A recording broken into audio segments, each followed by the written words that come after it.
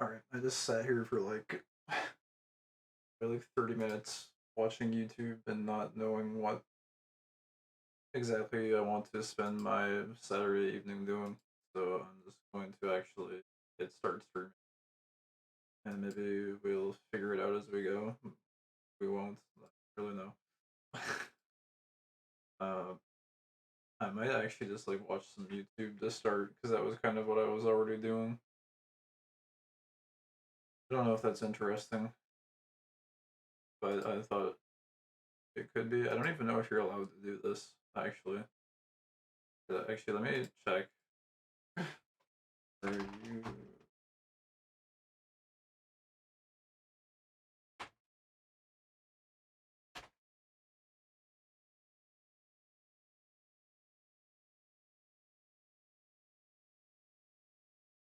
always mention the original creator?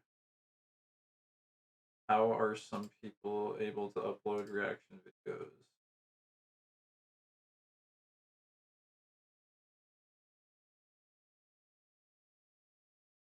Uh, here, we'll make this content even. I'll just do this research on fucking React videos about that. Here, that's what I'm looking at. This is like 6 years ago though.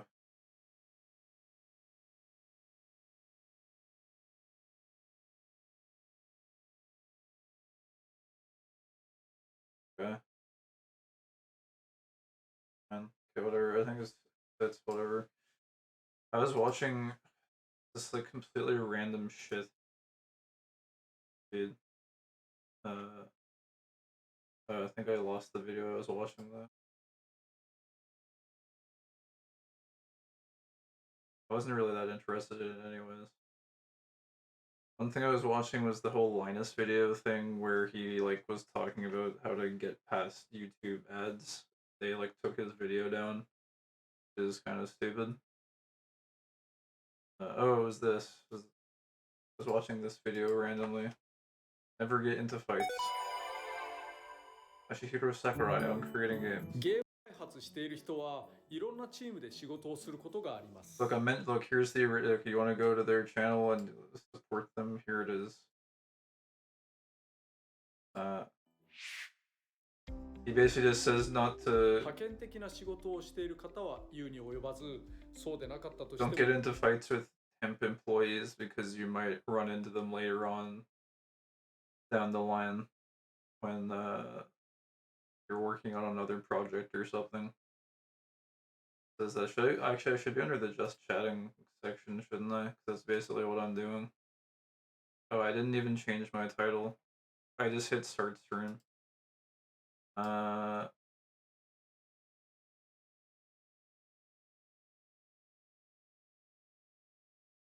not fry and more. That's our title. Uh, okay. What was I gonna do? Switch to just chatting. I'll be honest, I don't think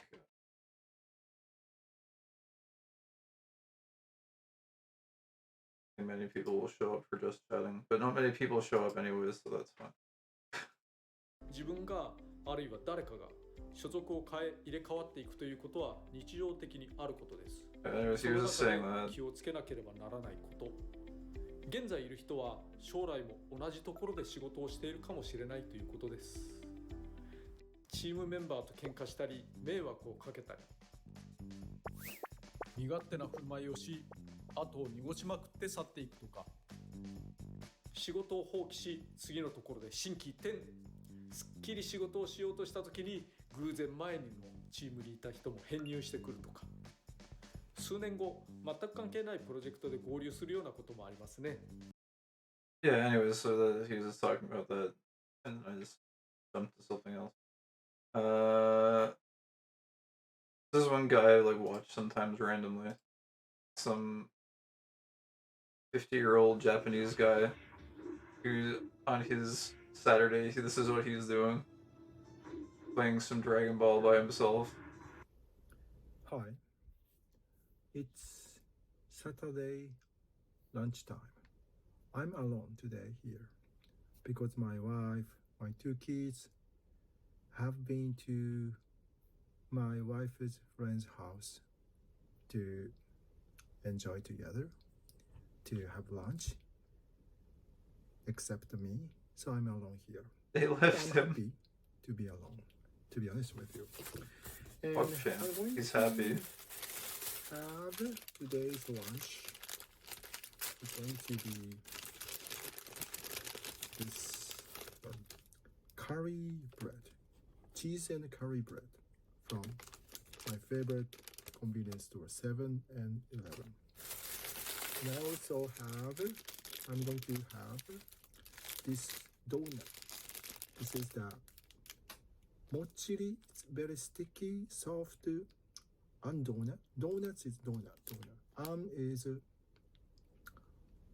red. Oh, holy shit, he got 1.5 million views on this video. I'm really worried about my future. What should I do? Wow. I don't think he had that many views when I first found him. It was pretty popular, but that video really blew up.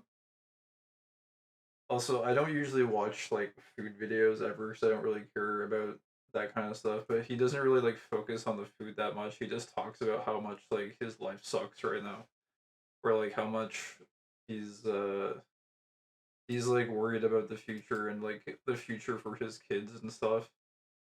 And he just like basically does like a little vlog about it.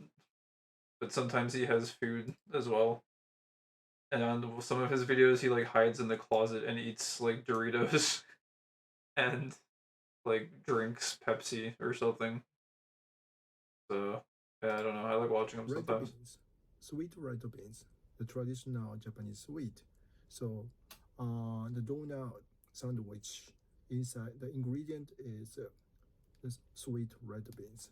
So I have this one curry palm and then donut. He's having carbs and carbs, some milk tea. Just a milk tea. So the total cost I paid was like 480 Japanese yen, 480 Japanese yen. So which is equals to more or less 3.2 or 3 US dollar, 3.32 or 2 US dollar, I think. And I found very interesting article explaining the average cost for everyday's lunch for office workers. If most of us spend like 1,000 Japanese yen or less, because 1,000 Japanese yen is, I think, the standard. And for the lunchtime, for the lunch meal for every office worker. You wanna, one thing I'm looking at on the side as well is I can actually just switch it to desktop capture.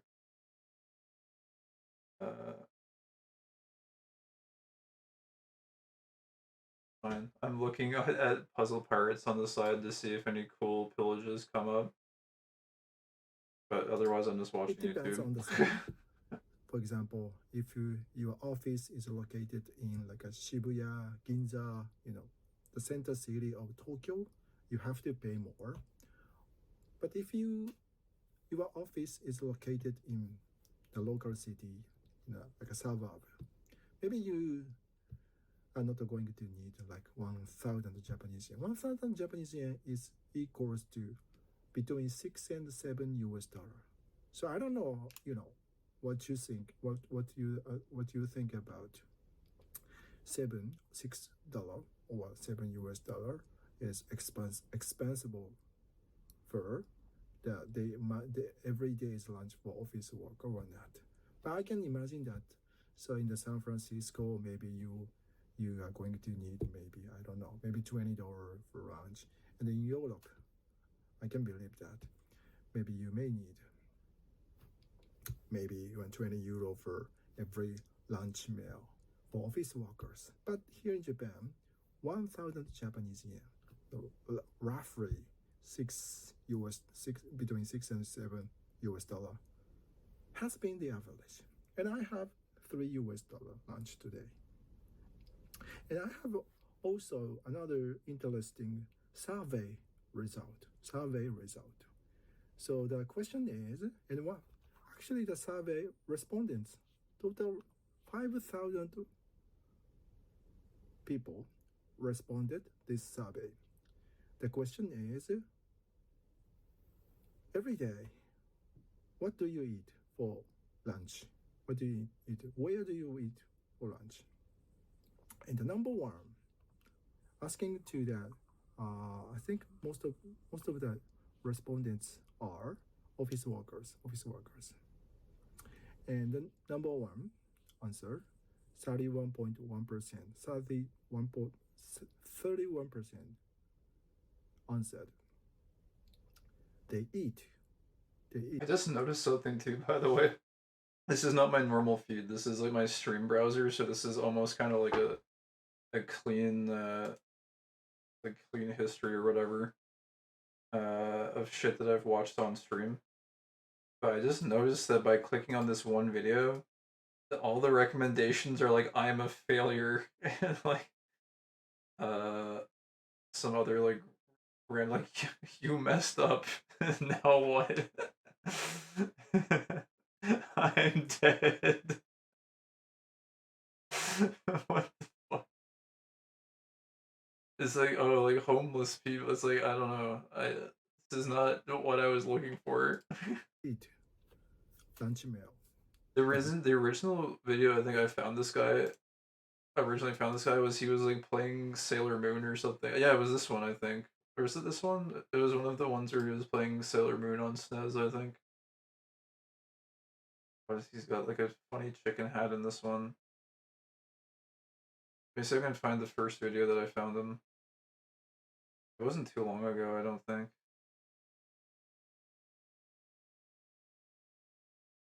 I enjoy his like one. Yeah, oh my god, it got 1 million views. I'm 50 years old, Japanese man. I am lonely on Saturday night. I play the Sailor Moon SNES. This is the one. This is the OG.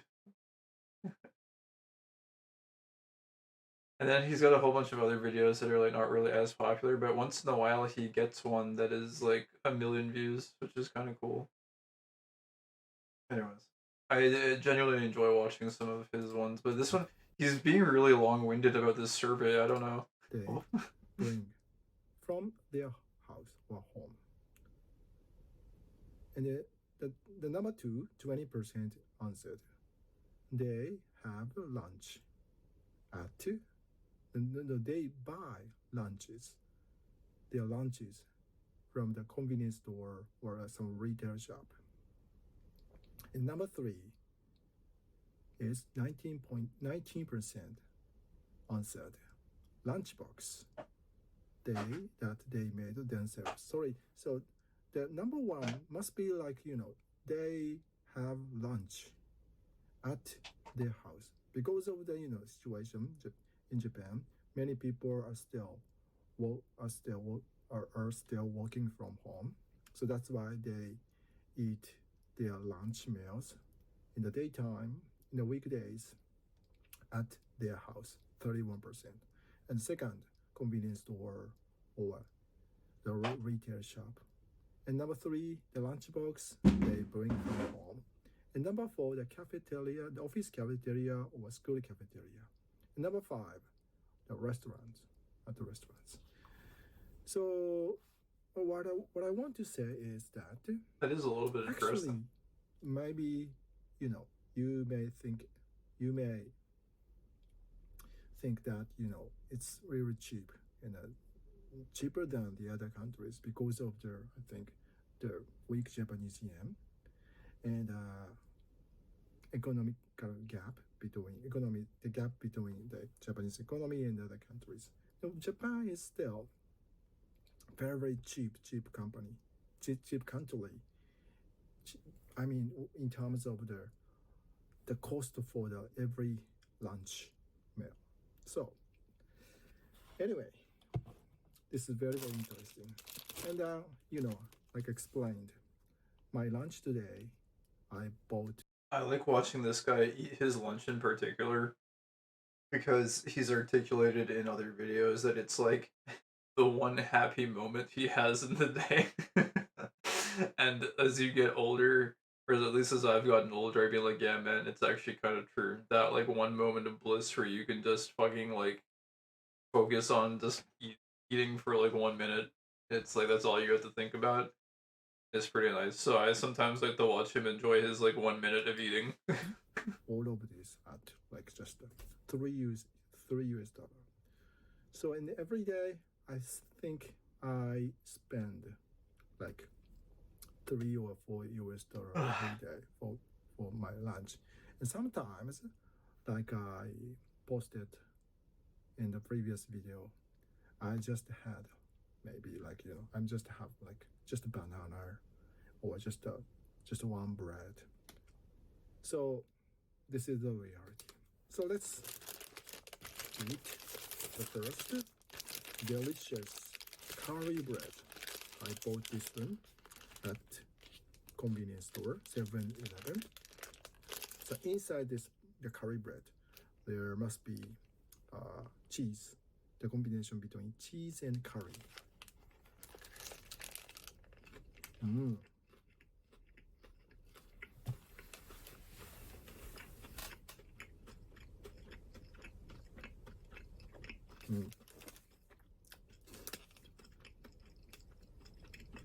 This is sold at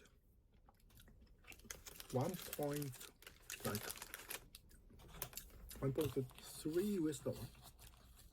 He's so obsessed with the price. Why does he care so much about the price of it? I don't even know what milk tea is. What is milk tea? Is this like some sort of Japanese thing? What is milk tea? Milk tea, on the other hand, what? Why are we starting off on the other hand? I didn't even know it was on the first hand. Is made by steeping tea leaves in hot water and adding milk or creamer. Is it just like tea that has milk in it? Just like. Yeah, this is amazing, really, really amazing. This curry bread from 7-Eleven. This is the best. Okay. The best curry bread I ever had. So You ever had? outside of the bread is very crispy. Yeah. The inside is very soft.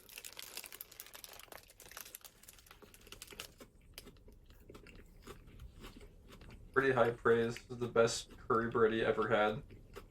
Assuming it's not the only curry bread he's ever had. Alright, look. This is cool. I'm happy that he got to enjoy his bread. I want to see him eat the donut. What is his reaction to his donut? I hope it's good.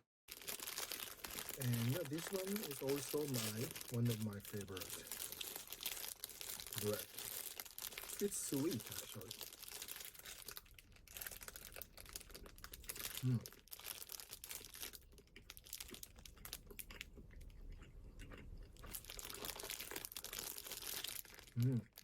Looks like a pizza pocket or something. But isn't it like a donut? I'm sure that you never ever experienced this one before. I think this is very, very unique. Only you can enjoy. Only in Japan. Andona. I think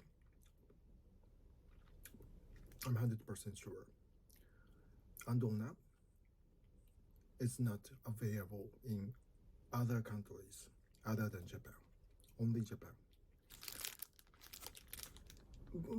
I think it's a little bit the strong taste. I don't know how to say. Preference for Japanese people because is used for many other confectionery. Japanese traditional confectionery. How is he saying it? Sweets, On or on Japanese donut? sweets.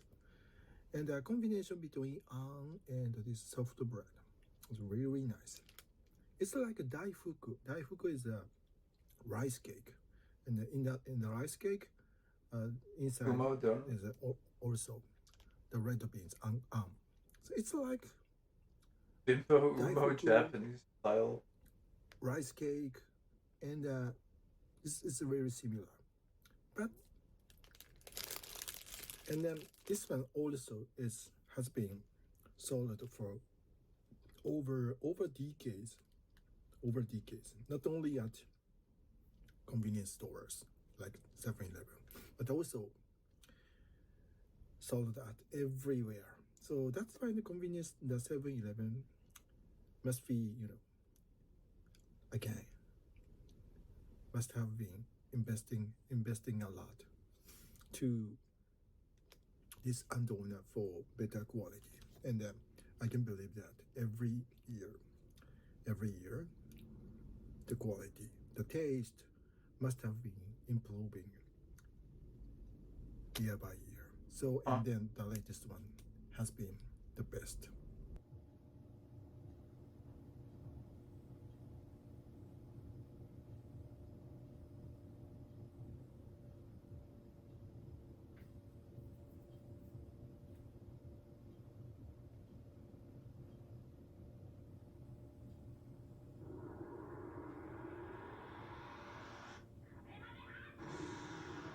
Help me up.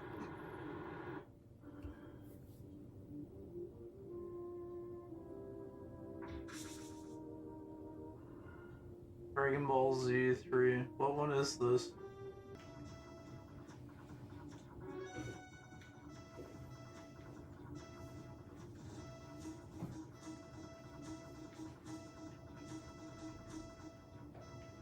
Wait, is this pretty, like... It can't be that recent, but it had one of the Kai characters, didn't it? I don't remember him being in, like, older Dragon Ball. Is he good? Is he gonna win? It's Kakaroto versus Vegeta.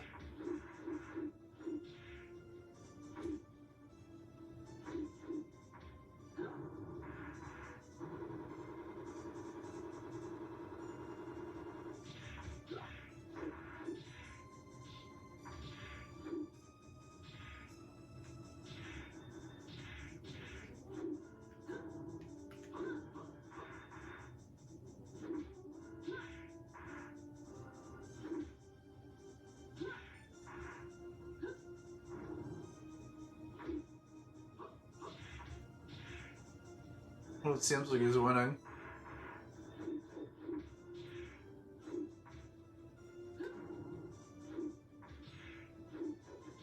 This is real content, though. Just no commentary, just like third person over the shoulder. Just observe gameplay. He's not even reacting to it at all.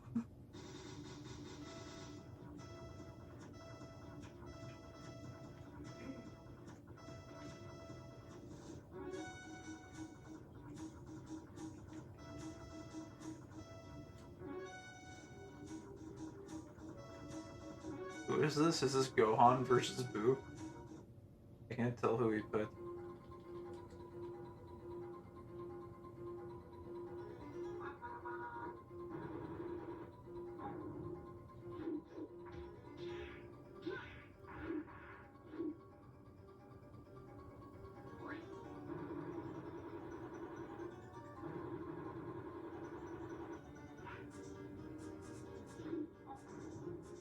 Oh, you can actually fly in this one?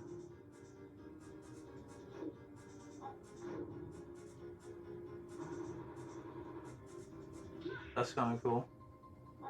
Alright, I think I'm tired of this. I found this on the side. This video is called I Miss When WoW Was Just a Game. What does this guy have to say? I miss when World of Warcraft was just a game to me. In fact, I missed when most games were just games. I was reminded of this last night while playing Quest 64, an old Nintendo Hell 64 yeah. game. There's barely any direction, there's no objectives, and there's a ton of rooms and corridors and hallways that just lead nowhere. It annoyed me at first. I would say stuff like, why would the developers put that there if it has no purpose? Or I'd say something This like, is like that's bad Mario game design. But then I did some reflection. B3313. There was a day before good game design, when games weren't designed to keep you engaged or keep your dopamine levels high or give you Yeah, constant breadcrumb true. rewards. There was a day when they were just games, to play without purpose just for fun, almost like playing pretend when you were a kid. So why did the developers put that empty hallway there? Well, because someone may just want to explore around for fun. How about that? Playing a game for the fun of it. Hell yeah.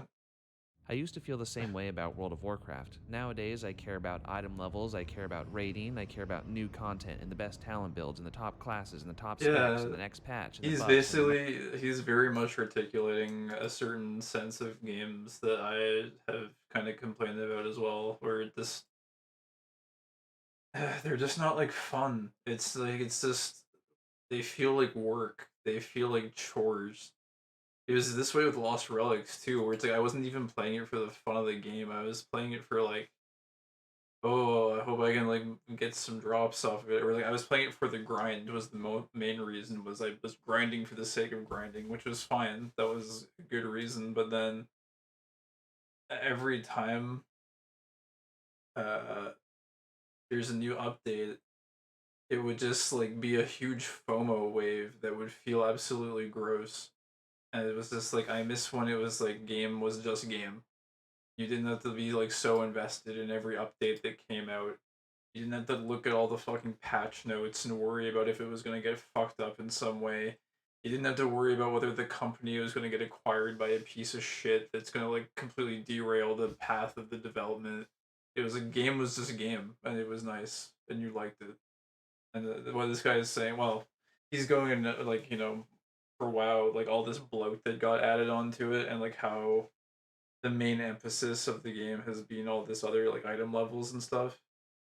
But what he was saying before with like Quest 64, where it was like, yeah, you just explore around and like do shit for fun, is kind of why I've been liking just playing some old N64 stuff because they actually feel like games and not like a bunch of bloat, basically, of just chores and like. One thing also, like, I feel like I realized was like modern games in a lot of senses, they're like you're just introducing these like huge layers of complexity and problems into your life effectively. Like this like organizing a raid and optimizing item levels and preparing consumables and all this shit. It's like this huge logistical burden. It's a problem. It's a complexity that you're adding into your life. And all it's really doing is like distracting you from like other problems that you likely have that you could be working on solving. Whereas a lot of the simpler stuff, like something stupid like Quest 64, it was just simple, and you would turn it on and you would go explore a little bit. And there was also no like treadmill, and there was no FOMO. It's like you don't have to have weeklies and dailies that you're keeping up with like a treadmill, like a chore that you have to fulfill. It was this right on Quest 64 when you feel like playing it, if you feel like playing it for some fun, right? And there is no FOMO of like, oh, well, if I don't participate in this like limited edition event or limited time event, or if I don't play during this expansion, then oh, I'm gonna miss out, and everyone's gonna have this experience that I didn't have, and I won't be able to talk about it. I won't be able to be up in the know and all this shit, right? So it's like in contrast, you have Quest 64, where it's like it's just it's a game. You play it. You can go back to it 20 years later and still play it if you want to. Same game. It's cool, and that's it. That's all there is to it. So like more recently, when I was cutting some games out of my rotation, it was for me the goal is to like get rid of FOMO and to get rid of treadmills, basically, so that I can just like. Oh yeah, the other thing that when I was like adjusting games and stuff, like I haven't completely quit Puzzle Pirates, but I quit the stalls. I shut down my stalls because the stalls were a treadmill. The stalls were every day you need to be logging in, you need to be looking at the markets, you need to be acquiring commodities, you have to be updating your labor every day, managing your sell prices, making sure you're not getting undercut. It was a treadmill and it wasn't fun. So it was taking up mental bandwidth, and I'm just like, I want the game to be fun. And so for Puzzle Pirates, it's nice because you can just take a different mindset approach to it and be like, okay, I'm gonna log in and see if there's like some cool pillages once in a while, and I'm just gonna make the game into something that I can log into whenever I want to. It's not FOMO and it's not a treadmill anymore, so that's cool. It can stay. But that's basically the angle I was taking when I was making adjustments that I was interested in playing. Uh, but yeah, anyways, I'll let this guy keep on going. I just wanted to interject with some of my own thoughts and why I really like videos like this because I like to also see what other people's perspective on the situation is because I think this is not an uncommon take. Actually, holy shit, I didn't realize how popular this video was. It's also 4 months old, but uh, yeah, I don't know. It's a pretty popular take. I think a lot of people are feeling this way about a lot of different genres, especially as like more and more game companies are like becoming designed to be profitable and designed to make money and make sales. I don't know.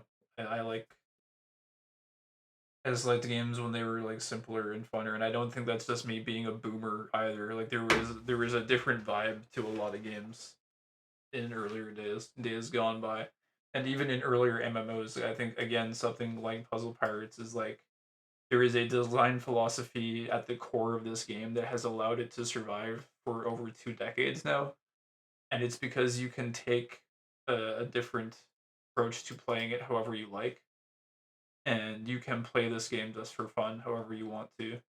And if you would like to get on the treadmill of like running a stall, you can, but you can also just like take it easy and play a puzzle once in a while, and it's perfectly fun in its own right.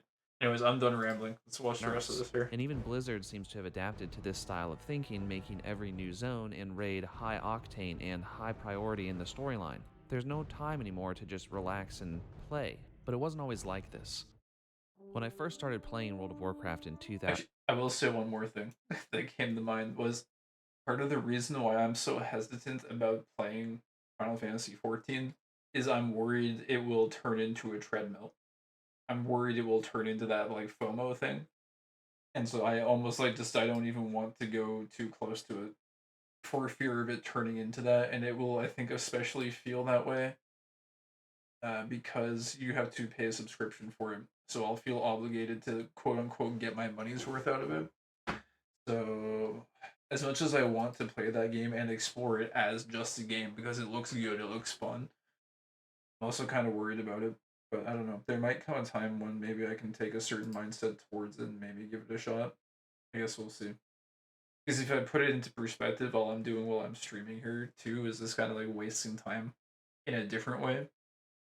So if I can find a way to keep it casual and just enjoy it for what it is, then I don't know. Maybe there's still a possibility I can check it.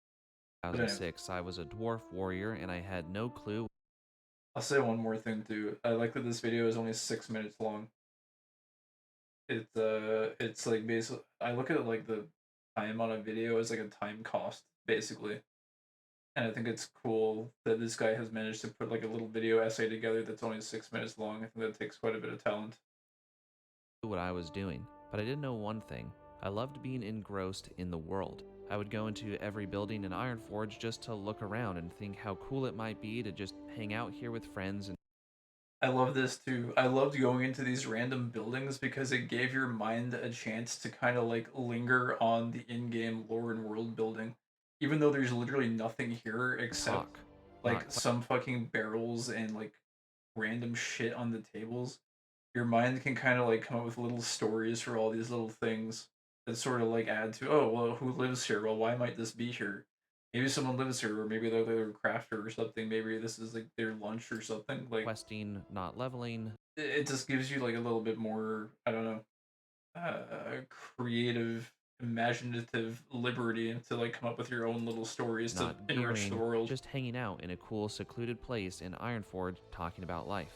Same thing for this random building in Orgrimmar. I barely made it to level 20 on that first character, but I probably explored most of the entire world map, and I can still remember the awe I felt when I accidentally stumbled into the burning steppes by walking through the broken gate in the north Yeah, of that's Red Ridge sick. Mountains, and suddenly I That's so arrived cool. in Fire and Brimstone. Seeing the blackened, smoky sky and the lava pouring from the mountains was amazing, and seeing the creatures and dragons that roamed the land made me excited to eventually come back and quest here, which I never did. Oops. But I do still remember that feeling, the wonder and the awe at every zone and every turn. And now I'm so familiar with every zone that I gotta admit I'm pretty killer at WoW GeoGuessr. So that begs the question, is this just a nostalgia thing? And I don't think so, No, as it's not. classic WoW and Season of Discovery in particular It's 100% not just a nostalgia thing. Like this is it's a problem with like the way games are designed these days, where it's like it's designed as a very intentional amusement park where every single aspect of every level and world design must be like geared towards distributing dopamine in some way. You're not allowed to just wander. Like a game like Morrowind, for example, comes to mind, where that game has like such like open world exploration. It's like the exact opposite of something like, I don't know, maybe even like Skyrim, where it's like, it's much less goal oriented. Like it's designed for you to just wander around and do random shit. still have their moments of invoking wonder in me more so than modern WoW. And I think what it comes down to is the idea of a game being just that, a game. The process of not needing to follow an ideology of good game design, or retention practices, or meaningful progression systems, Yeah, or this. balance. In the many empty buildings in each capital city, I feel the echoes of players and guilds that came before and probably hung out within their walls chatting in game rather than using something like Discord to do voice chat. And even beyond the capital cities, there are empty vistas in areas of the game that some may consider useless or poorly designed that were really just there to add flavor for those who wanted it. And even endgame raids in classic WoW like Molten Core didn't feel as immediately pressing to complete as soon as you could. I mean, there wasn't always a world-ending catastrophe just on the other side if you didn't hurry up and progress through the raid. In modern WoW, there is a greater emphasis on the critical path and on progression for God, the sake of ICC is story, so and in a fucking sense, cool. I get it. You have to This keep the shit. players engaged, you have to keep the stakeholders happy, and you need to constantly have high stakes. Unfortunately, Blizzard already crossed the border of highest stakes of all time with the Shadowlands expansion and the universe-ending Jailer. I mean, how can you create another engaging story without putting the universe at stake again? But that's just the That point for sounds me. like fucking like DBZ syndrome, where the stakes just keep going up, and like it's like, where does it end? Like, where the hell does DBZ go from here? Like, I don't fucking know. They already had universes like staking their entire existence. It's like, okay, what now? I don't want another universe ending, world ending, or even continent ending storyline. I want a lived in world with smaller, more meaningful bite sized stories that are fun to explore. I don't want a fresh new continent where it feels like nobody's ever been there before. I want to feel as if I'm part of the world again, not the champion of Azeroth. I Yeah, want to walk yeah. around and explore the corners of each zone and building, not for a reward or a secret, but for the fun of it. But the gaming landscape has changed. We don't need to talk using in game chat anymore. Discord has a great interface, a bunch of communities, and it's easier than ever to voice chat with your friends. Back in the day, having a TeamSpeak or Vent server was a big deal, and having good enough internet to run that at the same time as playing World of Warcraft was an even bigger deal. Stereotypically nowadays, gamers are painted as these nitro-fueled, energy-drink-chugging, RGB lighting enthralled adult children. And to pander to that stereotype, we need flashy games that pack a punch and better pack one quick before your captive audience chooses one of a million other games promising the same thing. But there's another catch. They're all promising the same thing. How awesome would it be to finally have a World of Warcraft expansion or experience with a slower pace, a chiller vibe, and some good old fun exploration? And no, I'm not talking about the cozy game genre, which, side note, it's probably growing fast because more people are wanting that type of vibe, but I don't want WoW to be a farming sim or an idle game. I would want the upcoming WoW expansions to feel like classic WoW and Season of Discovery in their pacing. Slowed down, less high stakes, less flashy lights, less progression systems, with more corners to explore, whether they're empty or not.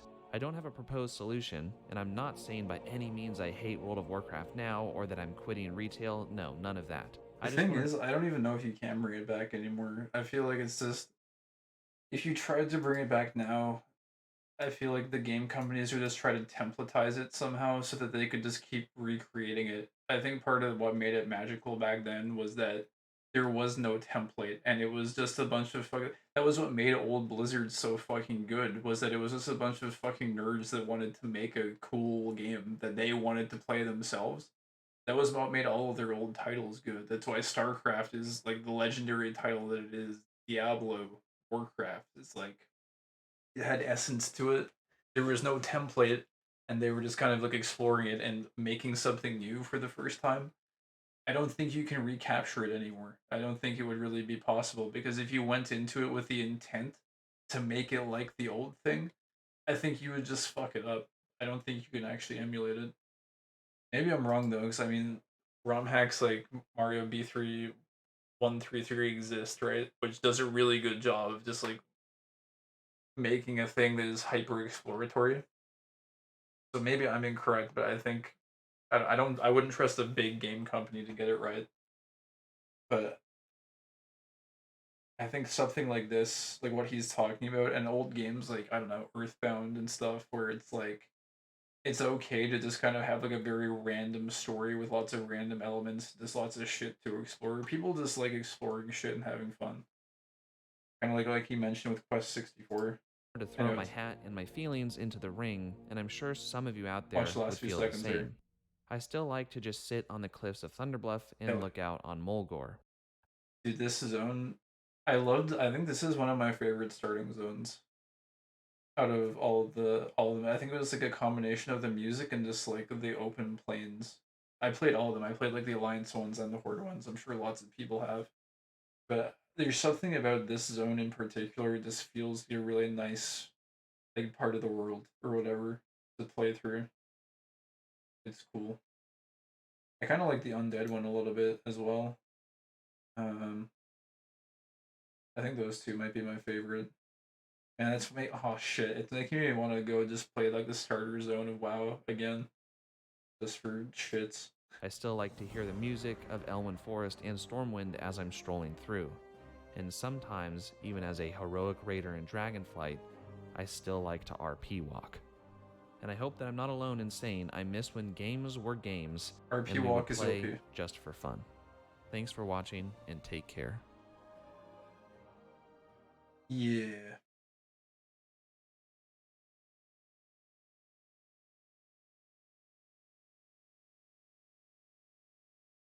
Oh, this is the old Reddit that we were looking at. Let's see what else is. There's this other random one too. I'm just going by thumbnails here, basically. Thumbnail says, "Stop pretending to be." What is Oh, this? hey, you. Can we hang out for a few minutes? There's something I really want to tell you. The rest of YouTube will still be there afterward. The thing I really want to tell you is that it's okay to not be normal. If hearing that is all you need, feel free to go back to the video feed now. But for anyone who wants specifics, I'm going to elaborate with some examples from my own life. Part 1, I'm weird about what I did this weekend. Every Monday at work, somebody will ask me, Did you do anything fun this weekend? Oh wait, I think who was it? There was someone that was talking about some guy. Oh wait a second, let me see if I can find it. It was some, I think it's some like Zoomer video about like new adults and how he was like adjusting to adulthood or some shit. Yeah, it was this. I recently turned Found it. 24, which means that I've been an adult for a few years now. I've got a college degree, a full-time job, my own health He insurance. talks and about this even a exact 401k. situation here, where it's like they like gather around the table. What do you do? Arriving at the conclusion that college Okay, costs where way is too it? much money, but you still can't get a job without it. So even though an 18-year-old can't You borrow can though. He just said you can't get a job without college. You 100% can. It's like pretty much actually useless to have a college degree in my experience. They're like a complete scam. Um, but instead all I got was debt, which is the opposite. It feels like as a society, we're finally arriving at the conclusion that college costs way too much. And it definitely wasn't me. I will admit though, that Gen Z is responsible for changing a lot of things. Where was it? The other day, Was I it was here? reading an article that said that because it was 9/11 like. It also doesn't help. Wait. Even though several took everything in my power when he told me that to not be like, supervisor was telling me that this is his mature, but they're really being in a mixed environment. You see weeks, plus it's July. I filed my taxes back in April. Now that I'm an adult and have a full-time adult job, one thing nobody really prepared me for is being— Wait, why is this here? Why is there like a pop-up notification about climate change? This is gonna trigger all the climate deniers or whatever. Why is this here? I feel like I don't want to actually click this, but okay, humor me. Why is this here? Topical context in information panel. Prone to misinformation, such as the moon landing? What the fuck? What am I reading here? Information panels show basic background info. Sourced from independent third-party partners. What the fuck is this? Anyways, back to the video. You see, when you're in school, everybody's around the same age. So when you're a freshman in college, seniors seem really mature, but they're really only a couple of years older than you. In real life, there's actual old people, and they've probably been working at your job since before you were born. My supervisor was telling me that this is his 25th year with the company, and that's crazy because that means he started in my position before my parents even thought about having a kid. So it took everything in my power when he told me that to not be like, damn. I'm the youngest person on my team by like several decades, and all of my coworkers are really nice. But the age gap kind of makes it hard to relate to them at times. Half the time, I don't even know what to talk to them about. So, what was 9/11 like? It also doesn't help that we have very different lifestyles due to being in completely different stages in our lives. Like when we meet on Monday mornings and everyone's like, what did you guys do this weekend? And people are like, oh, my daughter had a soccer game this weekend. My son got his driver's license, so we went to look at cars. Me and my wife celebrated our 30-year anniversary and went to the beach. Oh my God, congratulations. Wow, that's amazing. I don't even like my wife.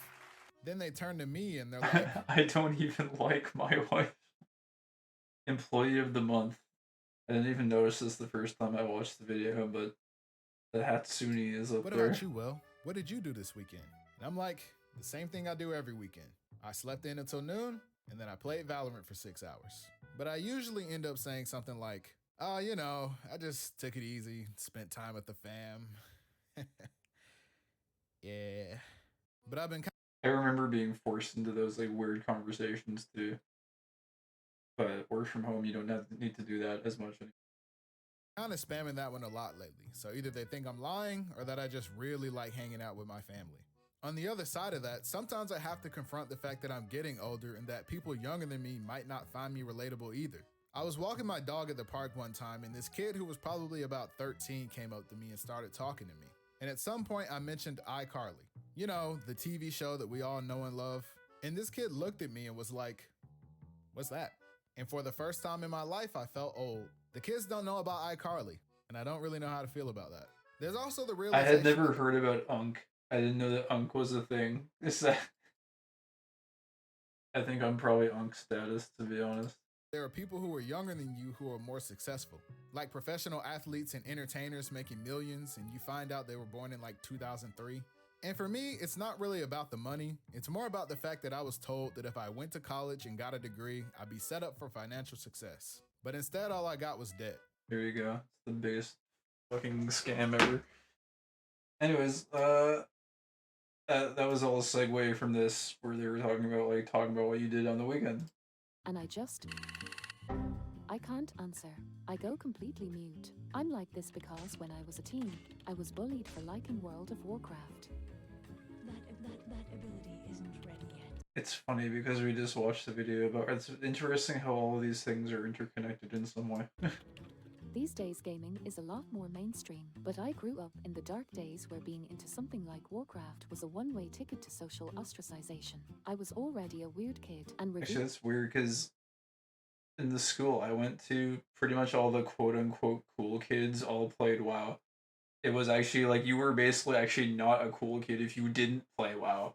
You would actually get excluded if you didn't play that shit. So, but yeah, actually, I guess that's not entirely true. There is like a sect of like, I guess jocks or whatever who kind of like made fun of people for playing WoW, but for the most part, maybe we just were dealt a good batch of kids or whatever. But like the cool kids and the jocks or whatever the fuck, like all got along pretty well, and no one really, I don't know, no one really bullied each other for anything. So I don't know. I can't really relate to this, but Revealing my weird interests to anyone just gave the bullies more ammo to use against me.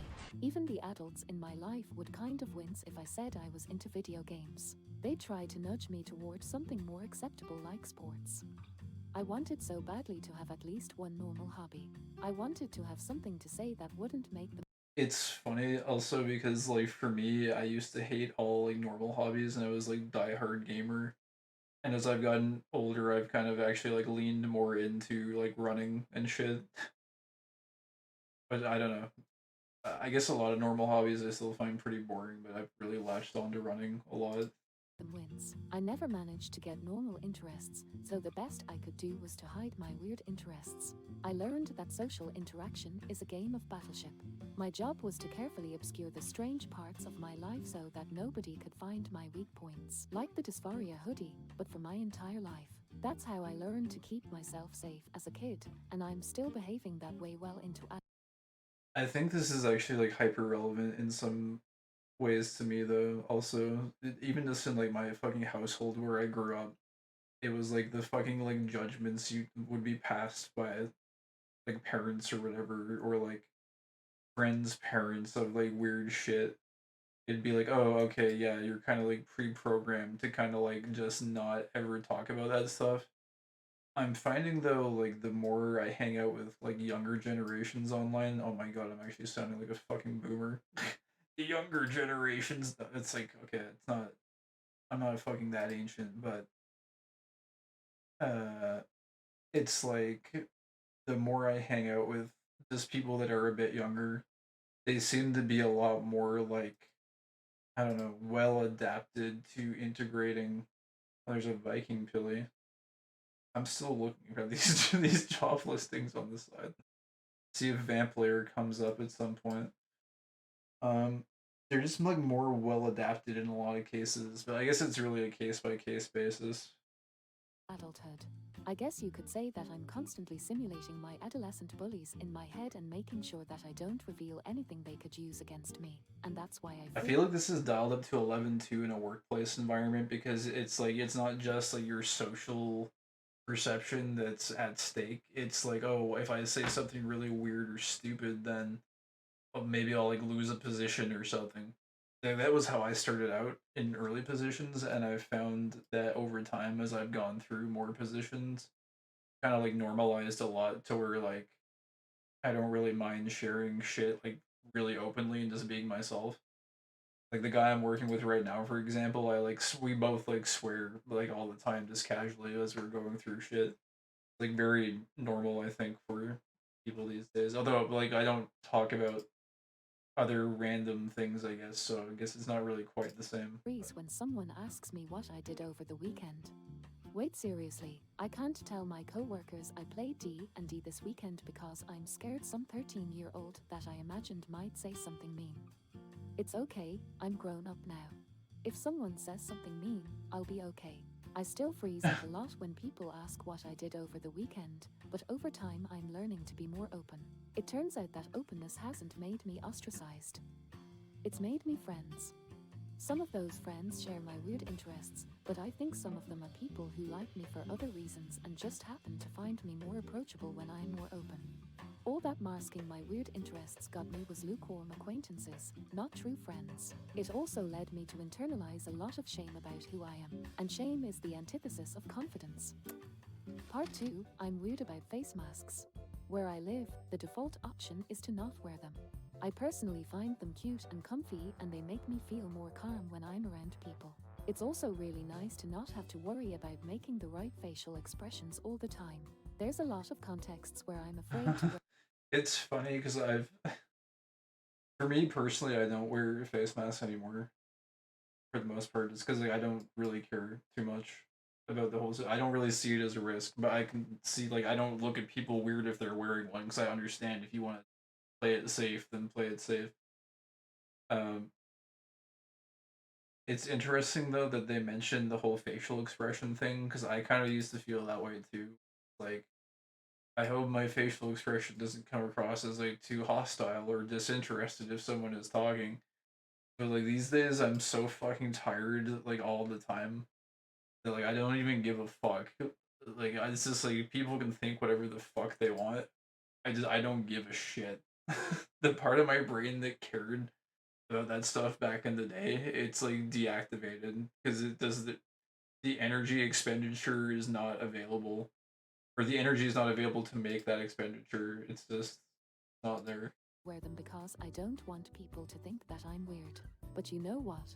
If they are cute and comfy and calming, then I'm tired of caring what other people think. If other people see me wearing a mask and that makes them think a crappy thought, well, they can keep that to themselves. And if they don't, I can tell them that their thought sucks and I don't want it. Don't waste space in your head carrying other people's mean thoughts for them. The main, yeah, but what she just shared is like it's like that's an active thought process. Eventually, you'll get to a point where if you're like so focused on what you're doing, you'll be too tired to give a shit about all these thoughts and processes that other people might potentially be thinking, and you'll just like disconnect, and it just won't be an issue. I think probably one issue, especially for younger people, is that when you're younger, you have so much, there's like such an abundance of energy and like no outlets for it that eventually you end up just like, I don't know, overthinking virtually everything because you just have an excess of energy and an excess of thoughts and nowhere to actually dump them. But when your energy levels stabilize and or go down a little bit, I think it gradually becomes less of an issue. Anyway, Hey, I just want to take a minute to slow the roll of the video here and to say something really important to me. When I make these videos, I always try to be honest about my experiences. I never want to misrepresent myself as someone who figured everything out and now my life is perfect.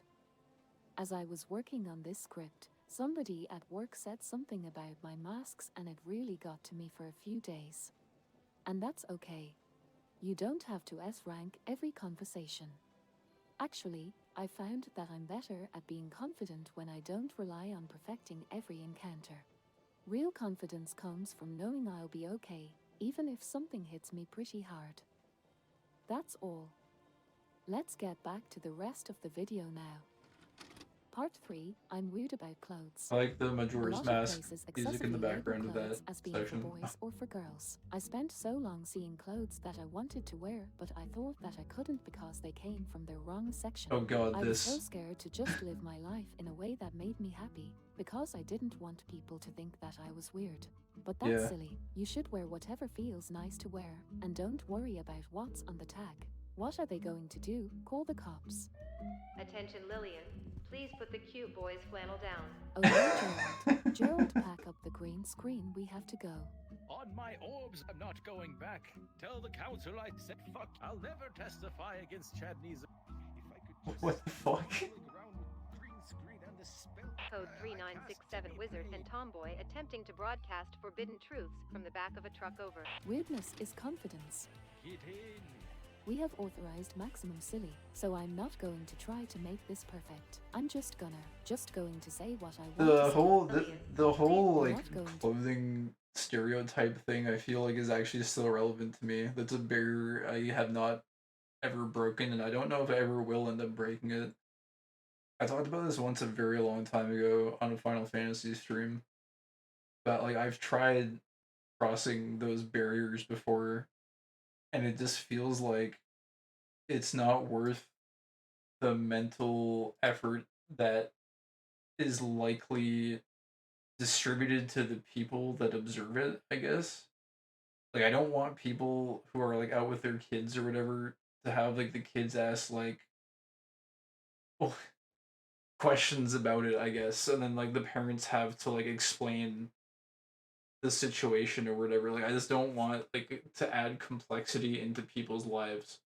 Is I guess the best way to describe it. Because for me, I don't know.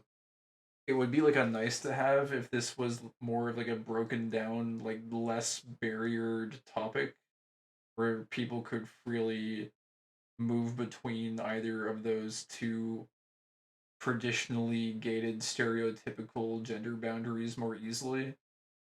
But just because of the way society is currently structured, it seems like I don't know, like a lot of effort is required to do that. But I don't know, maybe that's just me and like boomer mindsets and like they were saying earlier, like pre-programmed shame from like earlier in life or something.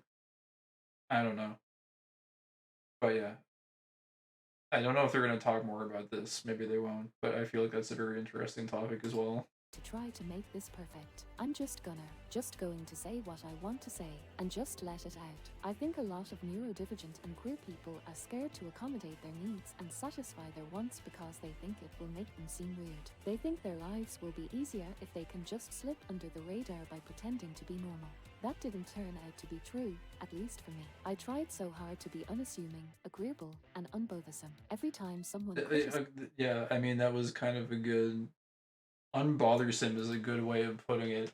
I don't want to fucking bother people. It feels almost like selfish in a sense, where it's like you're being kind of selfish about it and like chasing after your desire, I guess, or whatever, and or like exhibiting it in some way, but it might potentially be like inconveniencing other people in some way or something. I guess I'll let them continue. Maybe they have insights on this that I had not considered. or reacted negatively. I'll also say that I did not know that this was the direction that this video was going to be going in. I thought the weirdness was the thumbnail sold it as like the World of Warcraft shit, and not so much this topic. But this is an interesting direction for it to go as well. To any aspect of me, I tried to cut that part off. I reduced myself to such a feeble shadow of what I really am in my attempt to seem normal. And what did I get for it? I got report cards that said not meeting potential. I got performance reviews that said you need to grow in confidence with your communication. I can't keep up with everyone's expectations for how I should be. When I first wrote this script, I thought this part was going to end with me casting the mask aside and declaring, "Witness my non-binary autistic splendor," but it hasn't been like that, at least not for me. For me, unmasking has been a quiet process. Wearing weirder clothes, new glasses, a pride pin, a quiet deprecation of the mask behind the scenes. That progress hasn't been a straight line, and there's been some really difficult parts I want to talk about more. But that's a story for another time. For now, I want to say that every year I do this, I become a better, happier person. Embracing rather than hiding my weirdness is exactly what it means to have confidence in communication, at least for me. It means knowing who I am and not acquiescing to the things that I imagine other people want me to become. It meant telling this boss that I didn't want to work for them anymore, because I know that I am good and capable, and I know that I can do better than to stay in this crappy job that makes me feel bad. Now my performance reviews say things like this. That's because I finally stopped wasting my time trying to be normal and shifted that focus to being good at my job. In a previous video, I talked about how I dress in a really unusual way to accommodate. I like how there's like this like subtle subplot of like escaping from the police with a wizard at the wheel and or controls of various vehicles as they're fleeing. It's kind of good. My sensory needs. I mentioned that I was scared people would think I was weird, but then it turned out nobody cared how I dressed. There's a part of that story that I left out. The part I left out is that not only did they not call me weird, they called me chic. The real secret is that weird is cool. Because wait, what weird was the is image vanguard of to culture. the By office? weird is cool. Real secret is that weird is cool. Because weird is that part of that story. It turned out nobody cared how I dressed. Where was There's it? a part of that story that I left out. The part I left out is that not only did they not call me weird, they called me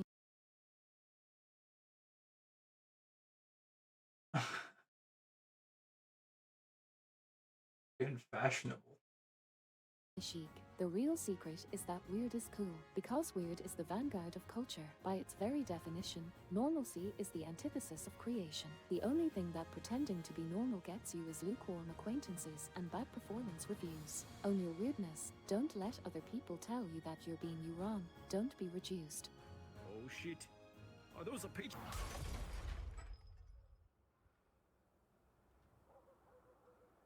I don't know. Code 1112, Wizard, Tomboy, and Patreon credits scattered across multiple lanes of State Route 71, requesting cleanup crew over. This guy.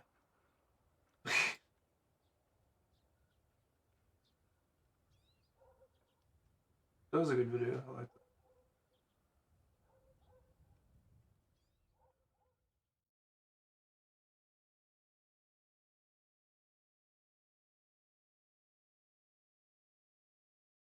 Or is it some? I caught. Wait, you don't need to S rank every conversation.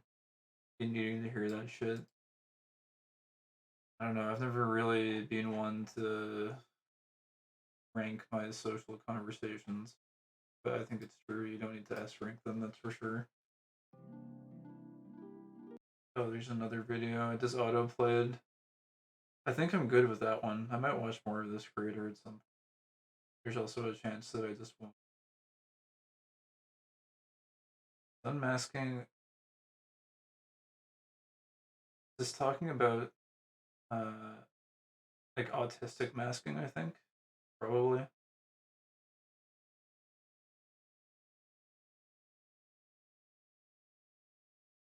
I think this is talking about like autistic masking, which someone I've met a while ago talked about a little bit, which I was a little bit less. Oh, wait a second. Wait.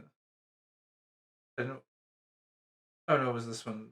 If I don't actually watch a video, I usually get rid of it from the watch history just so it doesn't like lean too steep into the algorithm or whatever. Because I don't know, it just stacks. But like, I thought I accidentally removed this one. But anyways, that's cool. I don't think there's anything else on my feed that looked interesting per se. Um,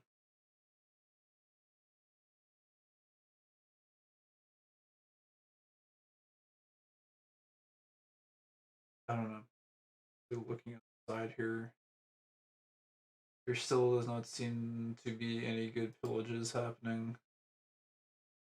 And no layers. I guess if I was more of a go-getter, I would like start my own vamp layer. That would be kind of cool. I think at some point I would like to lead vamp layers, I guess, so that there's more of them on the notice board. But at this point, I don't really have the skill. But I guess like making a huge blunder of it would be a good way to start, huh? Anyways, I might go take a quick break and then maybe come back and do something. Maybe play some game, play some video game. Finding a job in 2024 is terrific. Yes, it is. Anyways, um,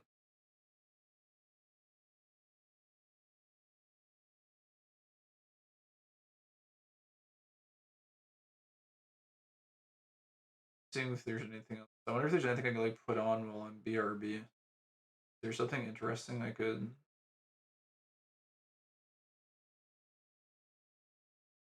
put on as like a filler video?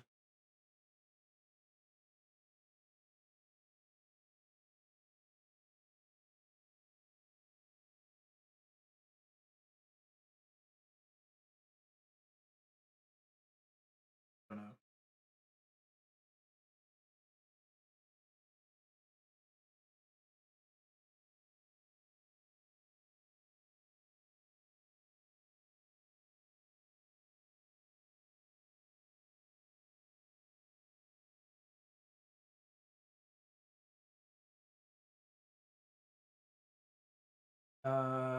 I can't. There's like a video on like the making of StarCraft. I need a good like just 10 to 15 minute video that is just a good generic filler. What is good generic filler? I don't even know. Maybe I just won't have a oh my god, you've got to be fucking shitting me. Okay, let me see if I can get in on this.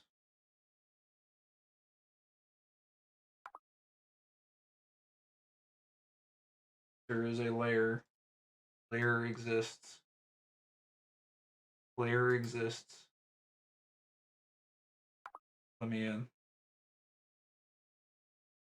Now I need to see if he actually hires me. He might not. He got hired. Okay, it's layer time. Let's freaking go. It's layer time, baby. We found one.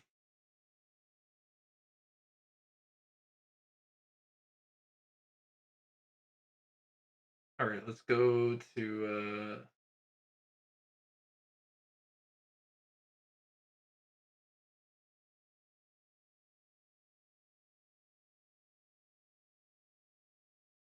there we go.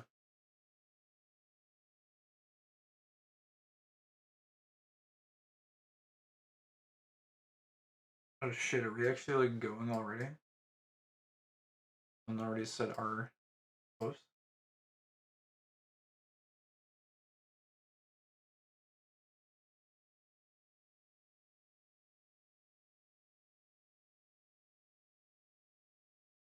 Getting hungry. I might get a snack bar while we're waiting here.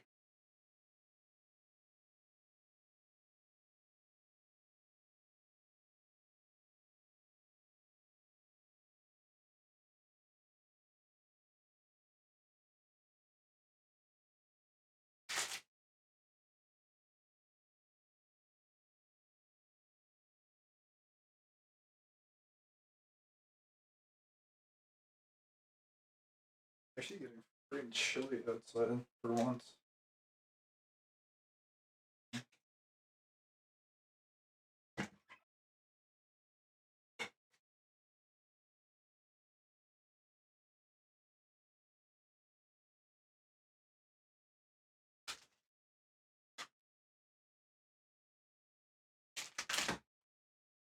I need to get my focus music for this.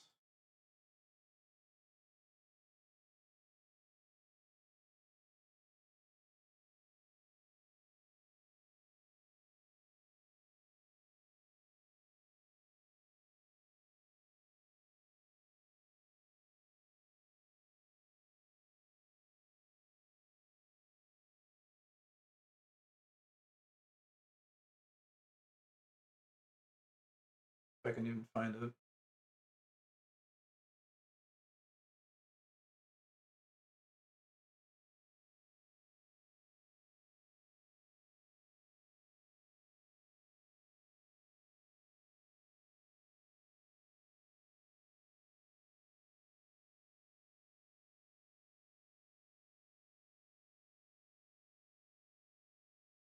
Yeah.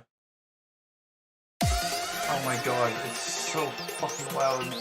Why is it so loud? Holy shit. I'll pop this on when we get started. I need this loop so I can get into the zone.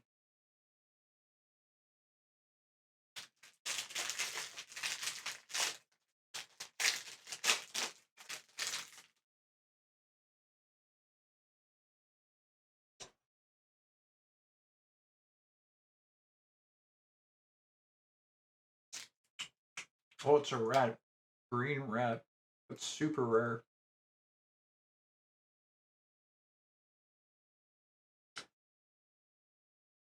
I don't know if actually, is it super rare? I'm not sure. I think it is, though.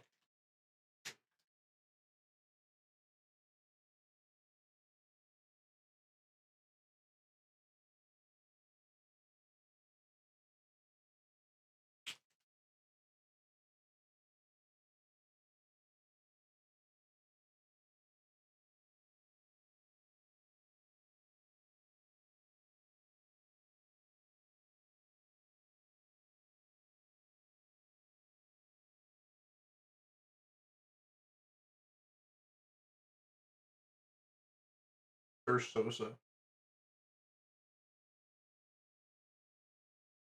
that a joke? This is the guy who owns the crew. Illustrious Grandmaster Carpenter. Oh shit, here we go. Alright, we're going.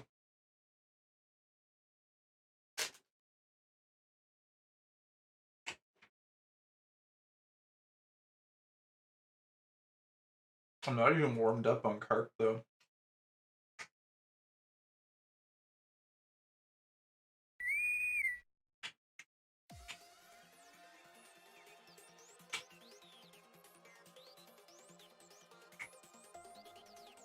This is a Blue Archive track, by the way. This is apparently Theme 76. I fucking love this track for doing layers. It's a very good loop. Oh,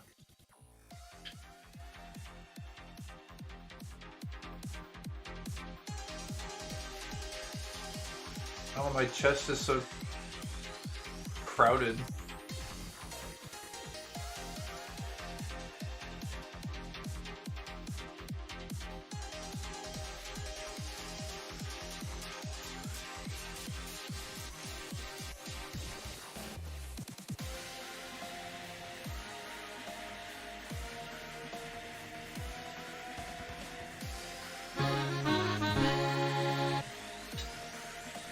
Also, I suck at sword fighting. Usually I don't ever have to stream this part, or let people see how bad I am at sword fighting, but...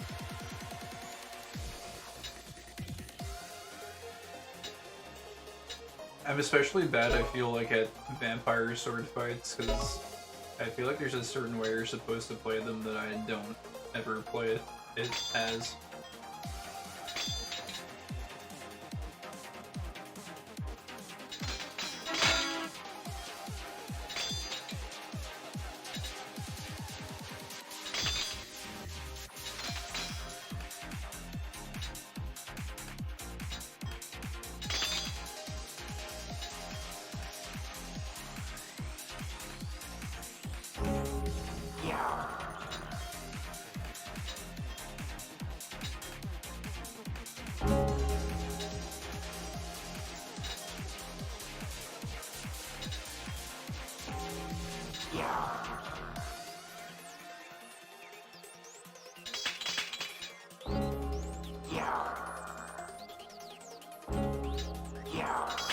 Ah shit, I could have gotten a quad. I messed up where I placed that. Oh well. It's fine.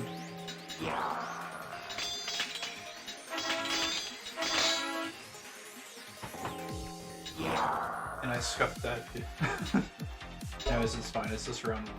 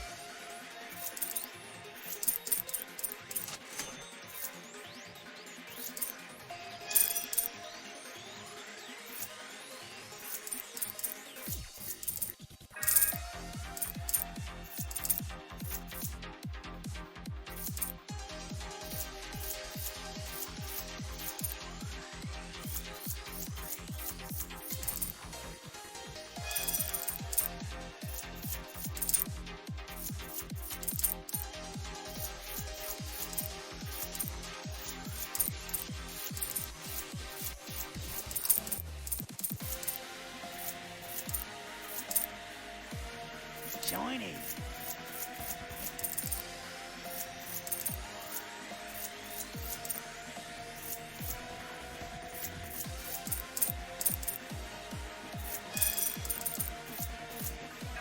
Shit, I just fucked myself. Oh, that's so bad. I don't think I can get these chests now. Too late to really restart. I just have to go for a gem because it's too late to restart the board.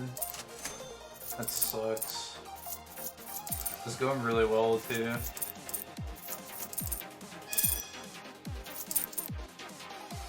I got steady. I could have gotten a brisk if I didn't get stuck there. Oh well.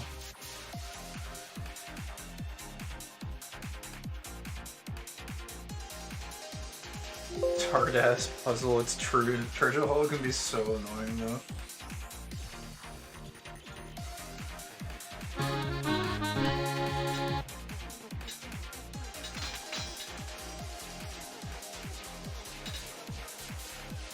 Layer carp is really fun though.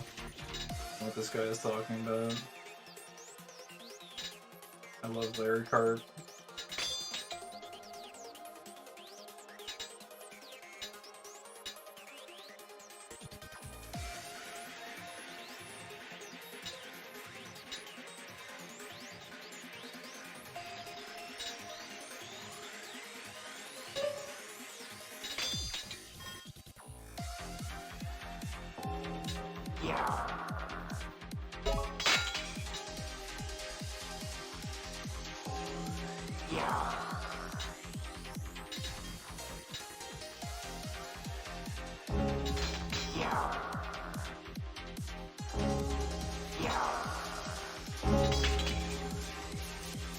Oh, what the heck? That guy just straight lined.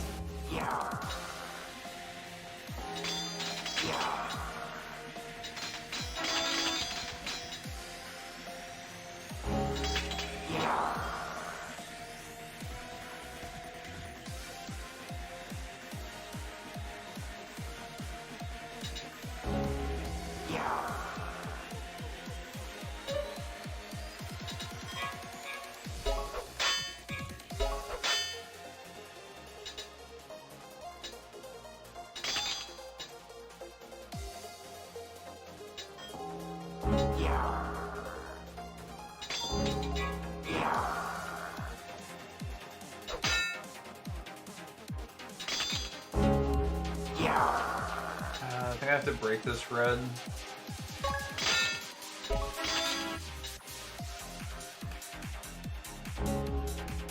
I wanted to save it for a bit longer.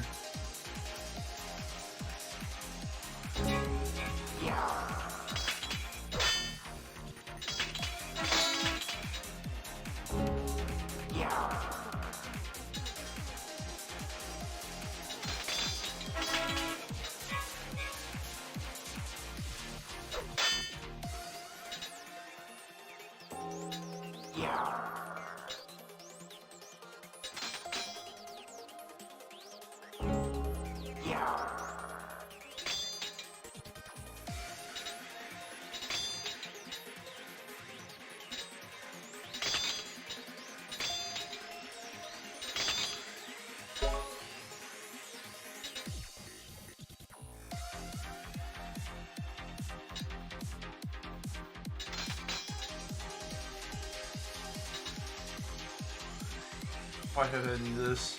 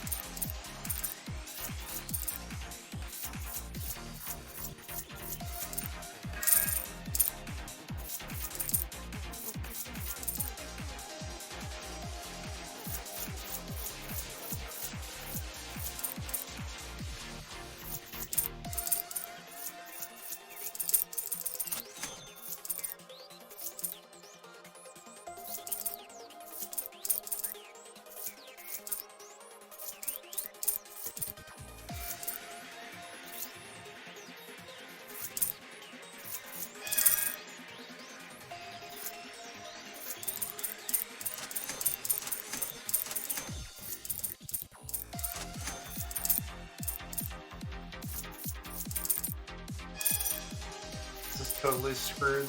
Actually, wait, no, I can get out. There we go.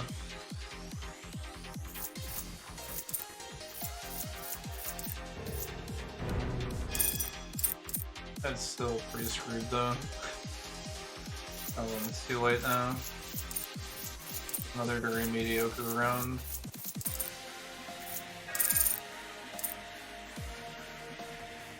Jeez, these people are really good. A lot of Swifts.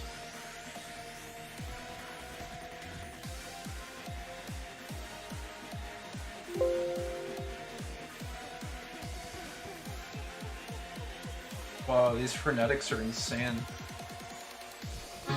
Some very good treasure haulers playing.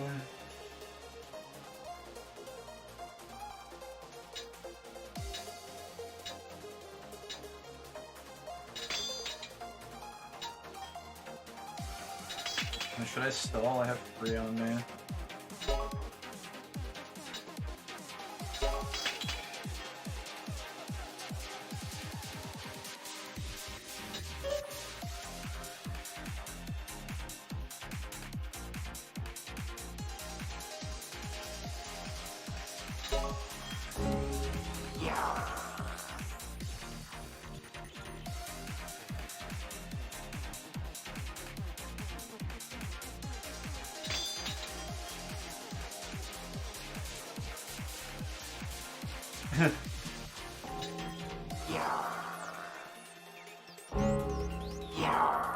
What the frick? Language.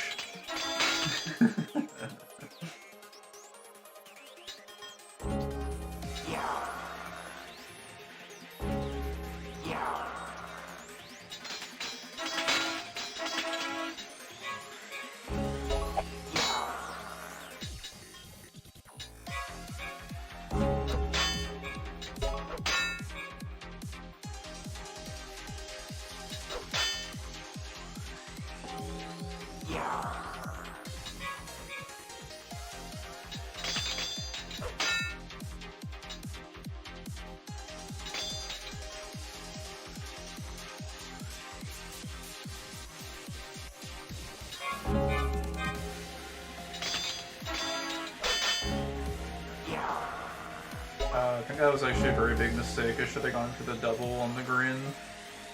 Uh-oh. Also, I probably should have stalled with 3 on me, because I'm not very good at SF. Oh god. Oh, rip. I think they got it though.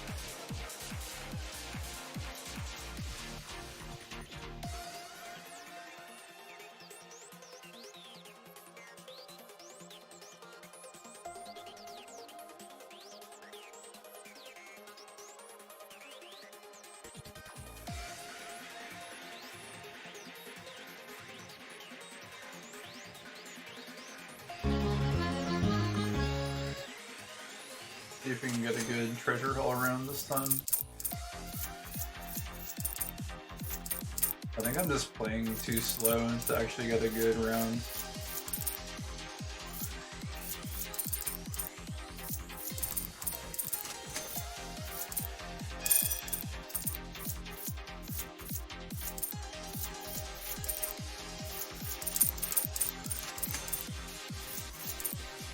Oh my god, it's actually stuck basically. I think I should just, I'm gonna just reset this.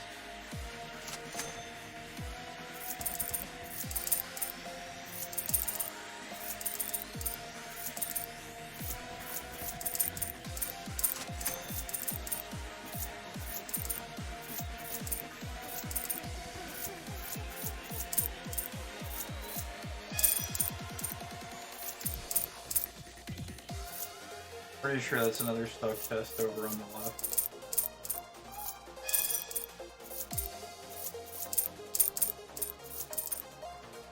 Really shitty. Which is why this puzzle can really suck sometimes.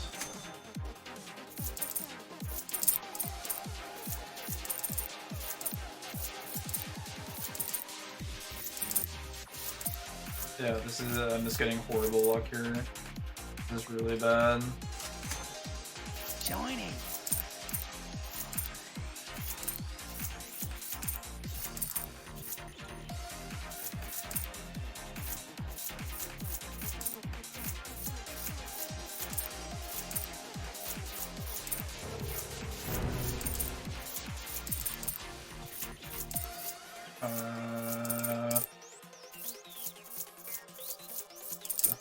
That's the last one.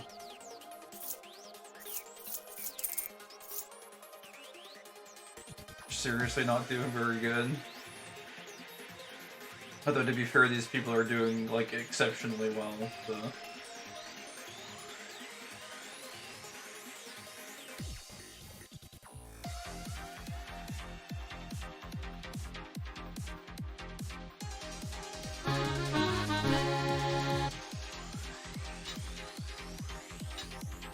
I think I've only ever gotten one frenetic in Treasure Hall. But back when I was playing a lot of layers, I could get pretty good, like swift and brisk. But it seems I'm kind of stuck on steadies right now.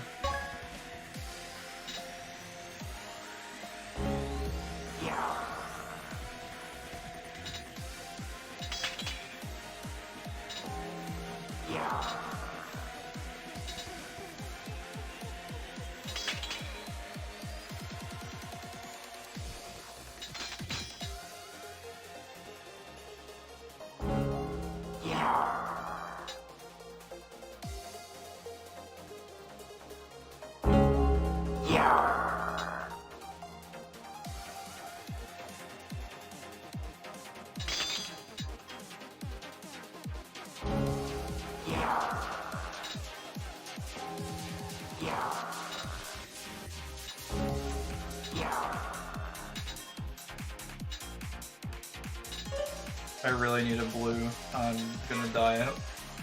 I got too ambitious with this combo.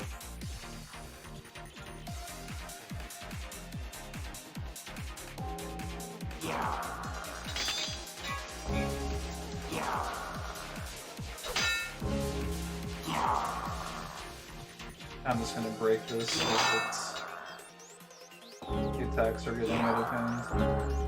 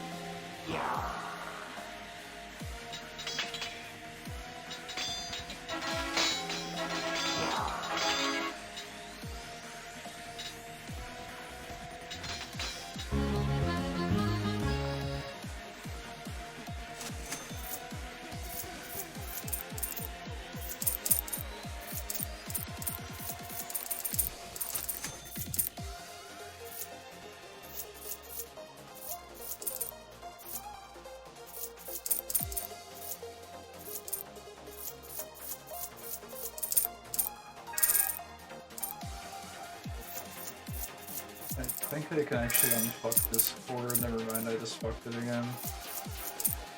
Oh, this is so bad.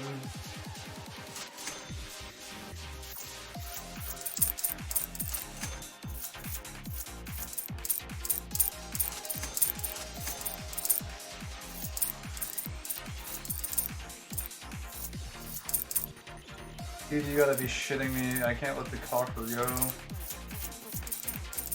Oh, nice. Okay, we can unfuck it, I think.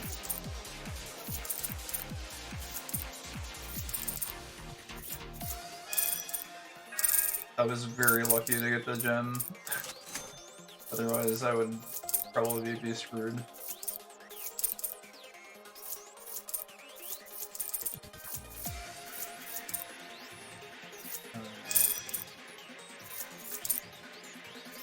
Where are these spawns?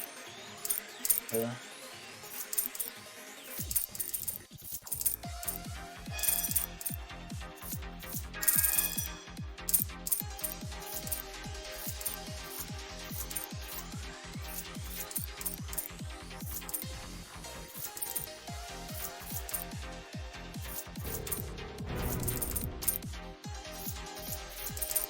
I fucked it. No. Go, go, go, go, go. Okay, I don't think I can get the last one. We tried it. We got a brisk at least. That's okay. It's better than the last one. Puzzle Pirate Tetranemos. Hello, Gabagoo. Yes, we got a layer, finally. We finally got one. Wait, +3 carps?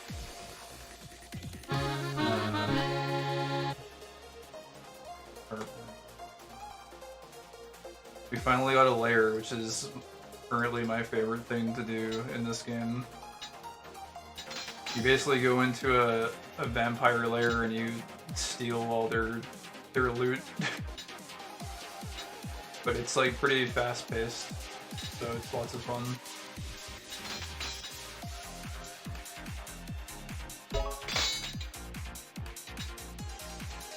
Also, the sword fight is more tricky than usual because when the AI hits you with attacks, they put these blocks in your board that can only be broken if you get a chain attack to clear them. So you have to build around it a little bit so that you don't die really fast. This does look like it could be addicting. Yeah, there's these little, you can get familiars in this game that sit on your shoulder. And there's a very, very, very low chance that out of the purple chests that are a rare spawn in that treasure hauling puzzle, you can get a bat out of it. And I've been playing this on and off for months and trying to get a bat, but it's a very, very low spawn. But one day I would love to get a bat. It would be friggin' awesome.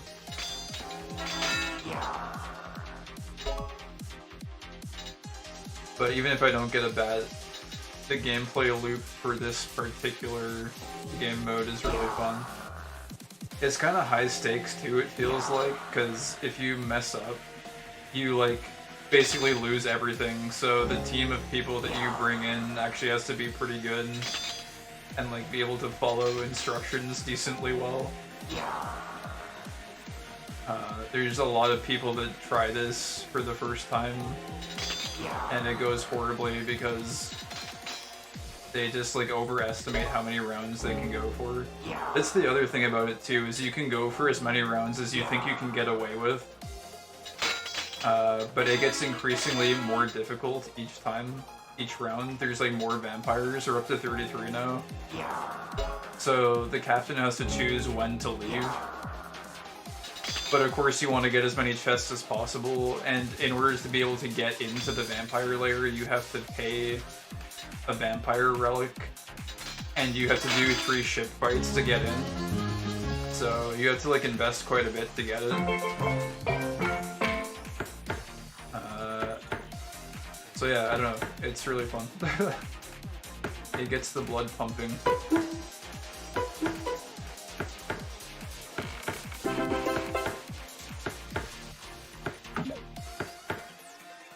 So this is, well, maybe I'll explain this during sword fight because I'm already fucking this up. I'll explain why this is important after. So my brain is too small to do commentary and play this at the same time.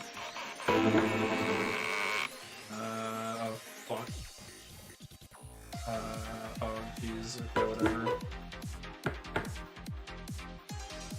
I'm going way too slow.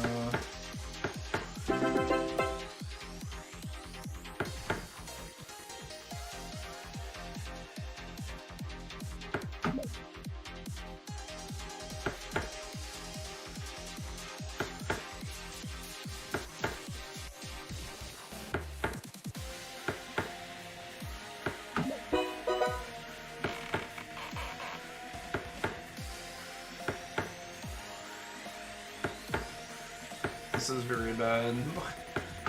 Okay, whatever. Give me the new boards. Those are not good boards. Yeah, we fucked up. That was the piece I needed like 3 moves ago.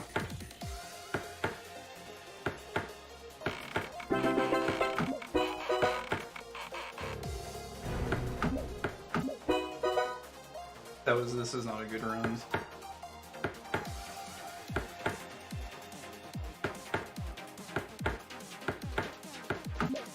Okay, we got one more. We got a frenetic. I see how it works now.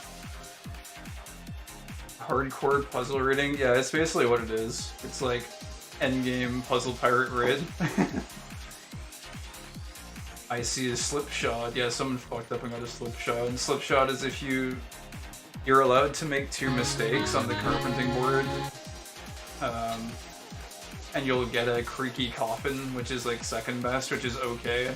If you get a perfect, then it's vampire proof. And if you get more than 2 mistakes on a hole, then it's a slipshod, which actually heals the vampires. The more carpenting you do, the more masterpieces you get, or the vampire proofs that you get, the more filled up the vampire board will be with pieces already, which is essential because it's like 16 of us versus 40 of them. So if you don't damage them enough, you'll end up just dying to getting Zerg rushed by them. So as you go deeper into the rounds, you have to allocate more of your team to carpenting so that you can keep up with the larger numbers of vampires that show up. And it's a careful balance because the more people you put on carpenting, the less people are able to haul treasure. So you just gradually add people over time as the rounds go on. But in the later rounds, you sometimes need to pull multiple people to keep up. And if you're too greedy with it, you can end up losing everything, and then everyone is very sad because you end up losing like anywhere from 30 minutes to an hour worth of time, and the vampire relic disappears and no one gets anything. So it's like that. And also, it kind of incentivizes people to be good at the game, too, because the faster you're able to do these puzzles, the more rewards you get out of it. So, I don't know. It's really good. It's really fun. I'm really glad they added this. I think they added this like 2 or 3 years ago. This has been my favorite. I'm getting my ass kicked. Oh shit. It's been my favorite thing to do as long as I don't completely die. I'm gonna gamble on a blue piece here because I need to clear these blood pieces. Oh god, this is really bad. Alright, I can clear some of them this way with a combo. We're getting completely screwed though. Also, I have a very repetitive music loop on because it helps me focus for this. I always do Vamp Layer with this track on, so I'm sorry if it gets very repetitive. I'm dead. But luckily, that's okay because we already killed most of them. It's certainly not mind-numbing like most MMO activities. Yeah, it's really fun.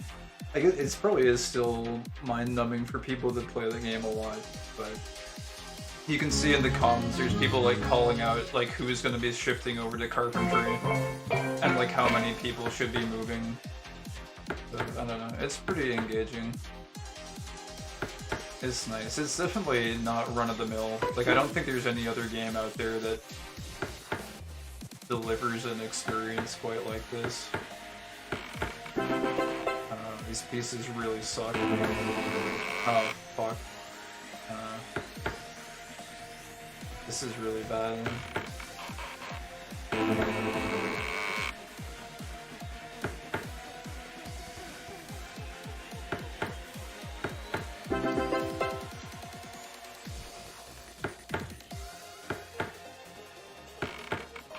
That's kind of what I've always loved about this game over the years, is it's just like so unique. There's pretty much no other game where the core activity of the game is like a skill-based puzzle that you can like get really good at.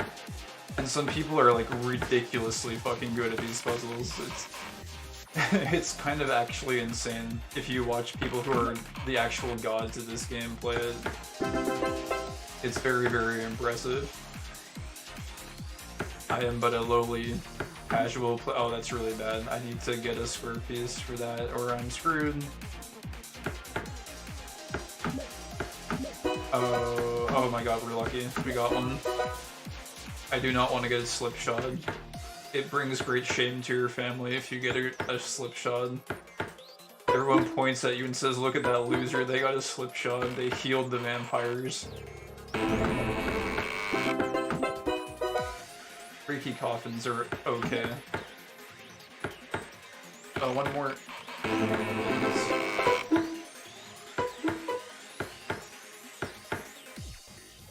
I still got a frenetic. I'm like, look how I got a frenetic, but everyone is like so good at the game that like pretty much everyone in this group of players is like an actual god at the game. So they make me look awful by comparison. I've been in groups before where everyone's like, holy crap, you got frenetic, you're so good. But sometimes you get groups of players that are so skillful that even getting frenetic is like, it makes you look like you're an absolute noob. Also, I'm gonna stall in this one because I have a crap ton of vampires on me, so stalling is just like you stall out the board so that their attacks come later. Just so you die a little bit less fast and you can absorb more attacks. Because we're getting into high numbers now of vampires, so it's getting serious. I guess the captain is going to determine if we're doing last round of Treasure Hall or what. We might go for another round though, because this group of players is really good. I figure there was a reason for the stalling earlier. Yeah, it's just so you don't die as fast. Because as long as you're a body, you're like, basically I'm absorbing attacks from 5 AI right now. So it helps the rest of the team stay alive for longer so that they can be more aggressive. Typically, if you don't have anything attacking you, you should play very fast and aggressively to try and kill the bots as fast as possible. I also suck at sword fighting though, so I tend to stall a little bit more anyways. I'm also low energy because I went for a run today not too long ago, so I'm kind of sleepy a little bit. I might be able to stop stalling here. It looks like they kind of eased off. Nah, it's cool. Certain tracks optimize the neural pathways. Yeah, they really do. I like this one because it's just, I don't know, it doesn't stay stale. It's like got a good tempo to it. It's got some piano in there. I don't know. It stimulates the neural pathways. The closest habitual activity I have to this is Mahjong, but that's half puzzle and half gambling. This game is actually kind of gambling too. Like the carpenting puzzle, it's weird, but kind of to min-max it. Oh wait, hold on, I need to read the chat. R for more carp. I need to find out what we're doing.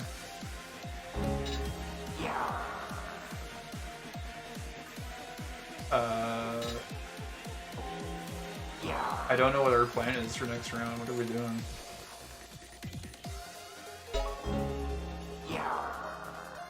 I guess they're gonna say. I need to be careful I don't miss it.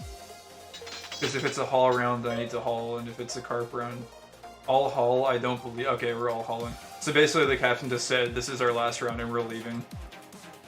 Because it's too risky at this point, basically. And someone is sad about it because they wanted to go for more. But yeah, there is a little bit of gambling involved kind of in this. Tactical retreat. I mean, we did a pretty good round. We got a pretty good number. But the pieces have different rarities for spawning in.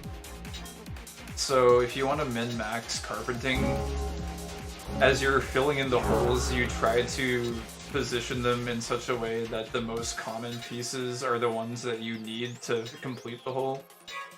But at the end of the day, there is still some RNG to it, so you do end up kind of getting forced into gambling. I'm getting fucking slaughtered. I need a double break. We'll take a single. Okay, we're good. Okay, and then we're doing one more treasure call round. We gotta get the chests. Hopefully my bat isn't one of them. And then this one, this puzzle is annoying as hell sometimes because you can get stuck. So, in the normal version of this puzzle, just clearing the coins is enough. Because you get money that way, which is good, and people like money. But in this version, this is dumb, I'm gonna reset this. If you get stuck, it's usually faster to reset the board and just keep going. In this version of the board, you had to clear chests to the top of the screen to bring them on board. The only problem is, if they get stuck like this, then... Shit, I just fucked it up. I had a way to clear that one too.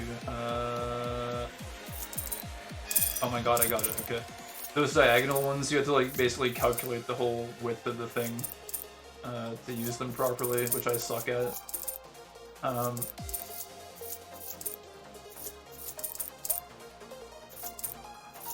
Anyway, what was I talking about? Oh yeah, you gotta get the chests to the top to clear them, to bring them on board. But if you get stuck, it's a big pain in the ass because you had to reset the whole board, so... Yeah, I don't know. This is a nuisance. This is not really the best, but at least we're not stuck. I just need to find some pieces, ideally quickly. There we go. I like this a lot though, because it's like frantic as hell. It's like you just have to, it's a mad looting spree. Just get as many chests as you can. Oh, can I get these? Oh, can I get these? Go, go, go, go, go, go, go. I need a black.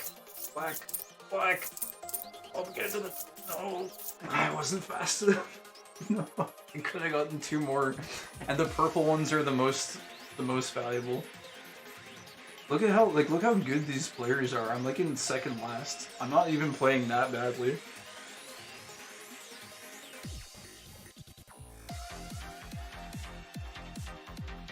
That's the impression I got. This one has my eyes constantly zipping about. That one looks like it's complicated probably, but for the most part, you just like dial your vision in on like one part, and then it just kind of almost is a natural flow.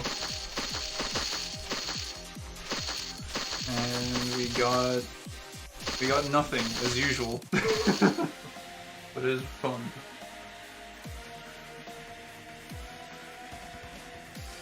Anyways, and that's that. Sleepy dad.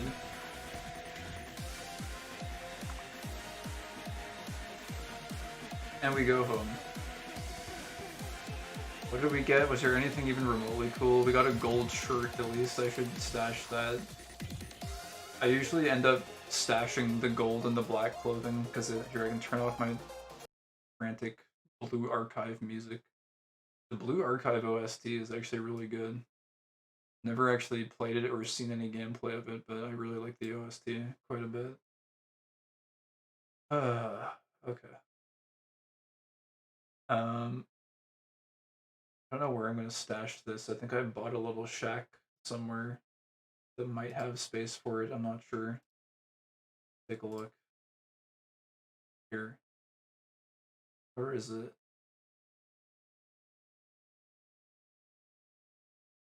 No, I know my Wednesday deal. Basically, you can put in these little shacks, you can put a wardrobe that lets you put clothing articles in them, um, so that they don't decay. Because if they're in your inventory, they decay over time and then disappear.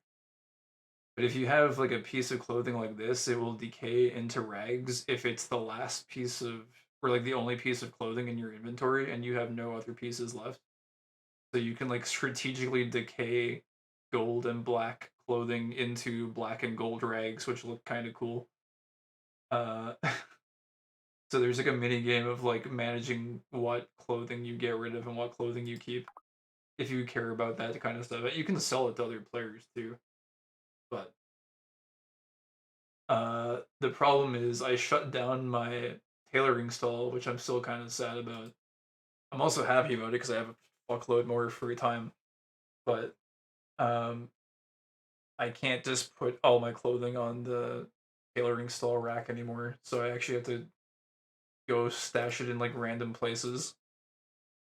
I remember the spreadsheet. My cherished spreadsheet. Yeah, I got all this like golden clothing stashed in here, but I think it's full. Yeah, it's full. So I'm gonna have to go see if one of my ships actually has a wardrobe on it that I can use. These are all like limited edition ships, by the way, which they have a kind of cool system for releasing limited edition ships. It's on like a cycle. So like they'll release it for a limited time and shipyards can produce it for like 1 month and then it won't be available again for like 4 to 5 years or something crazy. It's a very long time. So it's like there will be a chance in the future to get them again, but they're like very, very limited. And so like after like 3 years passed, uh you can usually sell them for quite a lot of money. So some of these ships actually came with wardrobes. Yeah, this one's got a wardrobe, so I can actually sneak this in here. There we go. I basically had to take everything from my tailoring stall and like divide it up into these wardrobes that are scattered on various islands and ships. So we can like get rid of these ones.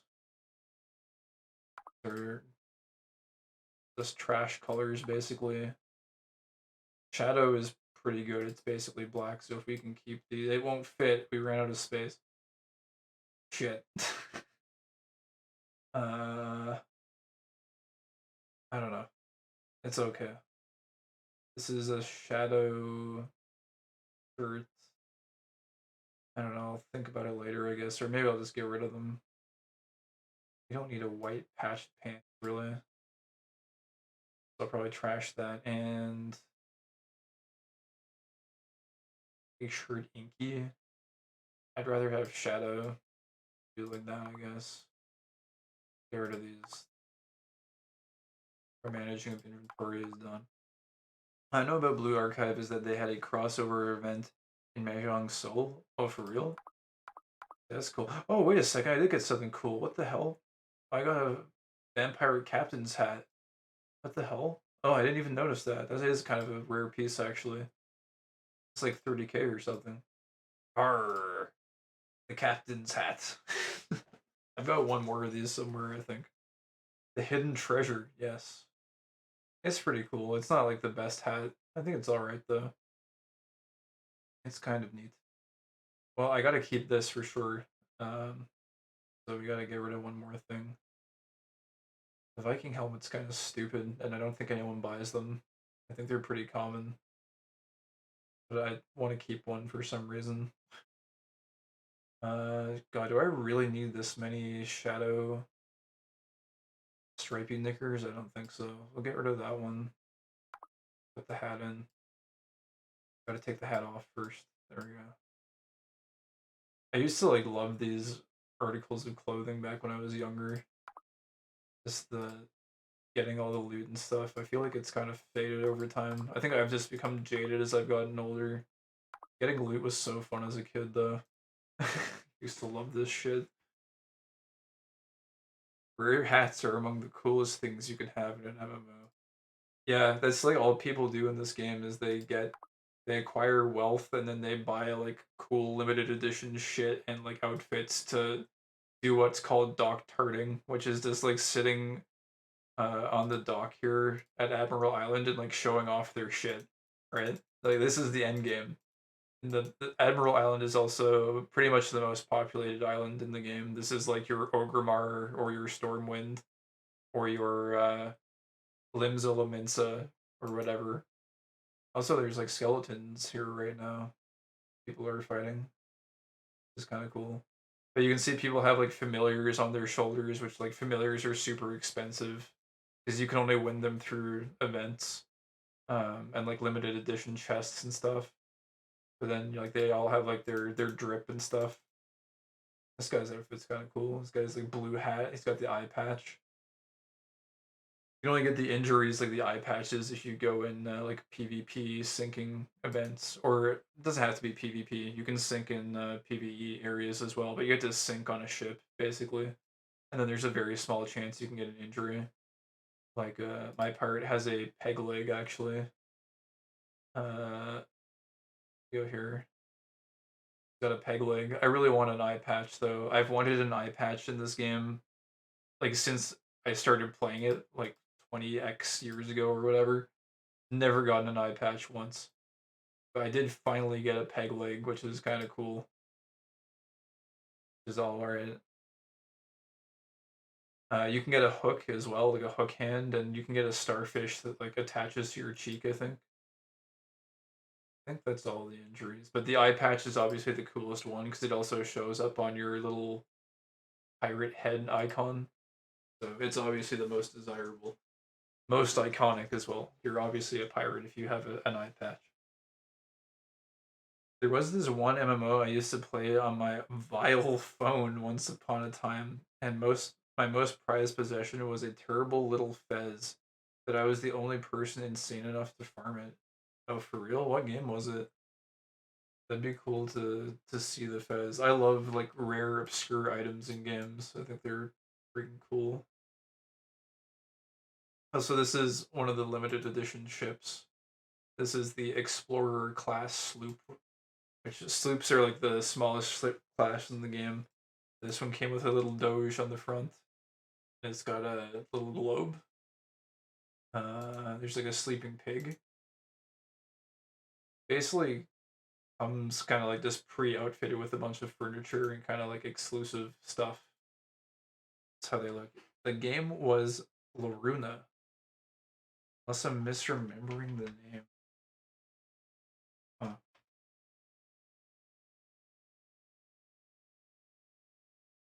I don't know. I don't see it offhand. I see like Amazon Luna. Seems like that's not it.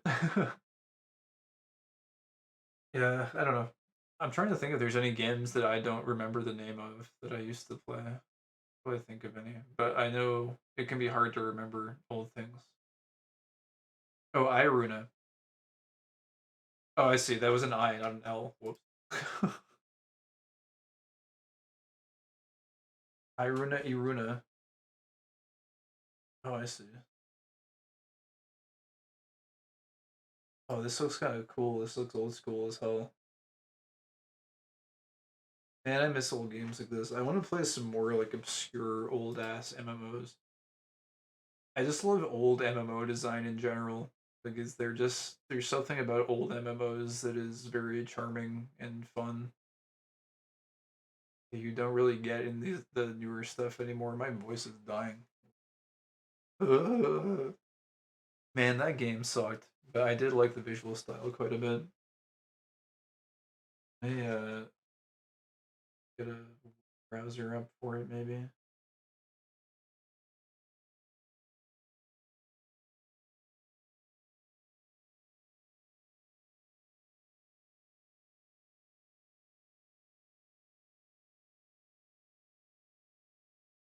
Yeah, it looks really cool though. Like all this like kind of like old school adventure type stuff. They had Undiluted Soul. Yeah, they did. It was good. I gotta get back on Trickster at some point and play a little bit of that. Actually, speaking of Trickster, I don't know if I did my dailies. Did I? Well, it's not dailies, but there's a. Oh yeah, I did. The private server I play on has like a daily login. You can like get an item once a day. on this little roulette wheel. And even though I haven't been playing Trickster, I've been spinning that roulette wheel every day. So I'm gonna log in and have like a million of these like potions and like crafting materials when I go back into it sometime. Should be kind of nice, hopefully. Oh, this guy looks cool. He's got dual swords. Dude, he reminds me of Tales of Pirates. Crusader. Where is he? This was a old ass one I used to play. Yeah, look, Crusader. He's got the two swords. Hold on. Is there a like bigger picture of it? These pictures suck. Can't even see him. If you, oh wait, this one's alright. Yeah, you used to get these like cool like glowing swords. I never made a Crusader in this game because they were like hella expensive. The gear costs so much to make it work, and you had to be like max level. But yeah, the Crusaders always look so cool in this game with their swords. You get two glowy ass swords. Look at this guy. Two glowy swords. You know this guy is fucking maximum level. He's so powerful. He's even got the blonde hair. He went Super Saiyan. Badass. Yeah. Cool. Anyways, you know this guy's a badass. Dual wielding is the most powerful martial art. Yes. Very powerful. Wait, what? You ruined a Beyblade. Beyblade fan on. What? Is this a Beyblade character? Hold on. Is Beyblades after your time? Oh shit, I think my age is showing. Do you not know about Beyblades? Oh wait a second. Am I? Is this even streaming? Oh yeah, it is. I thought it wasn't capturing for a second. There we go. I know Beyblades, but never had them. There was this show in the 90s that was it was okay, there's only one thing you need to know about Beyblades, and it's this intro. Because this intro is actually pretty friggin' legit. This. That here, let me full screen this. This to this day, this intro is actually still fucking badass. The show is kind of like mediocre, lackluster, but the intro is amazing. Love this one frame of the guy. This was always the coolest frame. Where is it? Oh wait, this is an actual episode. I bet I didn't. Whoops. I was just looking for the intro. Wait a second. Did it? Oh no, this is the reboot. No, the reboots. Well, actually, even the base show is not even like that crazy. It's kind of, it's all right. I love this one frame of this guy. Where is he? Here, this guy. You only see him for like half a second, but I always thought this was the coolest like frame where you see him and then this one Beyblade like knocks all four of these ones out. Whoosh. Yeah. I want to freeze frame on him. He only shows up for like a fraction of a second. There, that's the guy. That's who you want to be when you grow up. Is this guy? He's so cool. He's got the glowy eyes, and he looks like he's about to like jump out of a plane or something. I loved this, but I don't even think this guy is in the show. Like, he never actually even shows up. Like, he's actually like so mysterious that he doesn't actually appear in the actual show. He's just here in this one frame for like half a second in the intro, and you never see him again. He's this tactical harness, yeah, except it has nothing on it. It's just a harness. And he's got his like baseball cap on too. Wait a second, no. Oh, I think I remember. I think there's like a group of like sports players or something. And they each have like a sport that they're really good at. I think this guy's supposed to be really good at baseball or something. I don't know. It was a really like stupid show. It made no sense. But the intro is really hype. If you ask boomers about this show, they'll probably always know about Beyblade. because it was like it was just one of those after school shows you would watch. It would play like along with like Yu-Gi-Oh and like Sailor Moon and like all that the classic stuff. It was in that rotation. Dude, I want to watch the Battle City intro now because it's just freaking peak. Does he slug his Beyblade onto the field with a bat? No, they all just do like they use the Beyblade launcher. Like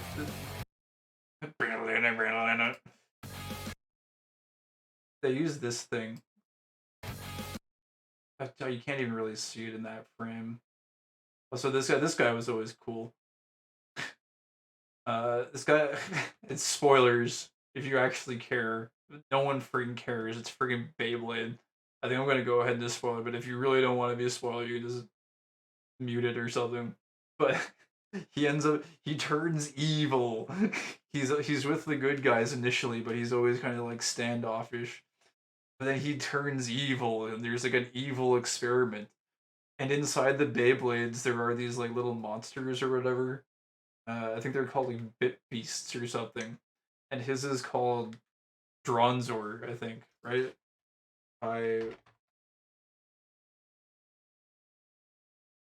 Yeah, it's this guy. He's a former member of the Blitzkrieg Boys. You know he means business. This guy is basically like a poorly written Kaiba. Like he's like he wants to be the cool, edgy antagonist guy, but like I don't know, it just never really pans out that way. But his Bit Beast, Dronzer. I think that's a cool ass name though for a Bit Beast, which is like it's a little monster inside of the Beyblade. Beyblade Bronzer. Yeah, it was this guy. It's a cool like Phoenix thing. But he turns evil and there's some sort of like Beyblade experiments science thing, and they want to make the most powerful Beyblade in all of existence so that they can take over the world with its power. Because somehow like a spinning top is the vessel for this ancient power. Like it doesn't even make sense. Like at least like Yu-Gi-Oh, it's like, oh, it's card games. It doesn't make any sense, but they make it really cool with like lore and stuff. In this show, like the lore is supporting the reason for the spinning tops being the vessel is like not explained like at all. It just doesn't make any sense. It's just stupid. But he gets Dark Dronzer Beyblade. Let's see if that comes up with anything. Yeah, Dark Dronzer.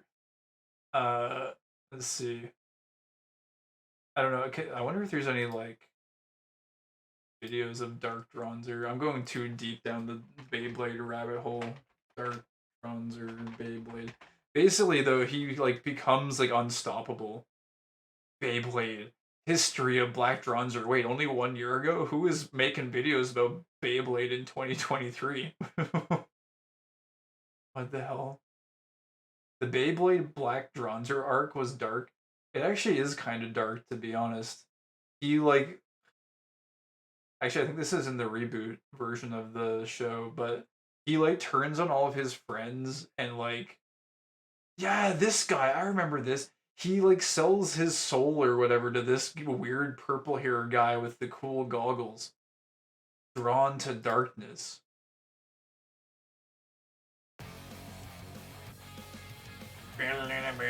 Yeah, there's still lots of anime on YouTube. Yeah, keep running my young apprentice. He's like the emperor from Star Wars. But yeah, anyways, this Kai guy, like wait, what is this? Is this like this? I don't remember this at all. These are like the launchers for Beyblades. Are these gonna like shoot at him? It's actually the gun room. The entire room has been like completely littered with these guns. This was an actual product too. Like they basically made the show to sell the product. Beyblade launcher. Like this is a thing. I think you can still buy them even. But it's just these. Like you would get an actual launcher, and it's this like huge fuck off contraption that you use to just like launch a spinning top into an arena, like a bowl arena basically. and then they just spin around until one of them falls over. I do kind of have to. I've never seen this one before. This is like a ridiculous triple launcher setup. Like I guess this guy like somehow engineered this to like have multiple launchers chain off of each other or something. I don't even know. Anyways, they never really caught on, to be honest. Like they were, I don't know. I never knew a kid that ever owned a Beyblade launcher, but I don't know. I think that like looking back at it, I think the design looks kind of cool. It looks like kind of one of those over the top. What do you call it? Is it? I can't remember. Let me look in Clavi's Discord really quick. It's the Takasut. Takasut. How do you even say this? Takusatsu. Basically, those shows where there's like a big transformation sequence into like a cool Kamen Rider type deal. Just like very over the top, like extreme. Tokusatsu. Tokusatsu. I think I said it right that time. I don't know. For some reason, I want to like say it as like one syllable, and it's not possible to do that. Saw a VTuber try and make a custom Beyblade arena and launchers not too long ago. Oh, for real? Oh, that's kind of cool. I think looking back at it, it's kind of neat. It's like very. This has to be like one of the most obscure hobbies ever, though. If anyone is still into this, because I never saw any kids into this. It just never really took off. But I think the bravado and like the showmanship of it is fucking cool. Like just let it rip, and then you've got this like cool big contraption or whatever. I think that's kind of cool. Uh, but other than that, I don't know. It's kind of cheesy and goofy. Let me make sure I don't get logged out here. You're idle for like 20 minutes. I'm pretty sure it like kicks you off. Not that it really matters, I guess, because there's no cues. The Blade Breakers. It's actually pretty cool. I'm out of this like weird Beyblade cult thing. But then he gets like I think he gets drawn to like he gets convinced basically. Inexperienced to be allowed to try it. And worse, I couldn't stop Oh here, yes, I kind of appreciate that he's like the writing here, like he doesn't have an ulterior motive. He just like straight up wants the power. He's just like screw all morality, screw my friends, screw everything. I want Black Dronzer. I will give it props for that. I think that's actually kind of cool because there's not a lot of media where one of the main cast just does that. Where he's just like, you know what? No, fuck it, fuck everything. I actually legitimately just want the thing. Just give it. Okay. Steel toe boots of perfection. Yeah. Yeah, I don't want to be on Beyblade all night, but I want to see if, like, does he, like, fight someone in this Dude, the running animation with the grunting. This guy, yeah. This is the guy from the intro, but he doesn't have his cool goggles anymore. This guy. He reminds me of, wait, where is he? Oh, whoops. No, I need a still frame. I guess we don't need. Yeah, this guy. He reminds me of Blinks the cat. He reminds me of this guy.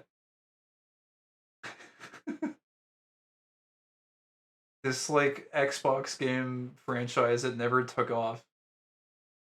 I think it's the ears, the cat ears. It's like somehow it. Feel like a kind of side by side. I don't think I can pick up both windows. I have to go. Hold on.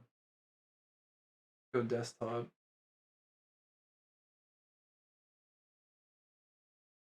Yeah, he's Blinks the cat.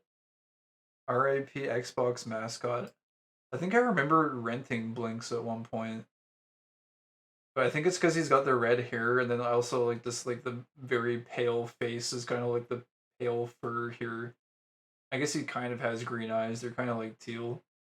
The main protagonist, and like he kicks his ass, which I thought was actually pretty cool. Is that here?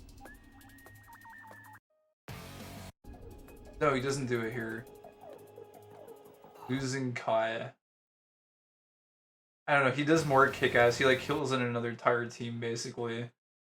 And eventually he fights the main protag, this guy, and Kai beats him. He wins. Which I thought was fucking cool, because you never see the protagonist actually lose. And then I forget what actually happens. I think like one of the side characters actually ends up like beating him somehow. But is there like a last episode? I don't know. I think I kind of like didn't like the last episode. It kind of pissed me off because by the end of it, I was actually like cheering more for Kai than anything because he was actually cool, and he beat the protagonist. I'm like, wait, is this like a show where the antagonist actually wins? That would actually be freaking cool. But then I think some like one of the other random team members just like ends up, this guy Max. This guy somehow ends up winning against Black Dronzer. I forget how. He does something. I'm kind of curious now, actually. He does something cool. Oh yeah, Drasil was the name of his. Victory and defeat. An insect to Biovolt, an insect we will soon squash in the finals. They are beneath your Character at all. History in the making right here. I don't even remember that character being in the show. It's the Beyblade Baron. Yeah, he's he's very upset that Kai lost. Everybody needs a little evil arc of their own. I feel like Kai's evil arc is like really good though. From this. For seal of approval, no, that's not it. It's gotta be like episode 47. I think it's a really good episode. Possibly. A lesson for Tyson. Looks freaking crazy here. I never watched G Revolution. I only watched the original one. Whoa! Between Tyson and Robert, let them finish. All right. Fine. So if you're ready, let's end this battle.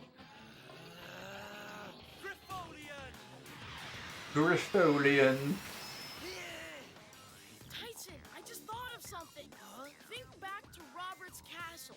You remember how you channeled your anger? He's great with his goggles and the schnoz. That's it. Yeah. I was fighting Robert in order to win. Dragoon and I had to fight as one. Now I have to channel my energy to heal Dragoon, as if we were one. There's like no animation in this at all. It's like actually just like still images for half of the show. Yeah, remember how you channeled your anger? I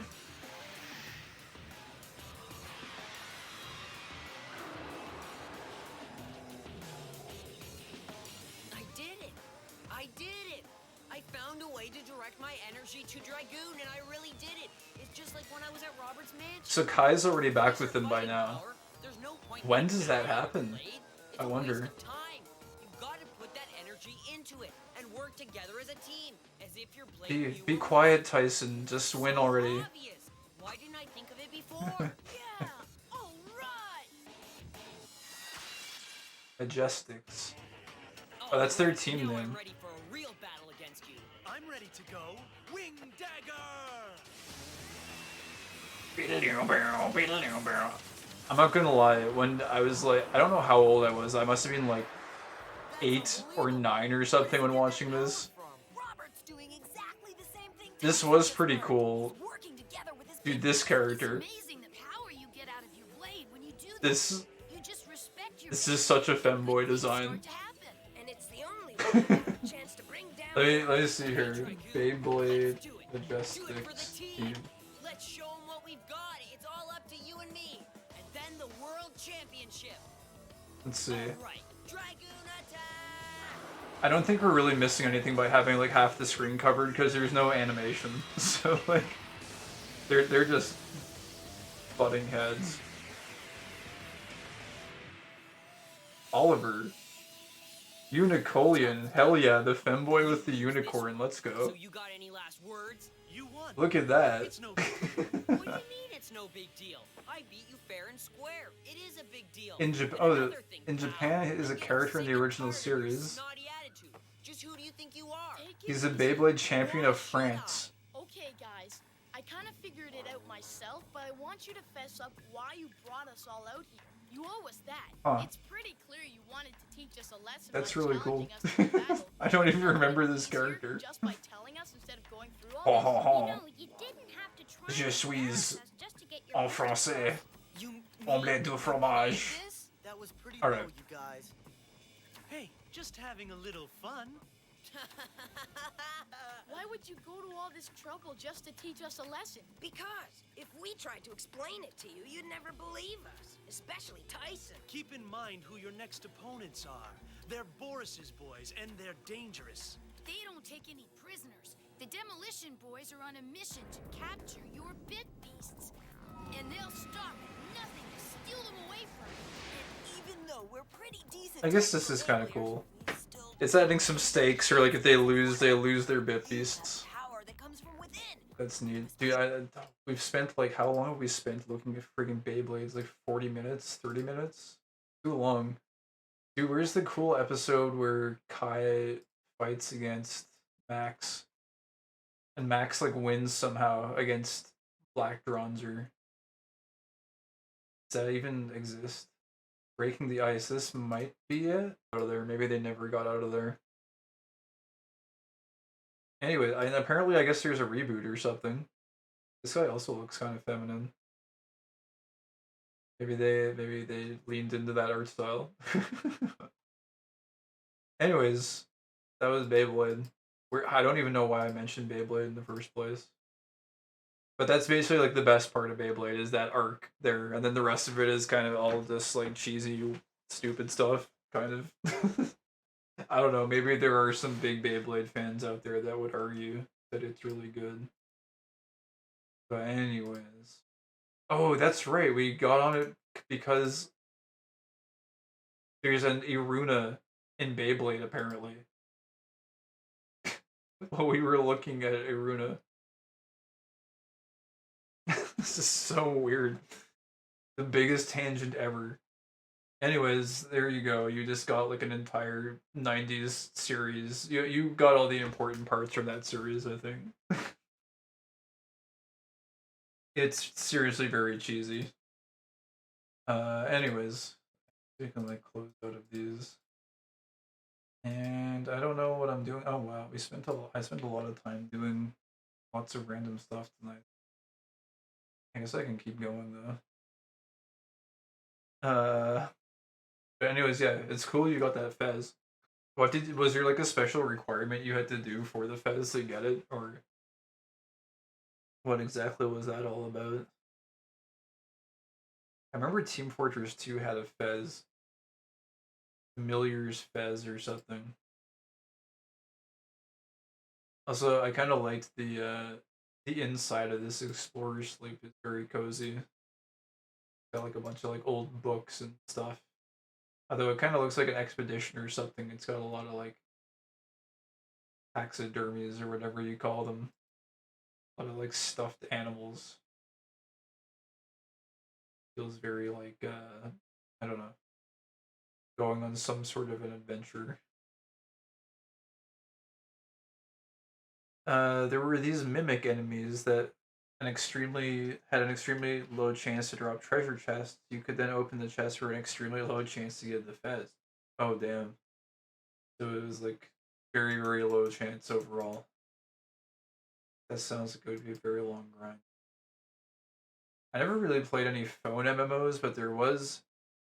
Man, I can't remember the name of it. There was this old phone game, just a phone app, and it was like shitty as hell, but you were like an elf or something, and you would just run... It was just a basic RPG, and I can't remember the name of it. And I highly doubt I could actually find it. It's like lost media for me, I guess. I don't even know why I'm sharing that. But I used to play it. It was just like a single player time killer shitty phone game. But I never actually played any MMOs on the phone.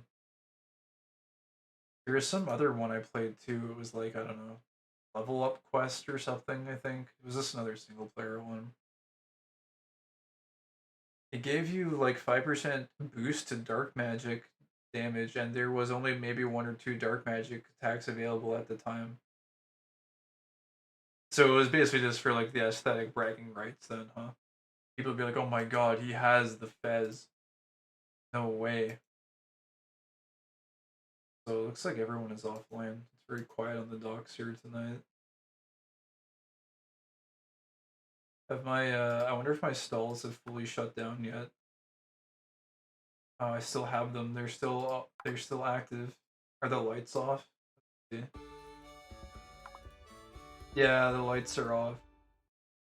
Past due, tax owed 11,000. Building shut down in 11 days. Ah, dude, I spent so many hours in here. No, it's gonna shut down. Sad. Rest in peace. Yeah, maybe I'll open it up again one day. It's just kind of sad because it has this little like since when you opened it text. So it was since December 2022. So I'm gonna lose that, which I'm sad about. I won't be able to like look back in 10 years and be like, look, I kept it open since 2022. But I really think it's the right choice to shut it down, and it's just a cost sink, basically. Like I don't want to pay 44K every month to keep it open. Or do I? I don't. Is it worth it? I could probably afford to just keep the friggin' building open. I guess I have 11 days to choose if I want to just like keep it open but not use it. I don't know. We'll see. Like I feel less like I don't care as much about shutting down the Weavery because it's kind of like a back end like infrastructure thing that you use to just like fuel the tailoring shop, but the tailoring stall is like front facing. Like this is where clients come in. This is where they come in to like, you know, make a purchasing decision. And if they see it's been open for a long time, they might be like, oh, here's some history to this place. I don't know. These are the stupid autistic thought processes I have. I just think it's cool to have like an old stall that you've had open for a really long time. That's kind of why I might pay to keep this. I don't know. It's pretty expensive though, 44K a month for like no return. Because I don't plan to really play it too much. But anyways, I was gonna show some of the other limited edition ships. Here's this the skeleton one. It's got skeletons. Got the cool skeleton riding a skeletal horse with a skeletal pirate. Oh yeah, look, there's a wait, this guy has a fez on actually. Speaking of fezzes. This guy also did the chest grind. This is what he looks like after he completed the grind to get the fez. He spent many hours. But yeah, you get like a skeletal NPC that kind of just like walks around on this particular ship, which is kind of neat. I don't buy every single limited edition ship that comes out because they cost a lot of gold. Like they cost a crap ton of gold, but once in a while, if there's a cool one like this, I'll pick it up. I don't know what the lower deck looks like. Has some cool stuff. You got the skeletal couch. You got the big skeletal organ. It's pretty neat. My brother. Yeah. Wait, where did he go? He's hiding somewhere. Oh, there he is. Grim Alec. Ask to move. Tell him to move around a little bit. I'll walk around. Now, what else have we got here? This is, I believe, a vampire class loop, is it? Or no, shadow class. I think shadow class sounded cooler to me at the time, but the skeletal one is very close to it. This one is also kind of skeletal themed. It's just got more of a black paint job. Oh yeah, you get a big bat on the front though. You get a Moriko on the front of the ship. He's even kind of ghoulish. He's a little bit ghoulish, yeah. Just a little bit. There are actual zombies in this game that are actual ghouls. You can play the brawling puzzle with them. Yeah, this one seems a lot more, I don't know, kind of tame a little bit compared to the skeletal one, but it's got, I don't know, got its own little charm to it. This one might be fun to take out sailing around Halloween. Kind of why I picked that one up. I always get nostalgia for this game around Halloween because they always have little Halloween events that go on. Very purple. I like it. Got this is the Wonderland one. The Wonderland class sloop. You get there's golden frogs on all of the guns. They're kind of cool. You get a Cheshire cat on the navigation helm, which is nice. There's a throne up there. You get this cool looking Drake thing for the front of the ship. As what are they shooting? They're shooting like green cannonballs. They're like shoot peas out of the golden cannons. Go through the looking glass. You got the tea party. There's a walrus egg. Some flamingos. And oh, there's actually like a queen portrait here. I didn't even notice that before. Have this. Quite snazzy. It's pretty cool. I like that they added like a fiction reference ship in here. And this is like really fancy. Like a lot of ships don't go this in depth. But this one, you get a white rabbit pet that runs around down here.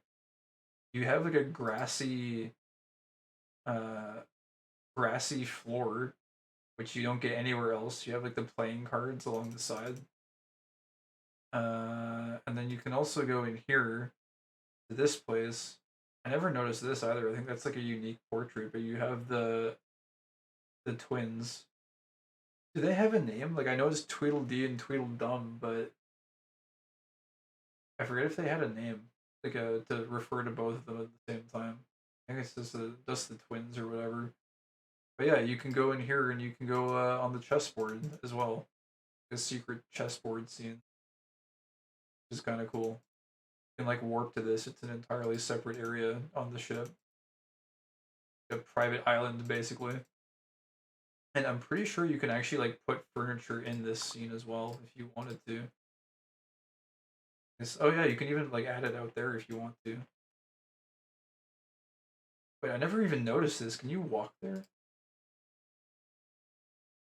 Oh, you can. There's like a secret path. I never even noticed that this was here. Browse inscription. What the heck? I've never noticed this. Here, it's this just popped up in the browser. It like comes up with this. This is like an actual piece of Through the Looking Glass or something. Huh.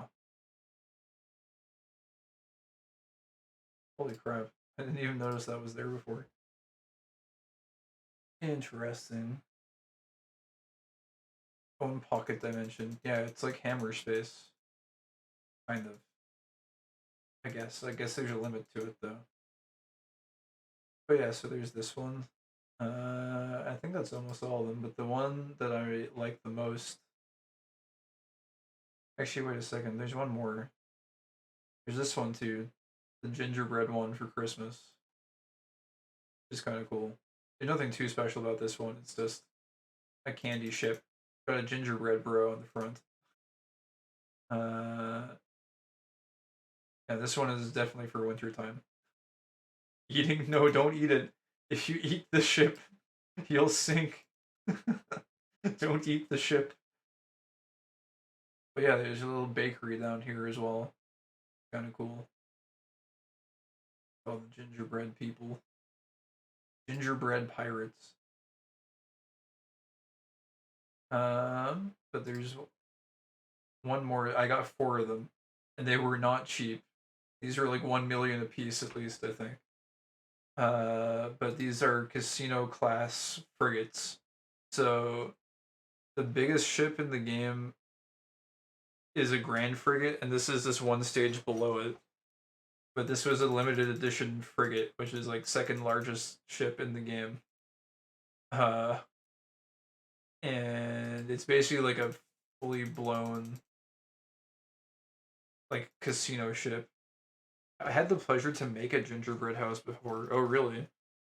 I used it to smuggle a load of free candy back to my dorm room. Oh, nice. So you just like put up the walls or whatever, and then just like stuffed a bunch of candy inside of it. That's pretty cool. Collect the diabetes and hide it in the dorm room. Casino galleon. Yeah, there's a version of this ship. You can get a casino sloop, like a small ship, but they came out with this one like a few months ago. So I burned a lot of cash on buying a few of these because I always thought this was one of the coolest ships in the game, I think. Uh, Back in my earlier days when I used to play this game, uh, I played a crap load of poker. That was how I made all my money back then when I played this. Um, let's see here. I'm trying to see if I can find my old pirate. Yo Web.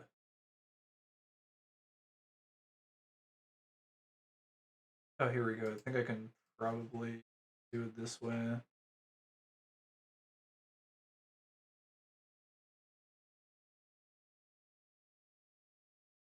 Yeah, this is him.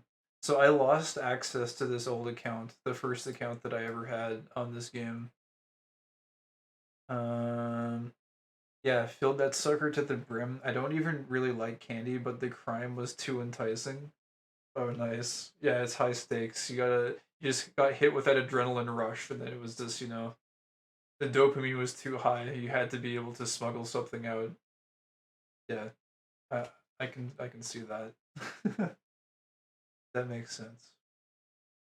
Um, so I lost my old account basically because I don't know why. I'm not sure if I just forgot the password or whatever, but you can't retrieve an account unless you have the old credit card info, which I don't have anymore. So they won't unlock the account for me. I shaped the house like a church to avoid suspicion. Even.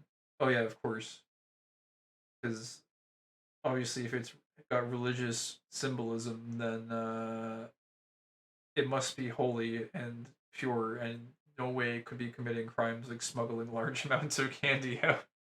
Was it good candy? Did you get like high quality stuff? Was it like I don't know, like chocolate bars or like baked goods or something? It was the Lord's Hall of Sweets. Yeah, in more ways than one, I guess. Cheap as it could have been. Aw, it's too bad it wasn't like handmade baked goods or something, and this like completely stockpile on those. That would have been really nice. But yeah, anyways, yeah, so the account was RIP, but it is still there's an archive of it. It still exists.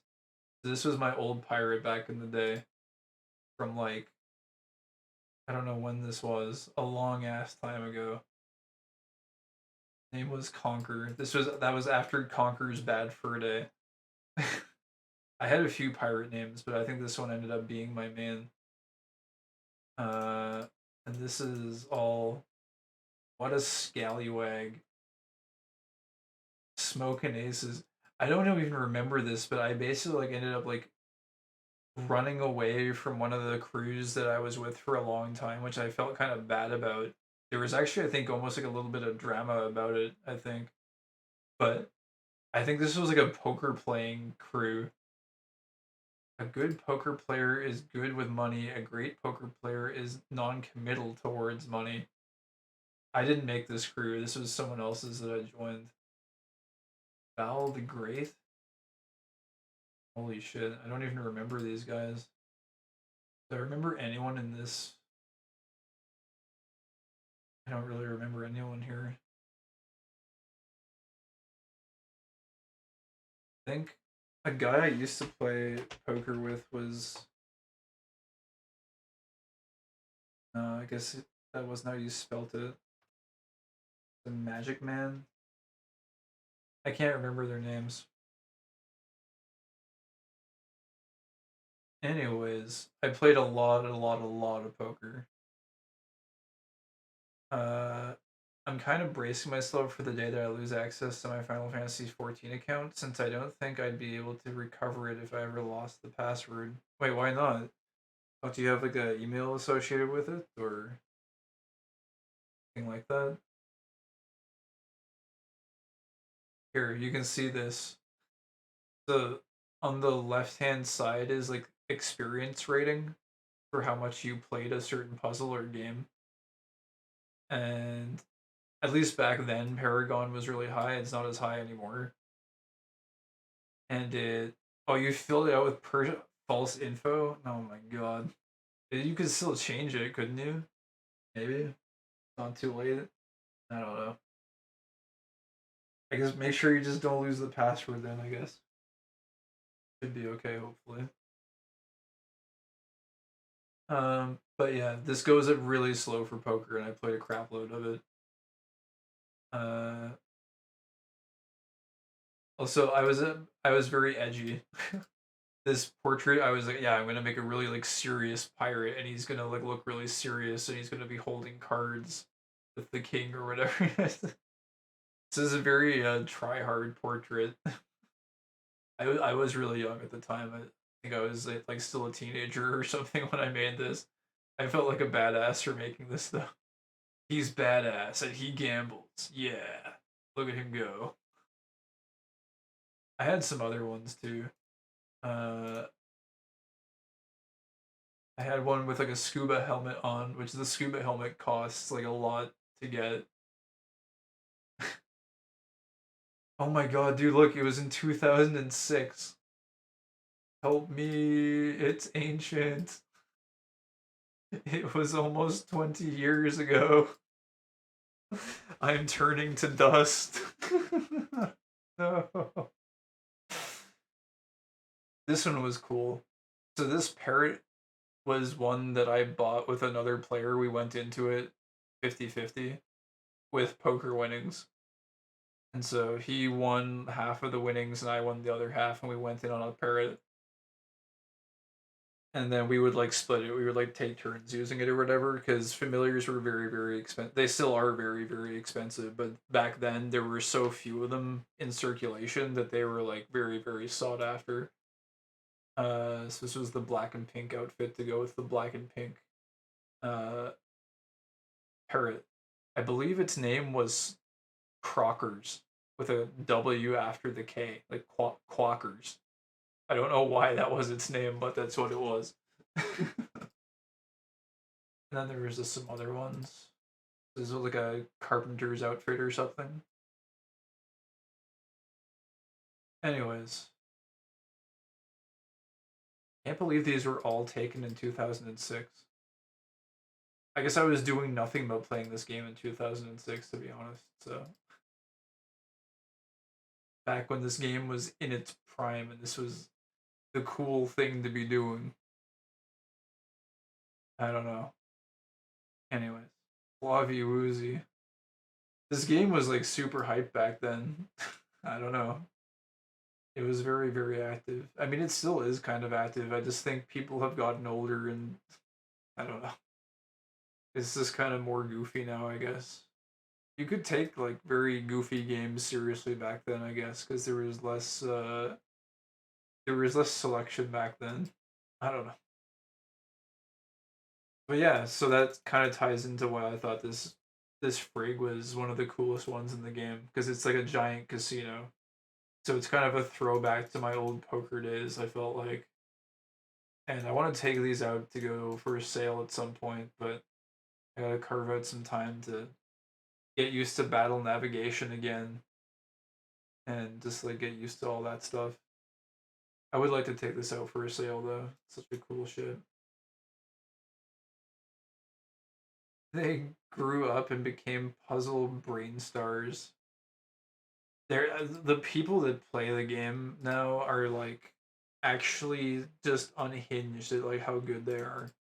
Let me see if here, let me see. This is so these recommendations on like a relatively clean browser are so weird. Like why is there a Rouge the Bat here? Oh wait, that's SRB2 card. Kind of cool. Let's see here. What is it?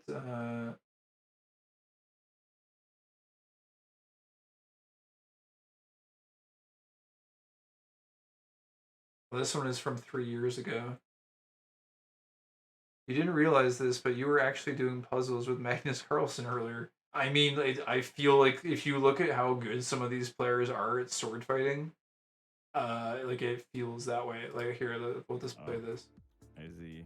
You can just copy and paste it. But to discuss and prolific.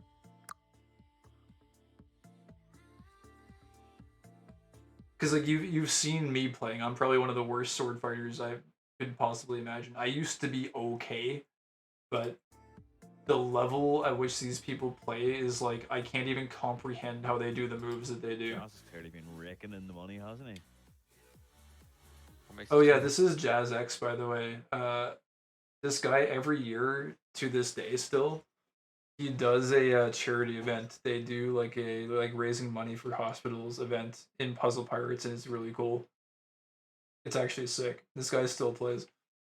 He does like a 24-hour stream, and it's just a charity stream every year, which I supported it last year a little bit. But it's cool because like the only reason this game still exists is because it's a bunch of old people that have stable incomes that are still like buying the limited edition stuff that comes out, and so they also have some money for the charity event too. I forget how much he raised this year, but it's like a pretty nice amount. So it's nice to see like an old game is able to like raise money for a good cause. I think it's freaking awesome. Okay, but yeah, here we go. This is true. Sword fighting at like very high level. Are they already playing or? Wait, what? They already started. We're very behind. Yeah, they just kicked it off. Which getting the better opener of the two, it looks like. Yeah, JD kind of. It's cool too when you can see both of the views side by side because you can see how devastating the attacks are. So like, the higher your combo is, well, there's a few things. Like this here is like stacked up to initiate a combo. So like this normally would just be like a small sword, but if you hit this with a double, like if you break this green piece so that the yellow piece chains into it, this will be twice as big. But if you get a triple, like this one triples into this, then this one will be 3 times as big. Yeah, they just kicked it off. So when you do it like that, it like makes this like gigantic sword like that. JD had an opening goal. He screwed it up. He didn't send it off. Like he had opportunities, chose not to. So yeah, I don't know. You can see like how impactful the attacks are when they go off. His first game is always cursed. He always loses it. So let's see if he can break that curse against the RNG god known as Witchenside. He's getting the breaks that he. It's very snowbally. Oh yes, it gets insane sometimes. Like you can. Maybe deserves. There's a certain technique in this game called insta-ing, which is where if you build a big enough, I think it's like a 4 times combo, you'll it will just instantly kill them. It will make a sword so big that it just like blocks their whole board and they die instantaneously. Which is why you have to play really, really fast because you can't allow your opponent to build a combo that big. So you have to try to like interject and stop them from building that combo. It's crazy. It's very, very fast. True. I guess we'll see. Sure, he did fuck his opener up pretty badly. Yeah. I didn't even see that. It was, okay. it was not good. Our decision. I think he could have saved the one of the greens there, but he finally gets the red that he's been fishing for 50 turns or so.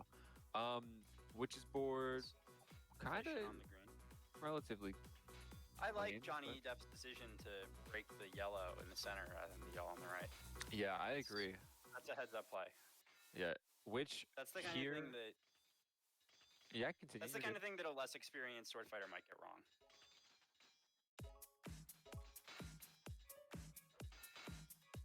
JD needing. Oh, he gets the witch piece against witch inside. Oh my god, that was perfectly. Another thing I have to mention is the level of knowledge in the game about knowing what sword your opponent is using. Because what he does happen there on Johnny Depp's side of the board.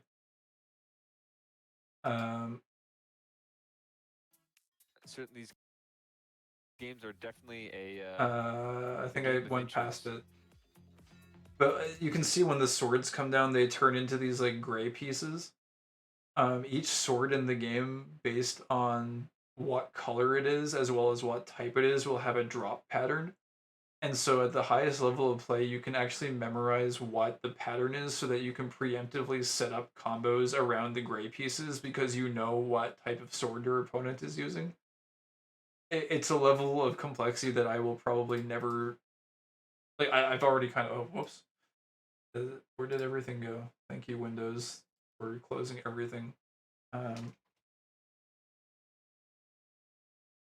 see here. Here, there's like a whole article on this, which I'm not going to get in depth because I don't even understand it myself. But basically, yeah, here, this information here. It's all of this, except it's not just based on the sword type, it's also based on the color of the sword. And there are 2 colors for each sword. So I'm pretty sure it's the primary color that determines the drop pattern.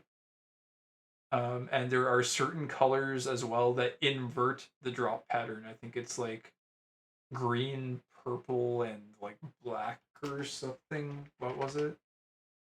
Here, wait. Note that swapping the first and second colors on a reversible sword will always invert the sword pattern if exactly one of the colors is blue, green, or purple. Yeah. So it's that. So it's like memorize all the different sword types and then blue, green, and purple. The one thing though, the one saving grace that makes this slightly less insane is that the Falchion, which is what they're both using, is one of the most popular swords. So you basically only need to memorize the Falchion drop pattern for the most part. But there are some other swords that are viable. But it's like you still have to memorize the friggin' drop pattern, which is just absolutely insane. A lot of info to memorize for a block drop game. Yeah, I never got into it that much, but these people did. And they've been playing for like 20 years. And so when I say these people are insane, like they're actually on like basically a different plane of existence that I will never experience when it comes to sword fighting. Which last? Oh, it's really crazy. Before, and now his Witch is in fucking cruise control right now. Yeah, I think JD might be. Anyways, okay. He's picking up the pace a little bit. Yeah, might have a little brain lag right now because it is the first game. Ooh, he killed himself. JD could have lived there. Yeah, could have lived. At the apex of their craft, yes, basically. Probably a little bit I think it's most interesting to watch how they open. Yeah. Because like the building portion at the start of the game is very cool. Both players and very tactical. Opener, but Witch kind of wasting some time by breaking the red there. JD opting to save it. Let's see if this is gonna bite. Look at how crazy these combos are. Look at this. JD could have made his combo one bigger. Absolutely insane. Look at right there. Do you see that? Almost insta. Almost. But Witch getting the perfect piece. Oh, she broke out. Perfect piece right at the top. His board's not too bad here. Witch kind of stuttering a little bit. JD just needs to send. That blue piece, or that blue breaker rather, obviously saved Witch quite a bit there. Yeah. Witch inside won the last game. Yes, Witch inside. Seeing them recover from the depths of hell is crazy. JD's board. Yeah, it's very much luck dependent in some of those instances. That was a tragic sprinkle for Johnny. Because if you don't get the right breaker type, you're just kind of screwed sometimes. Yeah, the games can end very quickly. Witch is gonna have to. Yeah, he's okay. I think he's okay now. JD's okay. Witch has a lot of digging to do, and there it is, 1-1. I'll watch one more. These are addictive to I think watch. JD deserves to win that one. They're after just the opener, so and then JD, crazy. which rather getting very good pieces to live through that. One more. I love watching the openings. I will never be able to build like this. Both pairs. Look at this insanity. Both breaking at the same exact time. That's always cool. Oh, they both did the same send. Look at that. They're almost exactly the same after those I think it's so crazy how like at the top level you can see like they basically have it down to such a science that both players did the exact same opener at that level of complexity, like without even thinking about it. Like they literally did the same opener. Time. That's always Look at cool like to see. Yeah, they said almost like they're. The boards are mirrored. Like how the hell? How do they understand it that well? That they can think of it that fast and build it that perfectly, and that is clearly the optimal play because they both went for it. It's just crazy to me. Exactly the same after those Yeah, crazy. It's so crazy to watch. Oh, JD played that. Yeah, JD did something better than how. His board. He does a very good job keeping. Ooh, nice connecting by JD. Yeah, right. That was smart. I think he could have. But which I think wasted. Oh, okay. Let's I think see. JD could have kept that green breaker, just put it on the yellow, and tried to save a little longer. Which is had literally only had one turn to get to be able to break that yellow, and he does get it. Fortunately for him, which kind of needing everything here, except the yellow. But he does get a yellow, and Oh, which is luck running out. it's bad luck on the breakers there. Okay, I'll stop this because they're like so addictive. When these are live, they're really fun to play. But this event that goes on, the OSL, I forget what that even stands for. It's like Oceanic Sword League or something. They distribute the white familiars, and the only way you can get those white familiars is through this really high-end sword fighting event. So they're worth a ton. Clearly, because like you have to be like one of the gods of sword fighting that has been playing the game for like 20 years and like playing it apex level puzzling to be able to even have a chance of getting it. But yeah, so that's that. I don't know how I got into sword fighting, but badge of highest honor or like a very deep wallet because I'm pretty sure people like you can buy them from other players. It's just very expensive. But yeah.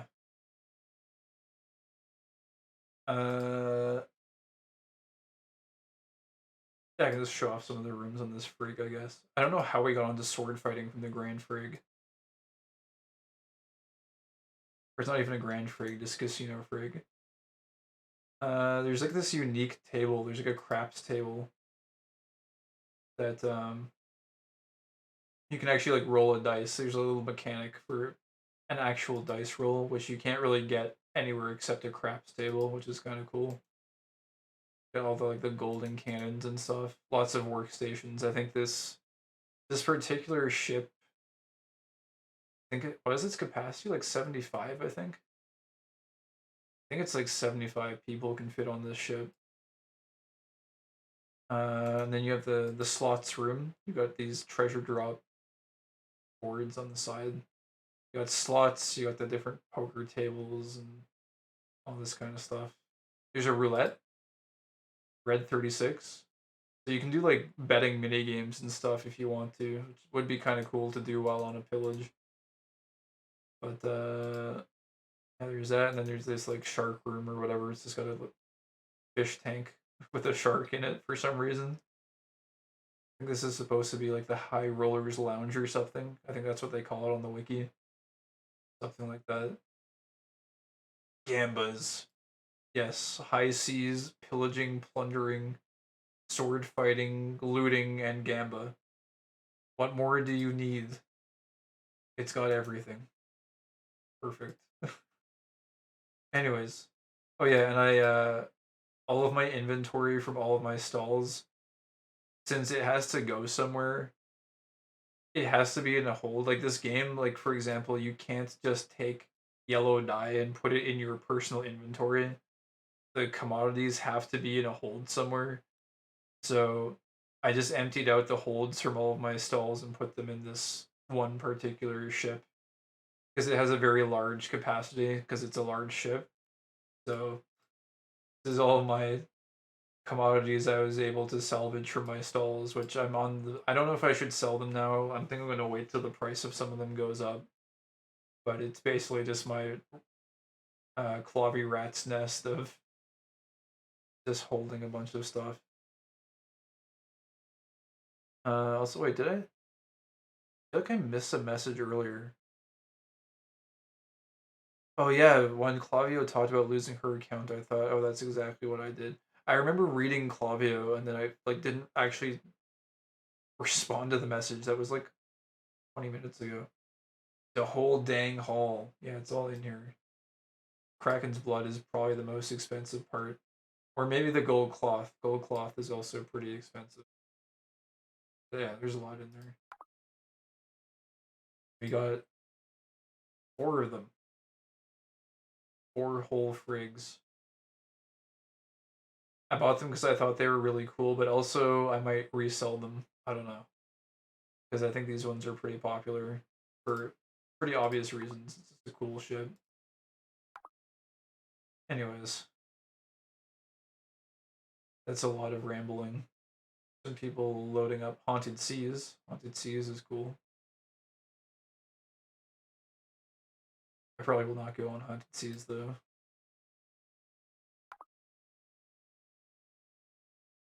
I'm debating whether or not I should do some Mario. Mario would be kind of cool. Rambled so much now. uh, I was originally gonna play some Zero GX, but I think that ship has sailed, as it were.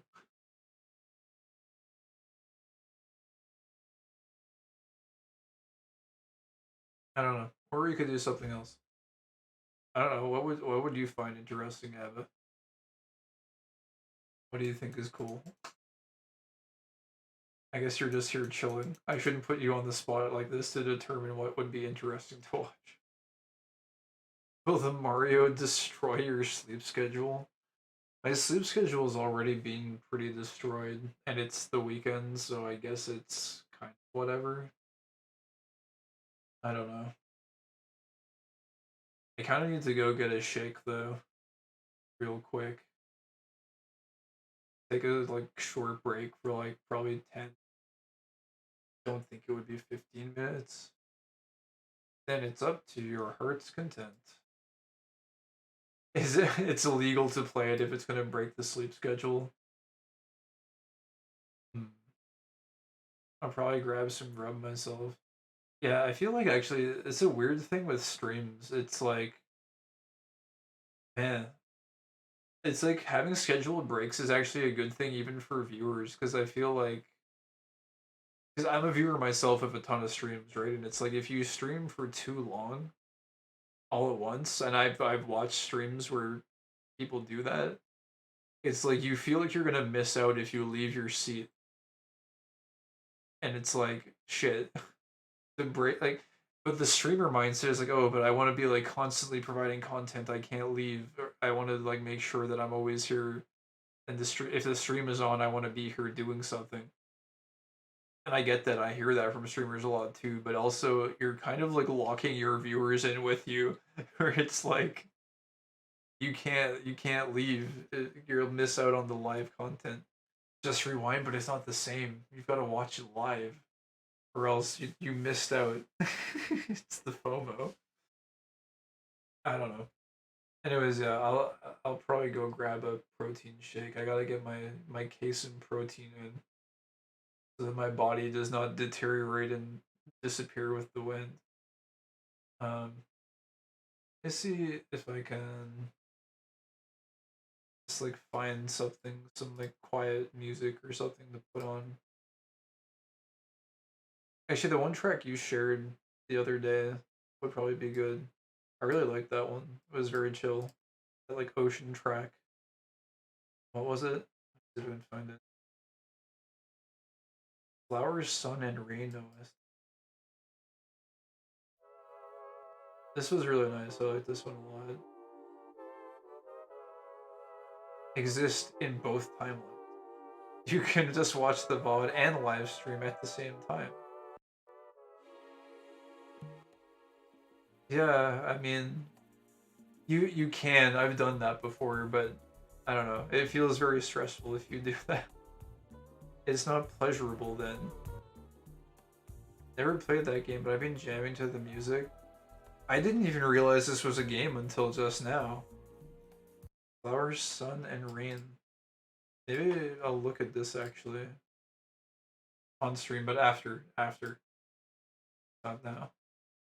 God, this is so crazy. Minecraft movie looks bad. Maybe we'll talk about the Minecraft movie. Get bad too. I haven't even looked at it. Oh, this looks really fucking cool. What the hell? The aesthetic just alone looks really cool. There's a guy with an eye patch. Okay, we'll look at this a little bit when I get back, I think, because this looks really neat. And I really liked the OST as well. I believe it's a DS game, though, so emulation is pretty bad. Yeah. That's cool. I don't mind vicariously just, like, looking at someone's, like, video documentary of it or something. That would be kind of cool. What is this? The pink gator. This is such a weird facial expression. She's got, like, it's almost a cat face, but she also looks tired. She looks like moderately smug, but also like tired, but also just like comfy. And there's a lazy pink alligator. This is a very interesting image. He's like, yes, I possess pink alligator. Flavi woozy. It is a little bit of a woozy face too, kind of. I don't know. Oh, this is aesthetic as fuck. What the hell? The pink PlayStation 2? Wait, is there a PlayStation version of this game? Oh. Woozy but smug instead of confused. Yeah, that's it. But Woozy is inherently a little bit confused, I guess. What? Yeah, this is very aesthetic. Look at this. I should maybe I'll post this in Clavi's Discord later, or maybe you can. Just say aesthetic. Look at this aesthetic. This is like peak aesthetic. Very good. Okay, anyways. I'm like gatekeeping both of us from Clavi snacks. What is it? Clavi munch. Okay, let's take a Clavi munch break. I'll put this on. And I'll put up the BRB screen in case somehow some other random viewer happens to show up. Which is unlikely, but you never know. Oh, I don't have my message. I need to switch scenes because I'm a bad streamer. 5 to 10. It might take me like 12 minutes because I have to like clean out the blender after I'm done with it too. But yeah, I'll go get some lunch. You go get some lunch, then I guess you can reconvene. But yeah, I will be right back. Never know if another sleepyhead will be drawn in. It's true. They might be. Possible. Anyways, I'll be back. BRB.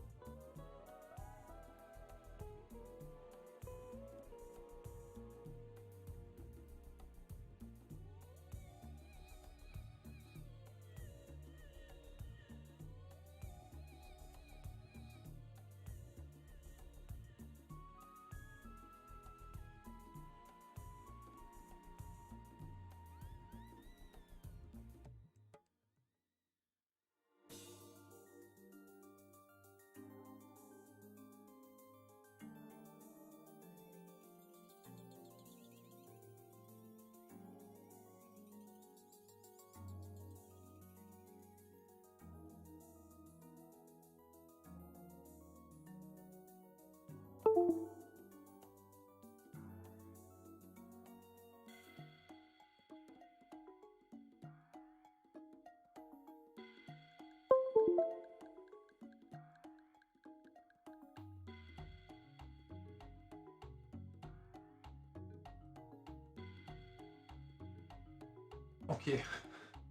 Hey, I'm back. Oh, I logged out of custom parts just as I came back. I guess that means it was actually 20 minutes, 5 to 10 minutes. Completely false advertising.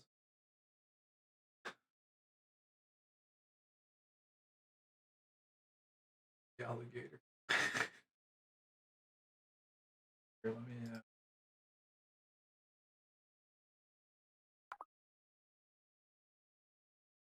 Want to look out for players if there are any. If there are. Spooky Windows sounds? Were there spooky Windows sounds? I don't know if I heard any. Oh! Oh, that's right, because I went to go unplug one of my controllers and plug in the N64 one to my N64, obvious. I did that before I came back, but I guess I didn't anticipate it would make Windows noises. Whoops. Anyways, I don't think there will be any more layers tonight. I think we were lucky to get the one layer that showed up. I'd like to be able to run layers at some point. I used to run pillages back in the day. I'm sure I could figure out how to run layers for people. They're just freaking fun. Into it at some point. One of these days. You know what sucks about the phrase one of these days? Is when you're young, it's a really good optimistic phrase, and then one day you start getting older and you realize that there aren't very many one of these days left. And you gotta start making those one of these days real soon. You gotta pick up the pace. Your one of these days are running out. They're in short supply. Is this gonna tell me you're gonna say layer? Layer? I don't think my time scales operate off of lifetimes. I cannot relate. The powerful sleepyhead is not bound by the mere conception that mortals have conceptualized as time. Alright, so we wanted to look at a couple things. I saw someone in Clavi's posted about the Minecraft movie. It's one of those things I will probably opt to just not watch and pretend doesn't exist. Just because, like, even at looking at it originally, it seemed like something that was just a big cash grab. It's like, oh, take popular IP and put Jack Black in it, and hopefully it prints money. Okay. Okay, entertainment industry, you do that. Oh yeah, that's the thing. Yeah, I don't know. It's this whole trend of like making video game movies just seems like very lame. I do very much miss the old 90s era where everything was new. And there was like I was just thinking about it the other day and it was like when was the last time that a new IP came out that was actually like majorly successful and was like really cool. It was like, oh, this is new and like exciting. And it's just there isn't that feeling anymore. It feels like maybe I'm just being a friggin' doomer, but it really did feel in the 90s like freaking every year after year there was a new IP that was like groundbreaking that like they built entire franchises off of and now it's just kind of like yeah, let's just like reboot this old series. Let's just rehash this. I don't know. Why is this even a video? Is expensive canned tuna a scam? Why does it have almost 1 million views? People watch this. This is a good movie. Or movie. Good video. this one is really good. I watched this one before. The long and the short of this one is Thank you. basically he just like showcases some like old. Or wait a second, I don't think it was. Yeah, here he like goes over like old designs for like, like Pepsi and Coke, and like also how the insides of restaurants used to be like really wild. Yeah, look, this is like the old school Lunchables. Like, look at this. Yeah, wild, zany, pizza and treatza. This is like 90s core as hell. And then it's like you look at this and it's like, yeah, he compares it to like a Metamucil package or whatever this. It's just like so uninspired and lame. And you got these like old school classic. I still like they don't make this anymore. I haven't actually looked at a Coke can in ages, but then it was like, yeah, we have like this. It's like, what the hell is this? Like, there's no design here. Websites are the same way now too. Oh my god. Oh my god. Are you gonna hate me if I do another layer? Maybe we can like watch. I shouldn't do another layer. I want to do. I kind of do. I actually don't feel like doing a layer. Word Buster. Should I? I kind of don't feel like it's double layer. It's gonna be an hour. Like it's probably like the rest of the stream. Eh, eh. I actually genuinely kind of want to play Mario instead. Oh my god, this guy's really good. Grandmaster Carp. He's got a legendary treasure call. I'm actually kind of. Oh, it's gone now too. I waited too long, anyways. I'm kind of glad it's gone, to be honest, because now the decision is gone too. Whatever floats your casino boat. And most of this stream is just me blabbing about like random YouTube videos, and I kind of like it that way. I don't know. It's been fun to just like web surf and talk about random shit rather than just like autistically focusing on some like 20-plus-year-old video game. I kind of got my layer fill for the night. I kind of want to just explore and vibe a little bit. But yeah, he goes into how like a cool brand that stands out. It stands out a lot because of all the minimalist stuff. But then it was also like Bland corporate BS on shelves? Pizzeria feeling? yeah, he like compares all of the old franchises to how they used to be. And what's really like weird for me is, and I don't know if you remember when they used to look like this. I don't know if this is also like maybe slightly before your time, but the restaurants used to look like Even this. bled into architecture. Remember the iconic Like this shit like used to be everywhere. Like McDonald's used to be ballin' as hell. I remember the first time I played F-Zero X, it was at a play area in McDonald's because they had N64 booths set up that you could play N64 games on. And they had these like massive fucking like play structures and stuff. It was like going to like a friggin' a mini amusement park, it felt like, to go to a McDonald's. It was the fucking shit. It was so cool. The one that I used to go to used to have like a basement with a play area in it too. It was so cool. And now red roof McDonald's used to have? and now we get the brown box.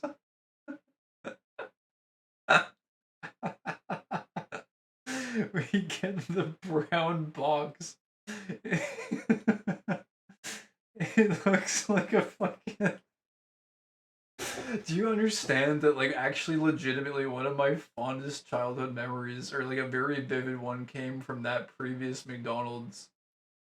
This, where you could walk in there and there was an N64 when it was brand new and those graphics were the cutting edge. And I played F-Zero X and I sucked ass at it. But the fact you could just go in there, like I would walk into McDonald's today if it had consoles and I would play that shit as a grown ass man. I don't even care. I would do it. But now it's just Just nothing. This is what Wendy's used to look like with the sun area here. Sleek.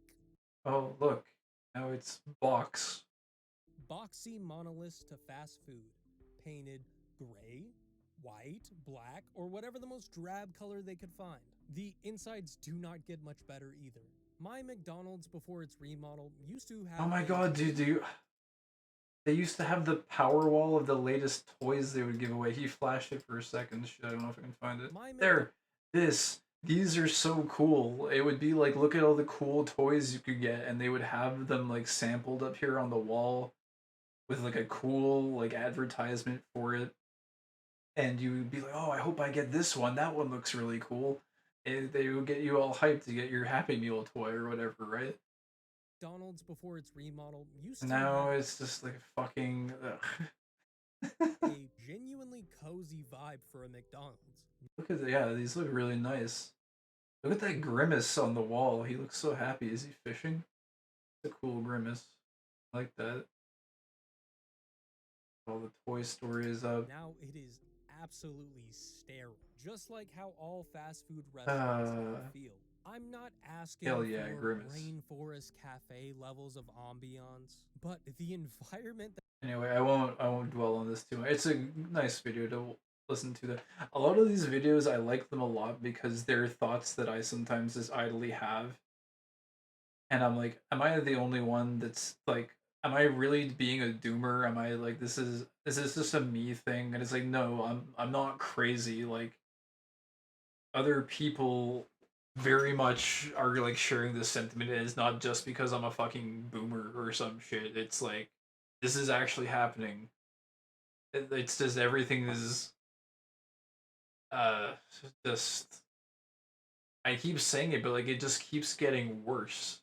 And it's not like out of a negativistic point of view, it's just that like it is genuinely just like things are getting worse. We need to like change somehow the paradigm of these big corporations and like the producers of all this stuff to get away from like this kind of like samey dead world stuff. And it's the same problem with this, with like these movies where it's just they're just rehashing old IPs and just stick a famous actor in there.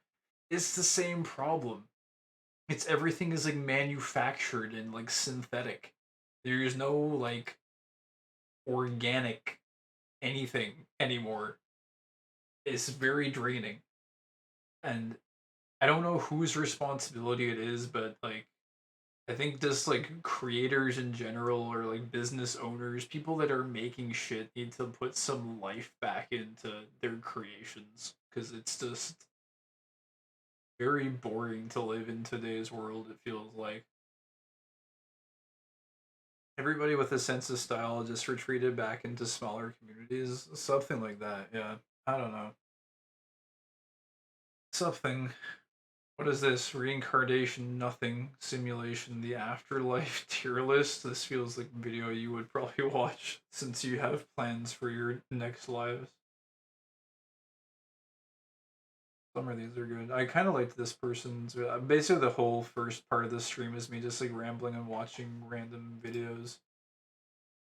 There was one, oh my god, the Beyblade fucking arc. This, like, watch this one, A Weirdo's Guide to Confidence.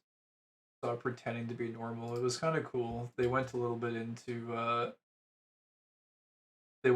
like, gender stereotypes halfway through the video. They started off with, like, World of Warcraft and getting bullied about it.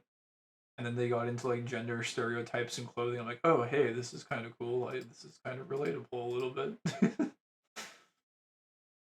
Talk about how weirdness is cool. New glasses, a pride pin, a quiet deprecation of the mask behind the scenes. That progress hasn't been a straight line, and there's But they use I don't know what program this is. There's a popular VTuber who does this too. The like text to voice. It's the dragon girl. I forget what her name is. She's like really popular though. She's not one that I like follow actively. It's like not my, I guess, brand of content usually to watch, but I pop in once in a while. if it's in like recommended. I don't. It starts with a Z, I think. Zen something. I wonder if I did a quick search if I could find them. Twitch VTuber Dragon Girl text voice Z. Zentreya, yeah, this person. Talk like Zentreya. Yeah. Zentreya's voice to text to speech has shown and inspired. It will pop up somewhere. Odd cable is in. What we want to do under settings, we're going to change lips. I was looking mostly for this example of how they talk, but anyways, it's like kind of a similar style. I know just about nothing about popular tubas. Tubas? I'm too boomer to even know what tubas is. Tubas. Oh, it's just I see it. Just it flew over my head. Tubas. Yes, okay, I got it now. I didn't catch the fun speak. Your brain on fish oil. Many studies later. I'm actually kind of curious, but I don't want to spend 9 minutes on this. I don't want this in my history either. Do omega-3 fats from fish oil or otherwise improve your brain health and performance? Does it? I analyzed at least 7 studies to find out the answer for you. So we'll cover if it does, some of the proposed mechanisms, some potential differences in the results between men and women, and some nuances on what aspects of brain performance it seems to help, and other aspects that it does not seem to help. You might already know this, but omega-3 fats are polyunsaturated fats with a distinct kinked chemical structure. It's believed, according to this study, that omega-3 fats lead to changes in the cell membrane of your cells, specifically your brain cells. My it brain also mass encourages increased 3x. neuroplasticity and improves synaptic transmission. If that all sounded like a bunch of mumbo-jumbo, have no fear, this is what it looks like. Omega-3 fats can be incorporated into the cell membrane of your brain cells. If that's the cells that communicate amongst themselves for you to have thoughts, your neurons, or other cells like glial cells. So I know. I'm familiar with neuroplasticity. But anyways, greater incorporation of omega-3 fats in the cell Let's membrane just changes watch this the fluidity, super the fast. flexibility of the cell membrane, which in It turn means that proteins like hurts. receptors and channels that interact with surrounding molecules are better able to function. This improved function of these receptors allows the brain cells to communicate more efficiently and effectively with other nearby cells. In addition, it changes the makeup of the cell membrane, so it has a different distribution of lipid rafts. Lipid rafts are these sections of the cell membrane that contain high concentrations of cholesterol, other fats, proteins, and sugar molecules. These lipid rafts can act as anchoring points for signaling proteins. So these are I'm proteins trying that to translate information across the absorb cell. knowledge These proteins, when quickly. in closer proximity with one another, are more likely to interact, Minimal again, time increasing the cost. efficiency of the cell's internal communication. Omega-3s have variable effects on these lipid rafts, from increasing their concentration in certain areas of the cell to eliminating their presence. But either way, the net effect is typically positive for the cell. So some omega-3s are wanted in the cell membrane. Those fancy words that I used earlier, neuroplasticity and synaptic transmission, are the fancy terms for saying that the brain is more malleable, more adaptable. Yeah, And okay, realistically okay. speaking, omega-3s have a role in that process. Okay. We'll see if it actually pans out in the clinical evidence in a minute. I'd also like to point out that certain types of omega-3 fats are also precursors for the molecule neuroprotectin D, which is believed to have a number of functions in protecting brain cells. Essentially, So omega-3 it fats sounds can be pretty released from the cell good. membrane as free omega-3, which are then turned into neuroprotectin D. This neuroprotectin D molecule diffuses across the cell membrane. That's how you go through your classes, recorded lectures. I mean, yeah, there's no reason not to. Dude, there's a good app. I don't have it installed on this, but it's one of those AI things. It's like a script. It's basically video to text. It will instantaneously pull a script of the entire video, like a transcript, and then you can just pull that and stick it into an AI and just ask it a question about the script, and be like, please summarize the video with like very efficient key points and tell me what the actual answer to it is. And then that way you can go through a 9-minute video in like friggin' 15 seconds. And I don't do it out of disrespect to the creator. It's just I don't want to spend 9 minutes to find out this information. It's like I just don't have the time. But I'm genuinely curious because I was taking fish oil and it actually I stopped recently because my freaking fridge broke. I'm still waiting for the replacement. But yeah. That reminds me, my current business class has had AI generated stuff in it. What sort of AI generated stuff? Is it like bad? Or fridge? Yeah, I actually do feel I'm weird, I guess. I get like I think Clavi talked about this a little bit too, but it's that weird thing where you like feel some sort of attachment to like inanimate things. I don't have it that badly, but I've had that fridge for a long ass time. That fridge, and I bought it with money I think I had from one of my first jobs too. Um, yeah, it's a very old fridge, but it finally like it won't cool anymore. Like it, I think the thermometer is faulty or something. So I had to get a new one. But anyways, I'm kind of sad about getting rid of it, but it is what it is. I had to record a response to a video that was voiced and animated by AI. Oh no, I've seen some of those. Some of those are they look like really bad. It's like especially the animations are just like they're not even really animations. They're just like these weird hybrids of I don't know, just like still frames. It's almost like watching a Beyblade episode, basically. It's like there's just no animation really. Bridges are some of our best friends. My condolences for your loss. It's funny you put it that way, but yeah, I do actually appreciate my fridge quite a lot because it's kept all my beverages cold for a long time. And it was also my like go-to partner back in my drinking days, which are not like glory days by any means, but it was an arc, and it did keep all of my drinks nice and cold, and it was very reliable. So it is kind of sad. It feels like tossing away that a part of that era, I guess.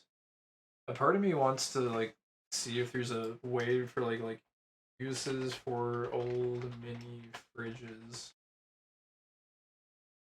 Upcycle your old mini fridge into a stylish patio cooler, but I don't really need a patio cooler. Transform your mini fridge with peel and stick wallpaper. Don't throw away your broken mini fridge. Repurpose it. A cooler? This is kind of what I was thinking. It could make for like a good ice box or something. Or a cooler. The inside is insulated and decked out just right to handle a ton of ice and drinks. That's true. It's like extra heavy, but it does, and it could also like make for like a decent like side table or something. Because you can. I actually currently put a microwave on top of it, so like maybe there are uses to just like keep it around. And maybe even if I was really ambitious, I could like try and repair it in the like distant future when we're in a dystopian future where like AI has taken over and I just am bored out of my skull and need something to do. Maybe I could try and like repair it or something. What the hell? This motherfucker put a TV in there. What? Fridge cupboard ideas, yeah, but these are like full fridges. I guess you could put stuff in it too, though. That's kind of cool. I don't know. I don't think I'm gonna let the guys like haul it away though. Because if I do get rid of it, I'll probably let someone else pick it up for parts or something, at the very least. Because I've heard that you can just like call someone on like or you can just list it on a local listing site or something and just say it's for free, and someone will come by and pick it up for parts. Because I would like it to at least like go to use for someone that might have an interest in it. If I get rid of it. It's so heavy for an ice box, though. I don't know. A lot of people are saying here, don't get rid. Anyways, also all the PowerPoints I had to go through are all AI art. It's all very silly. A new home for an old friend. Yeah. The hell is this? Just your old refrigerator. So look at all of our fucking ads. I know way too much about ads and ad tech because of clients I've been working with in recent years in the ad tech sector. It's kind of scary, to be honest. I don't see these as ads anymore. I like see these as like I see the entire process behind like how they're getting served and like how the publisher is optimizing their site with the ad as well as like how the advertisers are like bidding for the placements. That's all that's going through my head right now. I don't actually see ads. Although actually I do kind of see the creative that is being used to like generate them. It's kind of scary actually. I don't want to it's weird. I have like extreme marketing goggles on for everything. I guess at the very least it makes ads kind of interesting to look at, but I don't know if that's a good or a bad thing. I feel like part of my humanity has been sacrificed for this knowledge. Sleepy Dead for sure. These are really cool random projects though that people have done. Whoa, that looks sick. What the heck is that? Like a secret door into like your house? Coca-Cola vending machine? That's so fucking cool. Wow.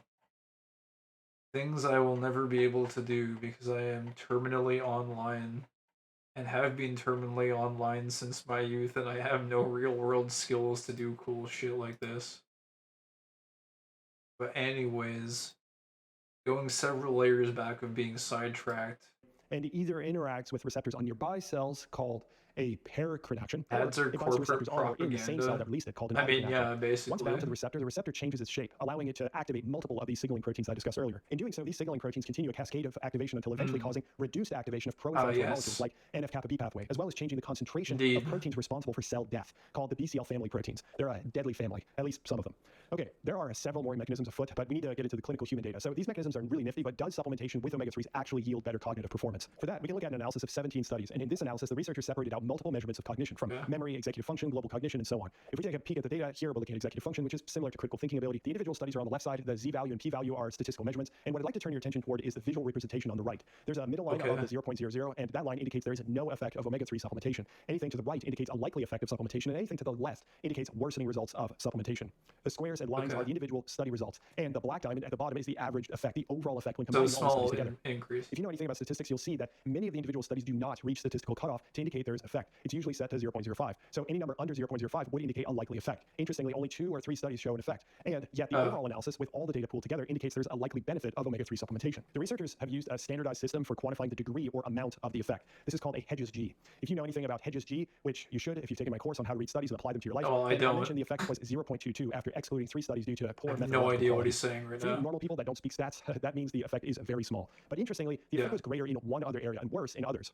And there are some differences between men and women. Before I get to that, I also quantified the ideal amount used, the upper threshold, and the type of omega-3 most thought to cause these benefits. I covered that in the extended version of this video, which is included in the Physiology Science. If you're interested in joining, the link is in the description. Yes, Now, back to the of results. course. It turns out that omega-3 supplementation does help with memory. You have to be a we can see the fool effect not seems to be a be big familiar gradient with G, which these. it is, with an effect of 0.34, indicating still a small effect, but still greater than before. Now, there's something interesting here because one study did separate men and women when looking at memory, and they found some intriguing differences. There are different subgenres of memory. In this case, episodic and working memory. Episodic is the ability to remember memories of experiences, and working memory is the ability to recall information for critical thinking, executive function, basically maintain a train of thought. This study showed that women experienced improvements in episodic memory from omega-3 supplementation, but that effect was not seen in men. However, men experienced improvements in certain measures of working memory, which women did not experience. Now, I don't think that these are life-changing effects. They're very small, but they offer a possible distinction on the omega-3 effect, which I find really fascinating, so I thought I'd share. You know what's interesting, though? Omega-3 supplementation did not show improvements in language. And I love how he snuck that in there, which I personally find fascinating. That's good. Both metrics of I'm glad that That's it's awesome to see people who are like have such a like sincere fascination with like certain aspects of various things and like being genuinely like super intrigued by them. It's just funny though because it was such a like minor. He's very excited about the like the minor statistical difference, but it is genuinely kind of interesting. Or I less do than like half the it. number of studies included in those analyses. So if more studies had been included, it might have shown a benefit. But look, here's the bottom line. Omega-3 supplementation has good evidence behind it, improving a few metrics of cognitive function, but don't expect any miracles. These are small effects. Additionally, most of these studies were in older, over 60 years old. Very excited so to share I guess with that the the effect class. might be even smaller in younger individuals, but that doesn't mean that it can't be a great preventative to all, with special emphasis on those over the age of 60 and those with mild cognitive impairment. Also, I cover more on the topic here if you are so inclined. Thanks for watching. Wait, that was it. Wait, what the hell? That was his real voice? Special emphasis on those over the age of 60 and those with mild cognitive impairment. Also, I cover more on the topic here if you are so inclined. Thanks for watching. Dude, I feel like he went into slow motion. I know I was watching in like 2x speed, but his voice there sounded like extra slow for some reason. I don't know, maybe I'm just like getting sleepy or something. Okay, cool. So fish oil confirmed to have minor benefit, I guess. And then there was this whole thing, weirdness is cool, yeah. I liked this person's little video essay. But that's a story for another time. For now, I want to say that After hearing his deeper voice, I think I respect him more now and will accept his findings as fact. rather than hiding my weirdness is exactly what it means to have confidence in communication, at least for me. It means knowing who I am and not acquiescing to the things that I imagine other people want me to become. It meant telling this boss that I didn't want to work for them anymore, because I know that I am good and capable, and I know that I can do better than to stay in I this like crappy this. job Anyways, that makes me feel bad. that was a cool Now video. That one might be worth looking at also, maybe. I don't know. The average Discord mod. I don't even need to watch the video. I think I've gathered everything I need to from the thumbnail.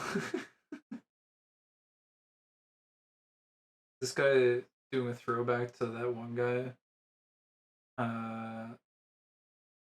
The one YouTuber with all the stuff on his wall, but it's all anime girls this time. Society collapsing while men are in monk mode. Why am I getting recommended this shit?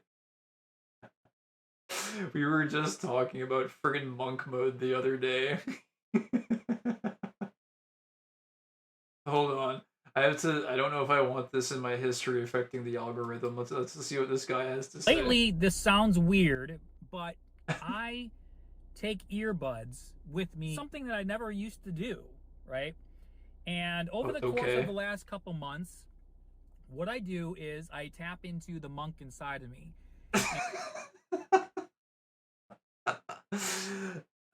Okay. Is that the Vsauce, man? I don't know. And that looks like drowning out the world, listening to, you know, my favorite type of music, which is blue jazz right now. I love. Okay, so far what he's describing is he's doing something that he's never done before. He's bringing earbuds with him, and he's listening to his favorite music. This is an entirely new experience for this man. Alright. Love blue jazz music. Alright. And it just calms me down. It takes off the weight and the stress really when I'm out in public. Mm. And oftentimes I'll even do this when I'm driving too. Obviously, I'll keep both hands on the wheel. Okay, now you're getting a little bit crazy there. Listening to music while you drive? I don't know about my eyes focused on the road, but I'll have one earbud. He has relaxed for the first time in his life. To something that's not on the radio, because I really don't care for radio anymore these days. I believe that it could look like not getting married. You notice this pipe? He has a pipe with him. This guy is ballin'. Married and going single and being celibate, but it could also look like you're married, not wanting to, you know, conform to society standard, paving your own path and paving your own way. and I think that it doesn't have to look like everybody else's direction. There's a monk inside all of us. Hell yeah. And when you tap into the monk inside of you, you actually are more happier. You're more content. You're more peaceful. Uh-huh. Hell yeah, take it. Hit that pipe, brother. And it's when I tap into this monk mode. He fucking escaped the Matrix, dude. This is the face of a man who has finally escaped the Matrix. He's taken his first steps outside of the societal confines of the constructs of reality. So happy for him. That I'm actually the most content. For some of y'all, that looks like not even leaving your house, being in your little four walls, in your bubble. And hey man, if that's your beef and that's your juju, do you, boo-boo, do you. There is good in numbers, but there's also good in being by yourself. You know, I used to think when I was in my 20s that if I could just be around more people and if I could make more friends and the more that was in my circle, well, then the happier I'll be. What did he call me? But oh yeah, he's beefing with your juju, boo boo. I quickly realized that that is the total opposite, actually, that the fewer people that are in my circle, the more content I am. You know, maybe the monks really do have something going for them, because what is this? Like those guys are really content. Dude, is this... Not saying that they don't run into... Is this how you carry your water around? I'm assuming that's a water canteen. Just casually taking a swig out of his, like, what appears to be like a US military grade water canteen or some shit. He paid $120 for that, by the way. Into their problems and their issues, because they do, and I'm spilling water all over my shirt, generally looks like they are overall a more joyful group of people. So, without having to eliminate society as a whole altogether, what does it look like to tap into the monk inside of us? You know, if you are somebody who is raising children or you're happily married, you know, you can't just go full-on monk. You know what I mean? You have a family to raise, you have responsibilities. No, you just go, you wander into the wilderness and you don't let those societal expectations hold you back, man. You just gotta go full monk mode. You just gotta go get that, go get some milk from the grocery store. But it's not normal milk. It's monk milk. So you can go full monk mode. I went for a short walk at my local park, and it really dawned on me that even the simple things like just going on a hike and going out in nature for a short period of time is part of that monk mode. Resting in nature for a short period of time, whether it's meditating for a short period of time, praying, whether it's reading, whether it's putting earbuds in and zoning out the world for a little bit to get your mind right, kind of get your mind off of all the chaos that's around us in the world.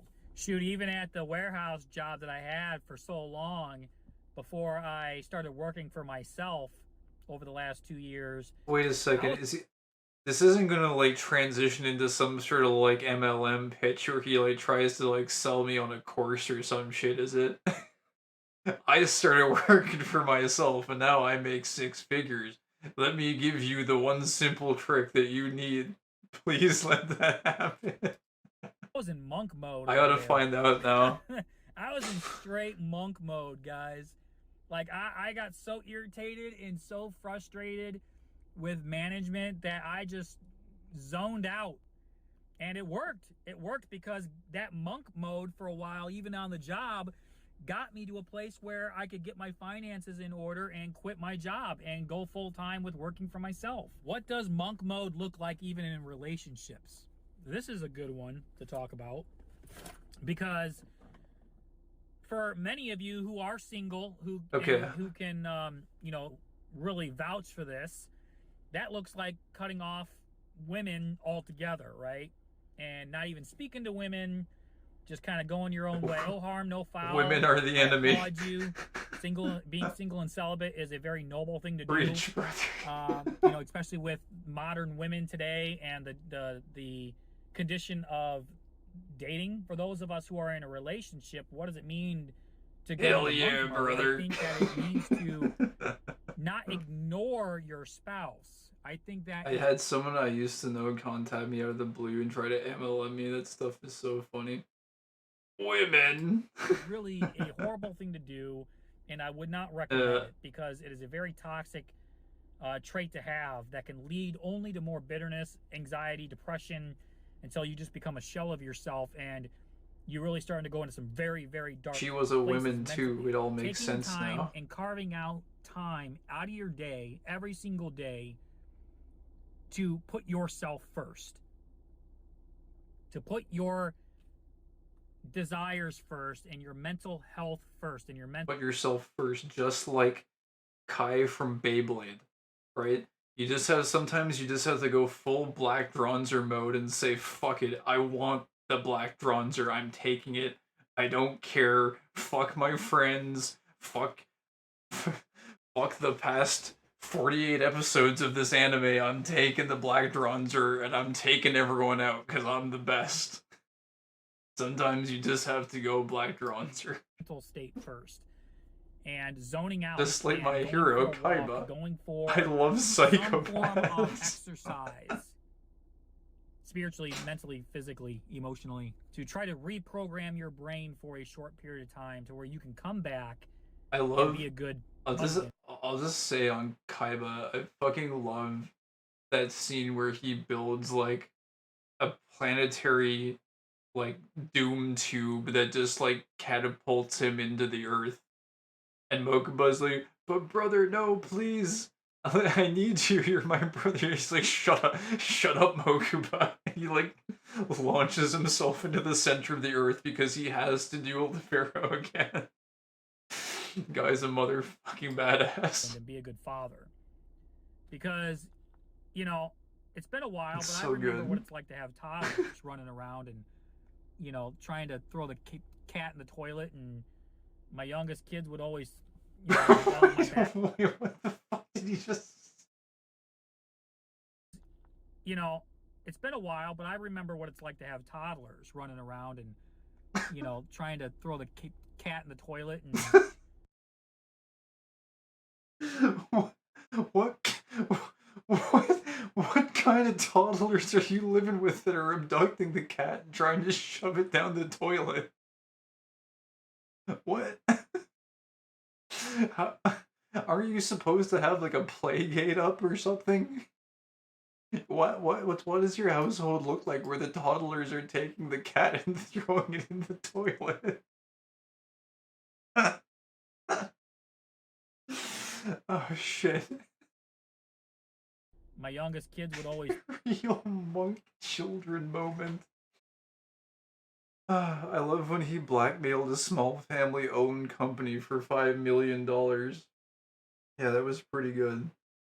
But Kaiba kind of goes through a redemption arc, but he was a real asshole early on in that series. He's done some fucked up shit.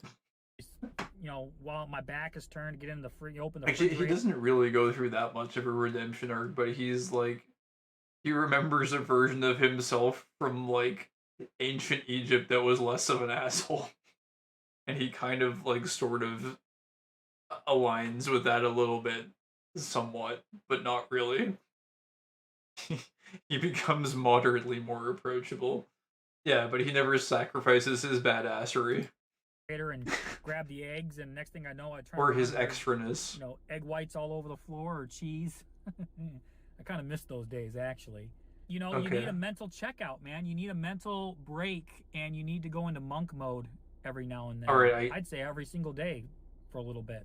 And that also means maybe kind of closing yourself into a bedroom and, or, you know, going for a short drive, even meditating on the toilet for 5 minutes, which I've been known to do.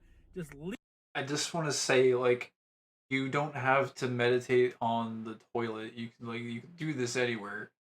But you do you. Close the door, put my earbuds in, zone out the world, right there on the toilet for 5 minutes, 20 minutes, a half hour, until somebody starts knocking and saying they need in the bathroom. Gentlemen, there is no shame in that whatsoever. Maybe I just don't get it. Maybe I just... Guy critiquing his editing. Don't add edits. Just make all your videos natural. Makes it easier to intimately connect and bond with your viewers. I mean, I think his editing has been pretty good, to be honest. For like what the content is, it's just kind of like cutting out parts that it's just pinned. Yeah, I don't know. I would love to do this actually. I am battling stomach cancer. Oh my god, I feel kind of bad for laughing at some of this stuff here. I hope he does okay. But yeah. Yeah, I hope he gets better, man. This fucking sucks. Not caused by pipe smoking. And I hope he makes it through that shit. Cancer, dude, killing Done it people. plenty of times. Some of y'all have also stated that you guys are musicians, like you love the arts and creating something with music or painting or photography. I choose to believe he's actually evil, so I don't have to feel too bad. This seems valid. These are all It's all about good, your frame of reference. healthy outlets. Look, all he needs to do is pitch the MLM, and then the consciousness can. Well, I don't know. I'd still feel kind of bad that he has stomach cancer. To go into monk mode with. Having one of these, a journal. What is to this? Jot down your thoughts. Some people are like, oh, that's feminine. I'm telling you, gentlemen, this helps with your mental health. Oh yeah, journaling is very, very feminine. Don't make just writing the art of documenting things. Cow leather journal, $230. Yeah, and just the act of archiving thoughts or even being conscious of your thoughts. This is very feminine behavior, gentlemen. I don't know, brother. That seems a little bit fruity to me. Because unlike a phone, you're distracted with, text calls, notifications. But when you have a pad of paper, when you have something tangible to actually take your thoughts and put them down on a piece of paper that you can hold and touch and go back to and, kind of rethink from a previous entry, it is so good for our mental health. In my younger days, I used to think that monk mode looked like going to the bars, going to the clubs. You wouldn't want a woman to be right. Getting drunk on a Tuesday, becoming a closet alcoholic, because that's exactly what I was. Straight out of the Army, after my deployments, and I came back home, I was, man. Oh, dude, Army I was man. just Okay. in a horrible shape. I was so deep into my own dark. To be fair, if you're piecing together this guy's life story where he was working in a warehouse and then he was also an army man, where you're basically spoon-fed propaganda and how to live your life and do everything, it's actually kind of cool to see that he's discovering monk mode, because this seems like a genuine revelation that he's experiencing right now. So I'm actually genuinely happy that he's discovering this, because I don't know, going through the whole army conditioning is not that's not easy to break out of. It seems like he is kind of trying to find his own path here, so that's pretty cool. Thoughts, gentlemen, that I attempted to cancel myself not once but twice. And wait, what? Thankfully, what I overdosed on, and I'll tell you what, the medication in the hospital that they put you in, the charcoal that they make you consume to flush that out of your system, that's a horrible taste, man. Oh my gosh. But I quickly realized that I had a purpose to be here. So do you. And now I know that there's commenters that are going to say that, it's quit lying, Kevin. There's no purpose in being here. Stuff will psycho break your mind. Incels. Yeah. Life is just freaking. Well, especially when you're younger too. I don't know what age he went into the military at too, but if you're in like a younger age where your brain is still kind of forming, it can be extremely impactful. One big waste. Maybe part-time monk mode looks like going to the gym or your home gym. I recently started working out and realizing that I got a dad bod. And yeah, that's not good. Maybe monk mode looks like to you reading some scripture or reading a good book or going on a swim. Here's something else that's interesting that I recently found out is you got to do this alone. Do it alone. Do everything alone. Oh yeah. There's a time and a place for help. That's when you true. Need help with something. I vibe with that. If you're gonna do something like this or make some kind of a big change in your life, you have to do it on your own. Which I'm honestly right now I'm kind of struggling with. It's hard being alone. It's hard to fill a void and build something new completely on your own. It's fucking scary. It's tough, but he's right.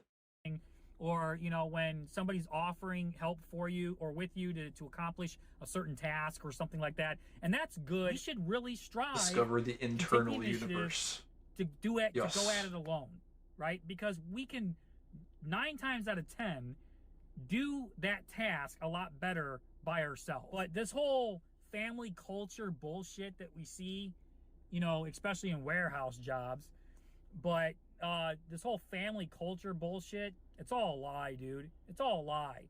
I think the vast majority of stuff that we can accomplish in our lives work best in monk mode. Work best when we're by ourselves, zoning in and zeroing in on a specific task and a specific goal that we have in mind.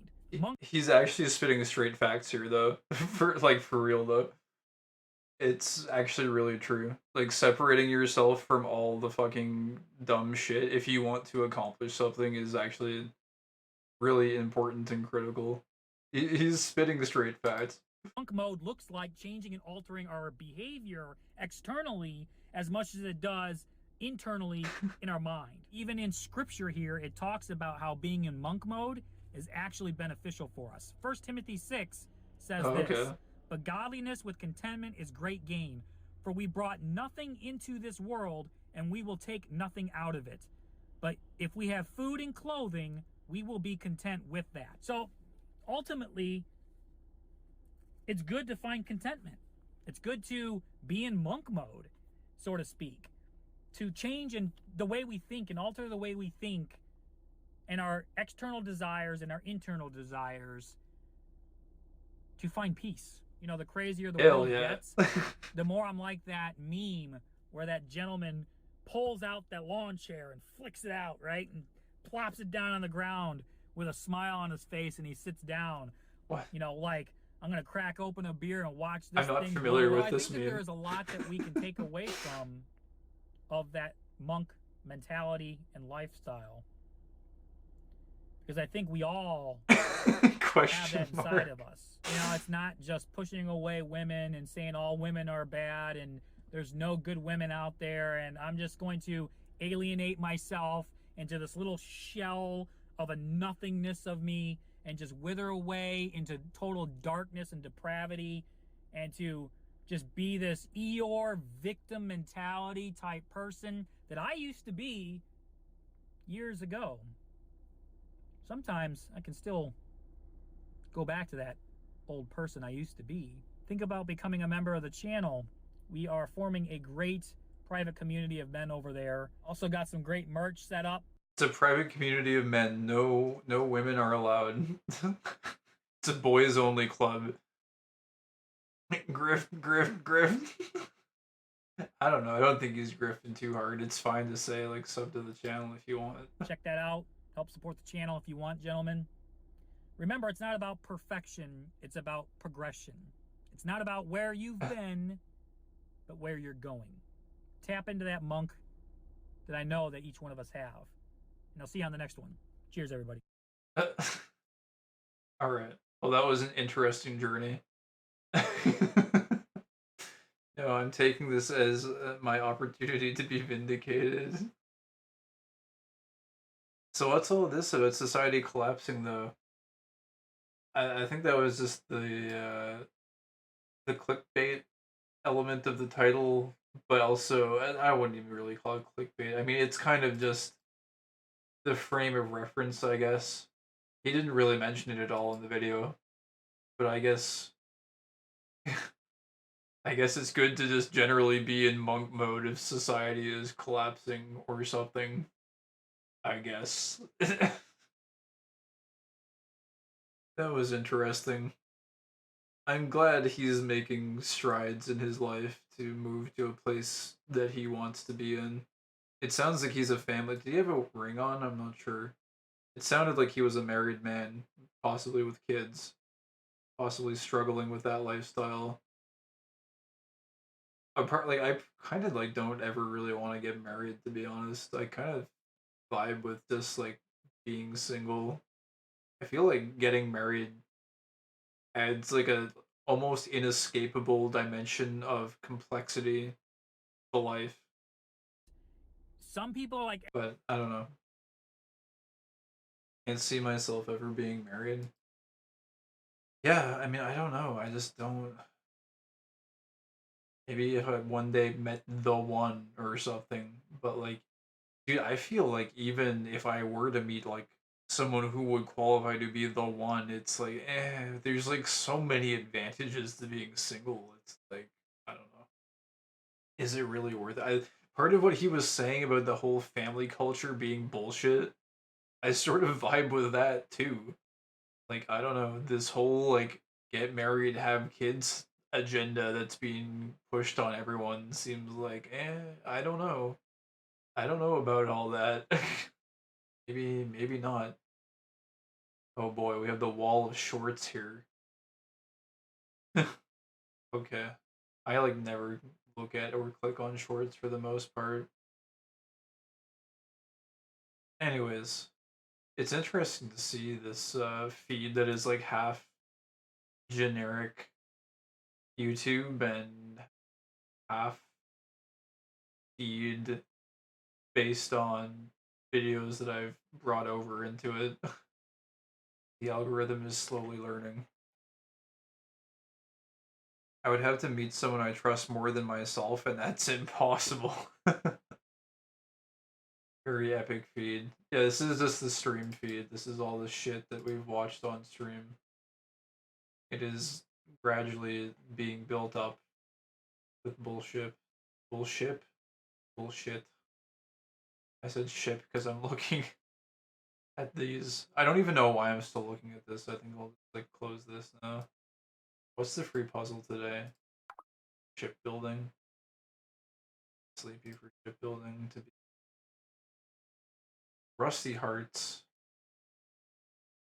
From last year's September. Roblox Death Sound Origin. Wait, what is this?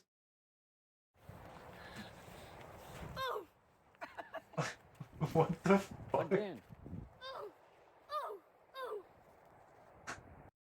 Why does he? Okay, he just says it randomly. Any puzzlers? I think there is any good puzzles going on. Critica, Soul Worker. Not a lot of videos in here. Clavy Woozy. Okay. Go from here. Was there something else?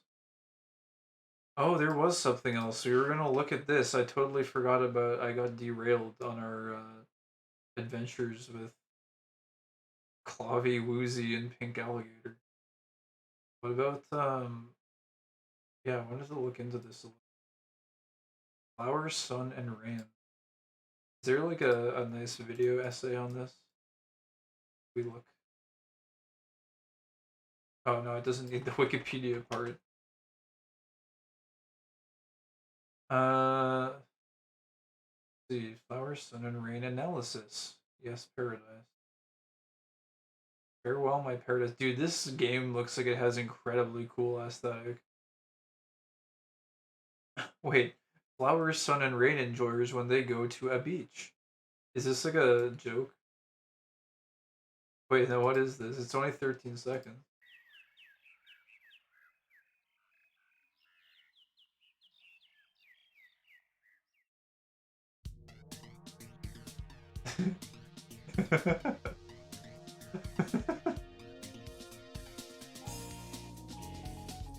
Hell yeah.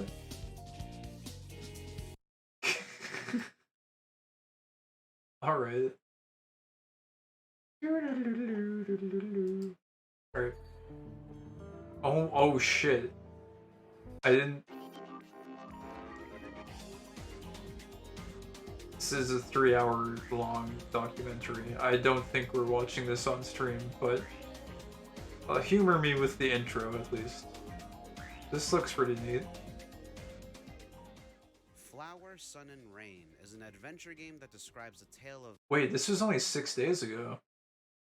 Holy shit, we got like fresh peak documentary content here on old game. Very fresh. 30x video playback speed. Hell yeah. Of not only murder and mystery, but absolute intrigue and tests of reality in this secluded paradise. Developed by a Grasshopper manufacturer and released for the PlayStation 2 exclusively in Japan back in 2001, it received a demake of sorts for the Nintendo DS about 7 years later, which saw a more global release. Oh wait, Suda51? And designed by Suda51. Oh, no shot. Written between the same 3 writers of the Silver Case, which include Masahi Uka and Sako Kato. This alluring tale of a mystified terrorist plot on the tropical island of Lost Pass remains one of a kind to this day. I didn't realize this had like an actual plot. This seemed like it was some sort of like, I don't know, like a Kaze no Natum or whatever, like hot air balloon game where you would just like go chill out and like, but no, it's If you haven't seen my analysis for the Silver Case, or at least played both that and Flower, Sun, and Rain in their entirety yourself, I suggest you go back and do so. Worlds concocted by Suda and his gang continue to intertwine as we dive into a mission unmistakable to stop Kino terrorists. style. Of course, this task won't be accomplished by a brute with a big gun, instead a modest man with the profession of searcher and his little Silver Case. While the game was originally released on PlayStation 2, it feels perfect on the Nintendo. I love this low poly aesthetic. I think this is really cool and like stylized actually. It looks a little bit goofy, like the running animation and stuff, but I totally vibe with this. This looks really neat. DS. Not only are the controls very simple for an adventure game utilizing only a few buttons, it even lets you play the entire game with the touchscreen, besides this one instance. But it isn't just simplicity of the game that makes it a good fit for the Nintendo DS. I wish I could look like him in real life. Is perfect to play on a nice warm beach on a sunny day with an ice cold mojito. Well, I guess it'd be fine on the PSP as well. Of course, something else worth considering is that Flower, Sun, and Rain was made in 2001. Like many games around this time, this adventure is glazed with this beachside sunny aesthetic that was running rampant during the beginning of the 6th generation. It's probably my favorite aesthetic, and like many games that were part of this Y2K era, it's spread across the gaming sphere like the sun. How do you say Fruit Tiger Arrow, or however you pronounce that aesthetic? Across the beach on a cloudless Or it's day. just like When it came to a lot beach of and these ocean games, the choice of aesthetic. tropical areas and beachside came from the updated technology, becoming capable of providing. It was really prevalent back then, I It was guess. how the devs excused the Oh my use of god, more some Dead or Windows kind Alive. of settings. But for Suda 51, I only ever his played Dead desire or for Alive 4. tropics came from reflecting on Grasshopper's first finished project, the Silver Case. I had to fully put myself into Silver Case's world. Arrow something or other. It's I just don't know how you pronounce it, but I think it's Fruit Tiger Arrow. There's a certain way you're supposed to pronounce it. Fruit Tiger Arrow. Gen Z's make-believe nostalgia? What do you mean they're make-believe nostalgia? This video was brought to you by Surfshark. Hello, friends. My name is JJ. So, the people of my generation, the millennials, have been enjoying. Okay, this guy is in.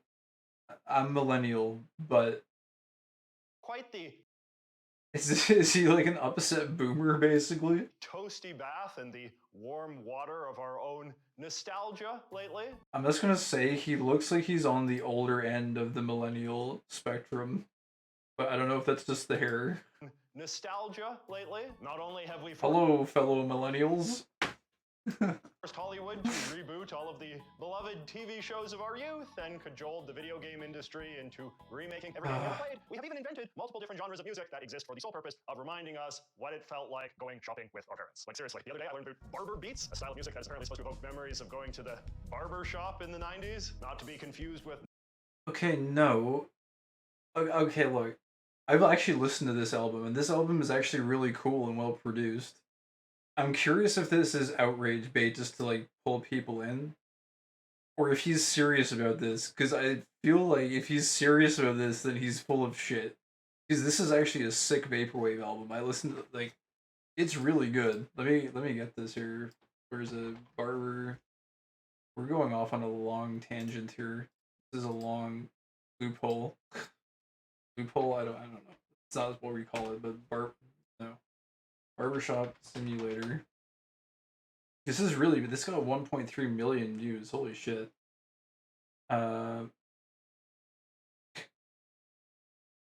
The art of YouTubing is to just make stuff up and sound confident. I should become YouTuber. I mean, you could. That one guy did it.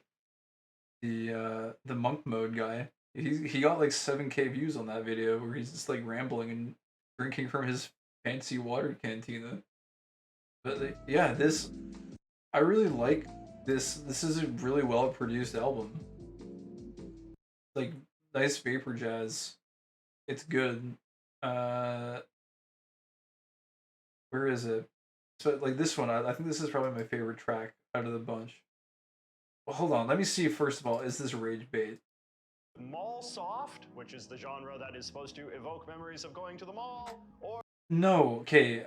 I'm just gonna preface this. Maybe this whole rant is going to be defused by him being like, haha, this is just a satirical opening. The point of Mallsoft is not supposed to evoke nostalgia around going to the mall. That's an element of it. But it stemmed from vaporwave. And vaporwave inherently was based on making satire of consumerism, right? Like it's actually like anti-consumerism. And the Mallsoft genre of vaporwave is actually a deconstruction of consumerism and just taking that aspect of it from a shopping mall and isolating it from everything else. It's not supposed to evoke nostalgia for shopping in the 90s. It's a deconstruction of consumerism of days gone by. But I'll digress. Let me hear what this guy has to say. or clown wave, which is the kind that is supposed to remind you of going to McDonald's. So amid all of this, it was perhaps inevitable that sooner or later the Zoomer generation would get jealous. I mean, millennial nostalgia can be a little self-indulgent and corny, but there's no denying it's created some pretty cool stuff as well. At the moment, the Zoomers are really working hard trying to make nostalgia for something called fruit. I hate how this guy is like, if he's truly being unironic about this, how he's like almost trying to like stoke this like tribalism between Zoomers and millennials and acting as if we shouldn't like be literal brothers in arms. It's like, seriously, Zoomers and millennials are, well, I don't know. I guess there's somewhere in between, there's another generation in between true Zoomers. Like I know Clavi keeps saying she's not a Zoomer technically. There's like a generation in between or whatever. But even then, it's like Zoomers are not that far off. Like, Arrow, a thing. This is basically supposed to be the Gen Z equivalent of that late 80s, early 90s design sensibility that my generation has been having so much fun with. YouTube is currently full of all sorts of Frutiger Arrow videos. wait, but everyone said old thing good, new thing bad. I wish I had maybe I get the chat up on screen. I even do that. All my scenes are so messed up in my OBS. It's really bad. Do I need to get this up? Yeah. It's just this URL. I'm on the telly, Pog Champion. Pog. Let me see if I can fix this. Do the source capture. Where even is this? It's supposed to be, it's not in browser. I can't even find source anymore. I guess it's not too important. Oh, whatever, it's fine. I'll fix it some other day. Anyways, but everyone said old thing good, new thing bad. That's the only nuance I can ever possibly exist. He's actually a secret Gen Xer, and he's trying to to foment hatred between the other gens. I mean, I don't know. He looks older on the spectrum. I know I'm probably being ageist or something there, but that's like a lot of gray hair. Like, I don't know. Maybe he is secretly Gen Xer. He is trying to incite a friggin' generation war. Videos from the under 30 video essay crowd, often expressing a great deal of self-satisfaction that they've stumbled onto something really important here. Finally, a nostalgic cult of Gen Z's very own. Frutiger Arrow. the up-and-coming term for the aesthetic we've been seeing for almost decades now. Fruitiger era may just seem like that silly, bubbly Windows theme from all those years back, but there's so much more to it than that. It shaped people's childhoods, even if they didn't know it. It inspired people, it was an amazing look, it got people... Man, I wish I had a bunch of gray hair. We'll get there soon enough. They now represent for me a kind of hazy nostalgia, a glimpse into a time when the world was racing through the digital age with a hopeful enthusiasm. It was Fruitiger Arrow that helped ease us into this new reality. Now, I gotta say, I have some mixed feelings about this. On the one hand, I am a pretty big fan of nostalgia in general, and it is cool to see the kids getting into it. As someone who is turning 40 this year, it is kind of interesting. Okay, yeah, I was right. He's on like the high end. He's like a high end millennial. He's at the I don't know, how did you phrase it? It's hard to find a good word for it. He's on the cusp of it, or like he's one of the early production millennials. A phony? I wouldn't say phony, but I mean he is kind of secretly almost in Gen X territory, I think. Interesting to witness people younger than yourself start to develop a sense of nostalgia for the past. It provides a fresh perspective for reflecting on eras of your own life. But on the other hand, Fruitiger Arrow is such a terrible foundation for Gen Z to be building their nostalgic project on, and in my opinion reflects a... How can you label someone's basis for nostalgia? Like, how can you invalidate someone's basis for nostalgia like that, though? Like, who are you to determine what is and is not nostalgic to someone else? That doesn't even make sense, though. Kind of weird narrowness of thought and ambition that Zoomers have an unfortunate tendency to fall into. What I mean by this is... Oh my god. Okay, go on, say your piece. Now, that a lot of... Dude, this guy's really popular, though, too. He's almost got, like, 1 million subs. He's got 200k views on this video. Like, what the heck? Aged people, at least online. He's from a generation that came before they invented decency. It's just, I would expect someone who has acquired this many years on this planet to have, like, a little bit more of an open mind, but I don't know. He seems quite hostile towards this whole concept. Also, might I say that, like, I don't know. So, I don't know. Some of his, like, he's got some cool nostalgic pieces here, I guess. But some of them also seem kind of off, too, so I don't know. Have this obsessive desire... Like, look, I think he's got, like, Funko Pops back there or some shit. Like, I mean, I think this is, like, somewhat... Name and sort says something. And categorize everything as specifically as possible. If something doesn't have a name and a precise definition that can be filed away on some specialized wiki somewhere, then it doesn't truly exist and isn't worth anything. A fellow millennial friend of mine described this as the Gen Z tendency. A fellow millennial friend of mine. It seems like he's trying to push the agenda that he's really part of the millennial crowd. Like, he needs to validate that he's part of that tribe by verifying that he does indeed have a fellow millennial friend. It's his epic YouTube video background wall. It's the sole reason it exists, yes. Tendency to make everything a Pokemon. And basing Zoomer nostalgia around Fruitiger Arrow is such a great example of this tendency because they have taken a perfectly good concept, which is nostalgia for the vibes of the first 2 decades of the 21st century, and linked it to this exotic and unintuitive pseudo-academic term. And all that does is turn what should be a broad and accessible nostalgic project into an exercise in gatekeeping and fussiness over precise definitions and examples. I don't think anyone is trying to gatekeep anyone from nostalgia. I think it's just Fruitiger Arrow is like...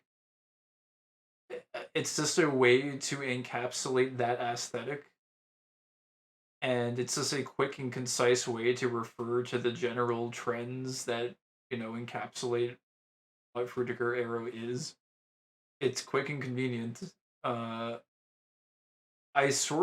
My personal sentiment towards the whole Fruitiger Arrow thing is that, I don't know, like, I can see the trends and similarities between them, and it was definitely a thing that existed across a lot of tech platforms, but I don't really see it being that nostalgic either personally, but just because it doesn't evoke a lot of nostalgia for me doesn't mean that someone who was younger than I was at the time might not have developed a strong sense of nostalgia for that aesthetic because they spent more time in those mediums during a formative time of their life when they were much younger, which is generally where your most nostalgic feelings are developed and come from.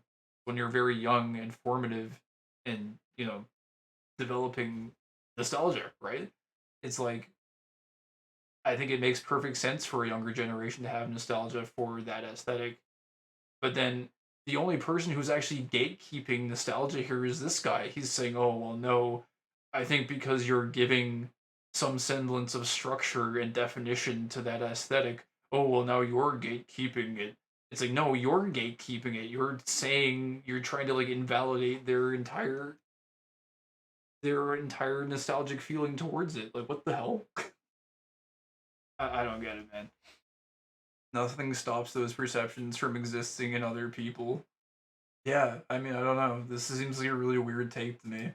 Not even going to bother explaining what the name Frutiger Arrow even means, because the mere fact that the name even requires an explanation is an acknowledgement of its failure, in my opinion. But basically, Frutiger Arrow is a term that somebody came up with to describe this sort of aesthetic. This is the introductory photo to the concept that they almost always use, in fact. The idea is that we are describing a visual style that is supposed to combine natural things like water and fish with high-tech things to create a bright and pleasant vibe, along with certain other Yeah, it's almost pseudo solar punk. Like if you look at like solar punk stuff, it's kind of like this almost, but with a little bit more of a beach vibe to it because I just think that was what the tech companies and shit were going for. But it's like sort of stuff like this, but it's more emphasis on it's. I think it's more grounded in like water based stuff and beaches for the most part. But it's generally kind of like this. flourishes like lots of gradients and turquoise colored things. The problem arises, however, in that some of the Anyways. Zoomer thought leaders are trying to broaden Zoomer thought leaders, he's referring to it as if it's like some sort of conglomerate that's like trying to take over or something, or like psyop people into thinking a certain way. Like, it's just people living their lives. Like, what?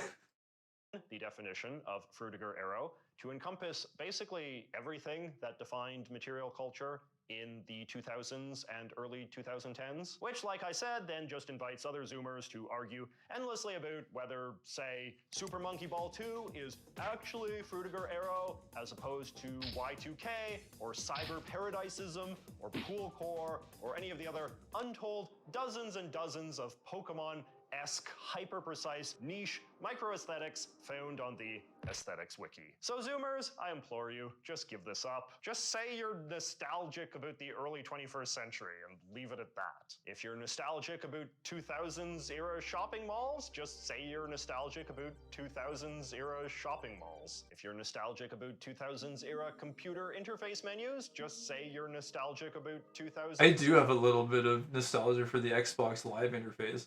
Like, that was definitely a vibe back then. Computer interface menus. You don't have to get bogged down trying to express your sentimentality through these jargon. Dude, it's like he's mad because one of them is getting popular. Like, yes, I appreciate that he has a gripe with like over classification and like micro niches. I agree. I think that it does get kind of insane. But like I don't think there's anything inherently wrong with attempting to do this kind of stuff because eventually like one of them may become popular and recognizable enough like Frutiger Arrow did. And then this is actually a very convenient way to be able to like package it together and be like, "Oh, that's I know what you're referring to when you say that." Right? I don't understand why he's like triggered by it. It seems sort of weird.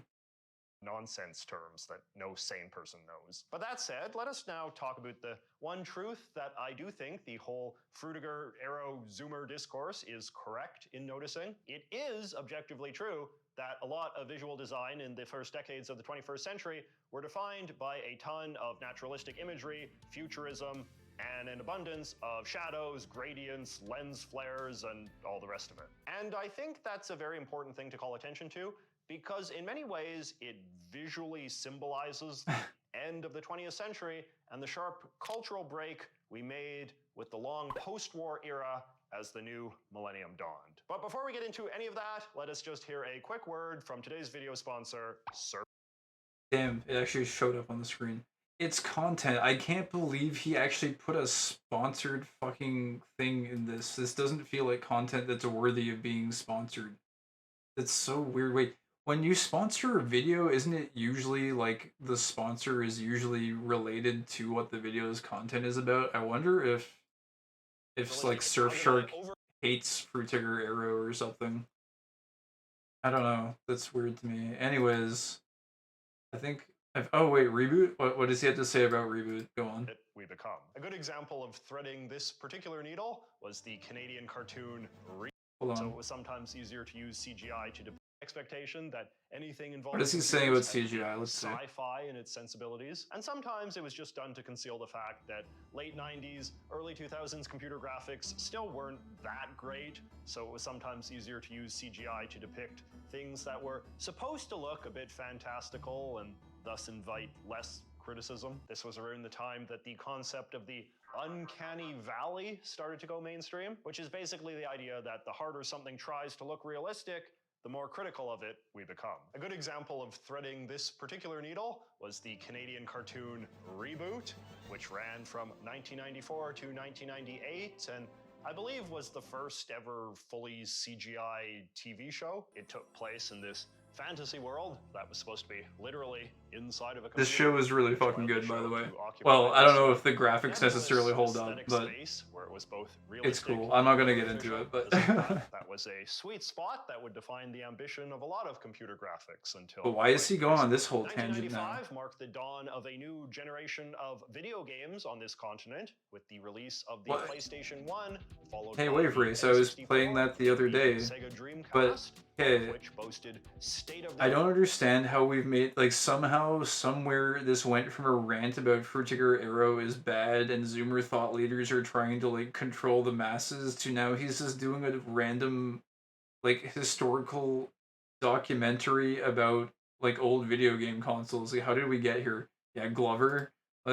fully CGI Snowboard kids. graphics, and they too would make a big show of their graphical ability to depict both futuristic and naturalistic things. Since I was a real firm Nintendo partisan back then, I only played N64 games, and I remember Pilot Wings and Wave Race really being held up as games whose graphics depicted just how realistically digital water and lighting could be rendered in this. I literally played both of these like 2 days ago. JJ had to admit that scene where Sonic ran away from the killer whale was pretty impressive. Anyway, things You had to satisfy the sponsorship, yeah. As computer technology got But, like, this better is- and better, companies would cram more and more. All I'm saying, like, this is not supporting what his initial thesis was in any way. It's literally like, okay, wait, he gets back to it in 15 minutes. Let me see how he connects all the dots here. More show-offy, computer-generated Okay. visual effects into everything. Nothing was ever allowed Yeah. to be simple or abstract. Food packages, album covers, TV commercials, office software, even your phone became full of 3D-looking CGI things packed full of details. And the problem that started to emerge by the dawn of the 2010s was that computer-generated graphics were beginning to get a little unappealing in just how overproduced they were. Everything was too shiny, too glowy, too smooth, too colorful, too detailed, too realistic, which ironically started to make everything look too fake. This then generated a backlash, as all things that go too far inevitably do. And today we are living in the aftermath of that, an era where flat and minimalistic designs that hide rather than flaunt their computer-generatedness are very much in fashion. These Zoomers came of age basically at the tail end of this decades-long phenomenon when overproduced, very gimmicky and flashy computer graphics were at their peak of cultural prominence. Gen Z's defining cultural experiences as kids were thus characterized by a lot of exposure to this sort of stuff, which they now often wrongly attribute to a bunch of discrete design trends like the so-called Fruit Tiger Arrow, rather than something grander and more historically significant. Again, I don't want to undermine the degree that the kids did in fact grow up in an era of very distinct visual aesthetics. I'm just saying that I think it's an era that should be appreciated in full, as opposed to chopping it up into its component pieces and arguing about where to make the cuts. The other somewhat dubious aspect of the Okay, Zoomer if that is his main, if his main critique is that they're trying to dissect it into too many micro components and that he has a quip with that, I think that's a valid enough point. It sounded like he had a very different thesis in the early parts of this video. like drastically different. I don't know if he articulated that that was his main gripe very well. It was sort of sounded like a sub point to a thesis that was like your nostalgia is invalid for this era.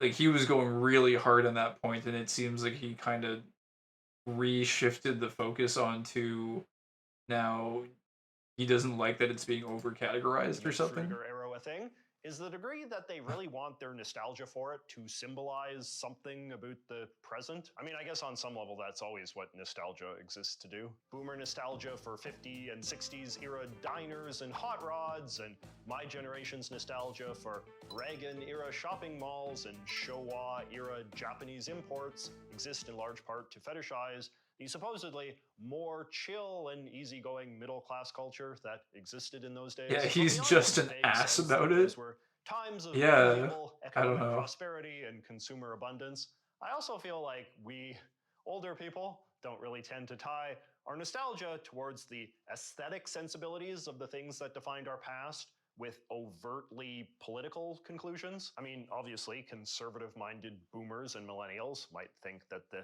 values of the old days were better, but I don't think they necessarily think that those values were embodied by, say, the jazz. Fruitiger arrow nostalgia, by contrast, is often held up by the Zoomers as a component piece of their grander political narrative of generational betrayal, because a lot of the Hold on, computer-generated visuals really think that those values with overtly political conclusions. I mean, the older people don't really tend to tie our nostalgia towards the aesthetic sensibilities of the things that defined our past Hold up. with overtly political The cup. conclusions. But I then what mean, does he say obviously, after the cup? conservative-minded boomers and millennials might think that the values of the old days were better, but I don't think they necessarily think that those values were embodied by, say, the jazz cup. Fruitiger arrow nostalgia, by contrast, is often held up by the Zoomers as a component piece of their grander political narrative of generational betrayal, because a lot of the computer-generated. Okay, that's just such a fucking wild claim. How can you? Now he's just tying things together that like they're not even within the sphere of what he's been talking about in the video. He's saying that somehow like Fruitiger Arrow is now some sort of like Zoomer political headpiece that is being used to like spearhead some sort of political narrative about generational betrayal. How the fuck did you make that that logic leap? Generation war, all out cultural war. This is the front line. Visuals of the 2000s and 2010s. I just don't understand like how he did that came out of nowhere. Like I don't know, there are some like very strange statements being made at certain parts in this video that this guy is like trying to incite some sort of like hate war between Zoomers and older generations or something. This brave warrior is standing in the vanguard. Scenes of nature, often coexisting with technology. This is frequently described as evidence that the Zoomers were promised a future that respected and honored nature rather than the world of climate change and environment. I think Fruitiger Arrow, he already said this earlier. Like he's almost like he refuted his own point earlier in the video when he was saying that all of the technological design trends were shifting towards things that were too bright and too shiny, and it was all getting very samey, and there was backlash towards it because people were getting tired of it. And now he's saying that it was actually, as a matter of fact, it was a promise of nature and the future, and it was a promise to the Zoomers of what they would get in the future. How can it be both of those things? Well, which one is it? Was it a design trend that was being emulated by all of corporations because it was the trendy thing to do? Or was it this like subconscious political narrative and promises to Zoomers? Like what is it? Which one? Mental destruction they instead wound up inhabiting. Frutiger Arrow at its core represents hope. The aesthetic came about during an era where technology was new and exciting and becoming increasingly more accessible. The possibilities were seemingly infinite and hopes were high, not only that this technology could improve lives, but that it could improve... is he basing this off of like one clip of one person he found who has this take? Who, like, to them this is what Frutiger Arrow represents? And he takes this one clip as the example and he's like, oh, this must be what it means to all Zoomers.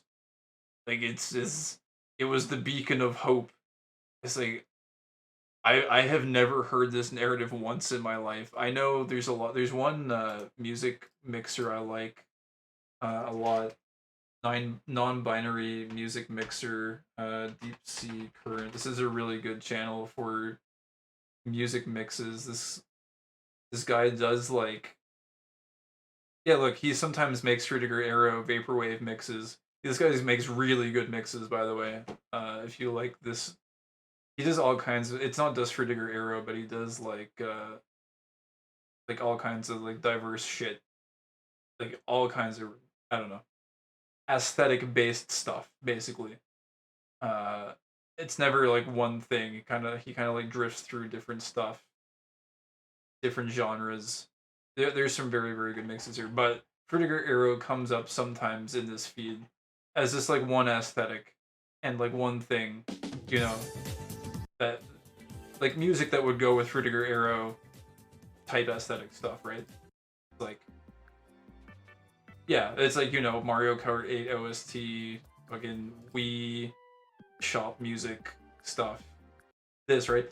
Never once in all of my time of like seeing Frutiger Arrow or listening to it have I ever heard any of this weird political narrative nonsense being interwoven into the aesthetic.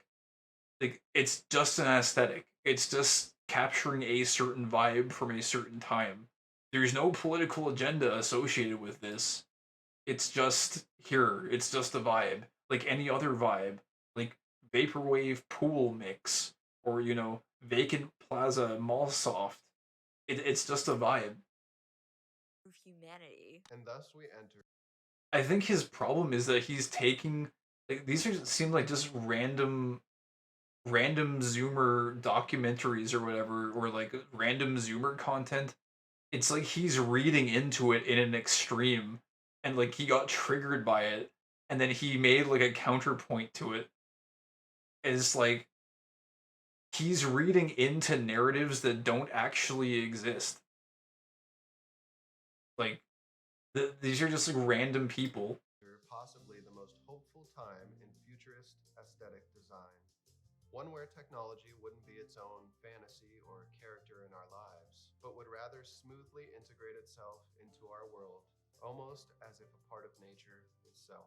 Frutiger Arrow was how we viewed the future. You're just so deep into the Frutiger Arrow propaganda you don't notice it. Oh, I see, this is the problem. Very knee-jerky overreaction. But little did we know that at the time we were already living the so-called aesthetic, and that in the actual future the world would look close to nothing like this. Despite the green thumb message of Frutiger Arrow, technology can... Wait, okay, maybe... Hey, look, I'll profess, I don't watch or look into this shit. He seems to have gathered a lot of these clips. Maybe this is... Maybe he's actually genuinely mad at these narratives that are coming up. Consumes a lot of energy from the planet, and pollution is still a relevant problem. Which, well, ironically, is the fault of corporations, the ones saying that the future will be green.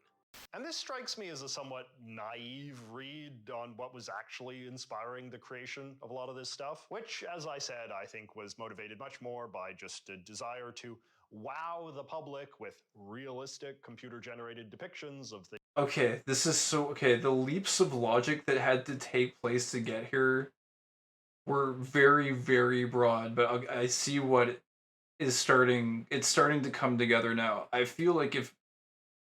This is so weird. If you wanted to make this case, like, you should have presented these clips and this narrative to prove that this was a thing that was happening, like, at the start of the video. Like, make it clear, and like, his core gripe is that there are these narratives that are being attributed to the Fruit Tiger Arrow aesthetic that should not necessarily be being applied to them, or to it, I should say. And that also Zoomers are trying to over categorize that era's aesthetics into micro categories to the point of absurdity. Those are his two thesi,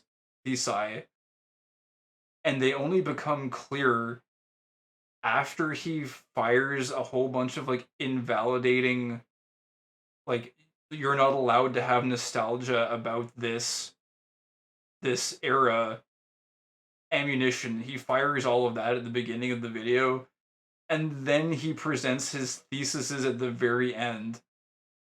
After, like, this seems like a very weird way to present these ideas. I'll say like that. Water and trees, more than any coherent ideological message regarding the relative importance of these things. If anything, I think you could make the case that a lot of the computer-generated depictions of natural things actually symbolized man's growing indifference to nature, just given that we were growing so increasingly proud of the fact that we could create digital versions of nature that were every bit as beautiful. But in general, I tend to think that aesthetics are relatively value neutral. I think a lot of the people who make the visual media that define our world are more inspired by a desire to be creative and innovative than anything else, meaning that a lot of the dominant aesthetics of any given era can just be attributed to the allure of whatever artistic technology was on the rise at that particular moment, be it lithographs, silk-screening, color printers, or digital graphic software. Anyway, This was such a weird like I said video. at the start, I think it's very cool that Generation Z is now old enough to be nostalgic about the lives of their younger selves, and as time goes on, I really look forward to seeing all of the nostalgia-related art and creative works they make, in the same way that the millennials have made the barbershop music or whatever. To my young Dude, why are you shitting on fucking barber beats? younger viewers, I am very keen to hear what you guys think about all this. Have you noticed an upswing in Hold on, where's... or digital graphic software? Anyway, I don't want to be too critical of the Zoomers. Like I said at the start, I think it's very cool that Generation Z is now old enough to be nostalgic about the lives of their younger selves, and as time goes on, I really look forward to seeing all of the nostalgia-related art and creative works they make, in the same way that the millennials have made the barbershop music.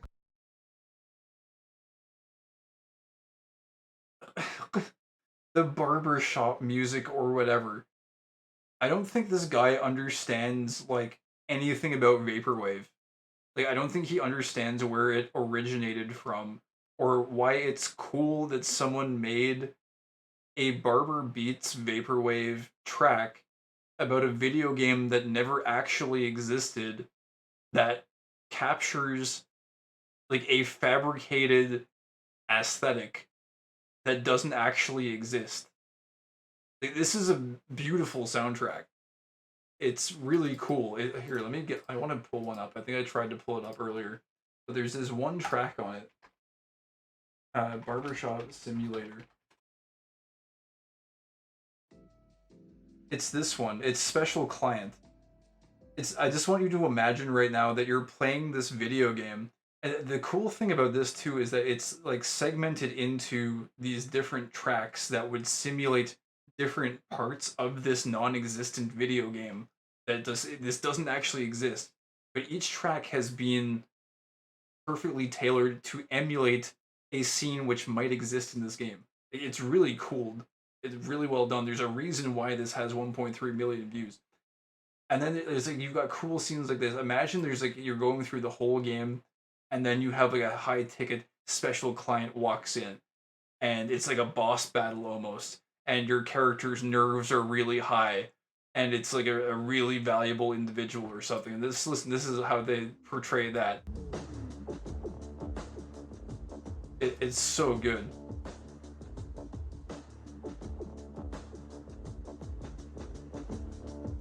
Wait until the bass kicks in.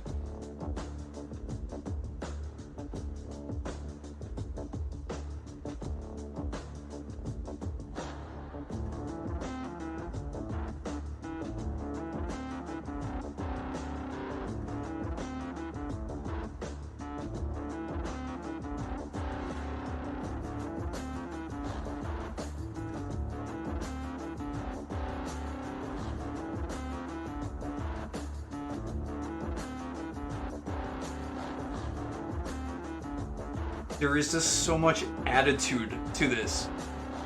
The vibe, I don't even know what the instrument is, but there's this like the bassy instrument that has so much vibration and just like strut to it. that it's like, you know, there's like a high ticket client walking in the door that has so much attitude, and it's like, oh shit, this is like a this isn't your everyday run of the mill like George that you cut his hair every few months and you know you shoot the shit. This is like a high profile client, and you better not fuck this up, right? It's like, it's cool. I love it.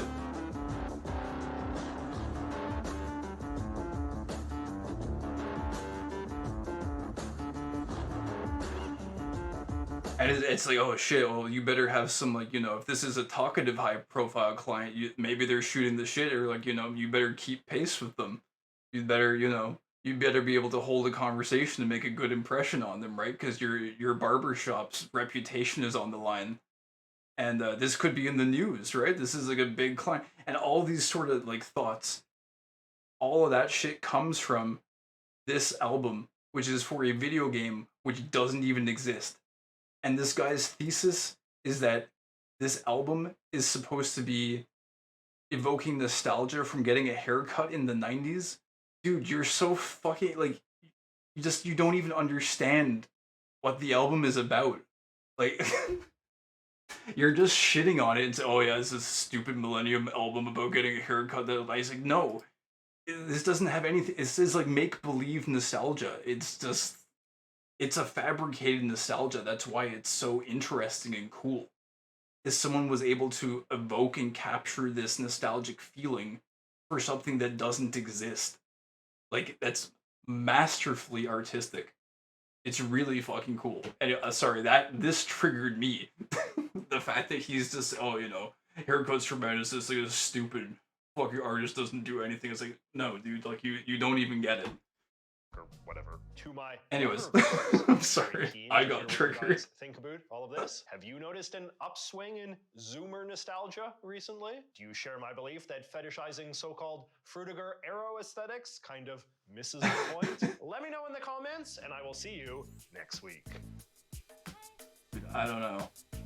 I don't know about all that. I think he had some valid points. I think signing like, you know what though? Like, I don't even think it's necessarily a valid point. I think if Zoomers, to them, they felt like Frutiger Arrow was a promise for the future and that was what they took away from it, like, that's valid.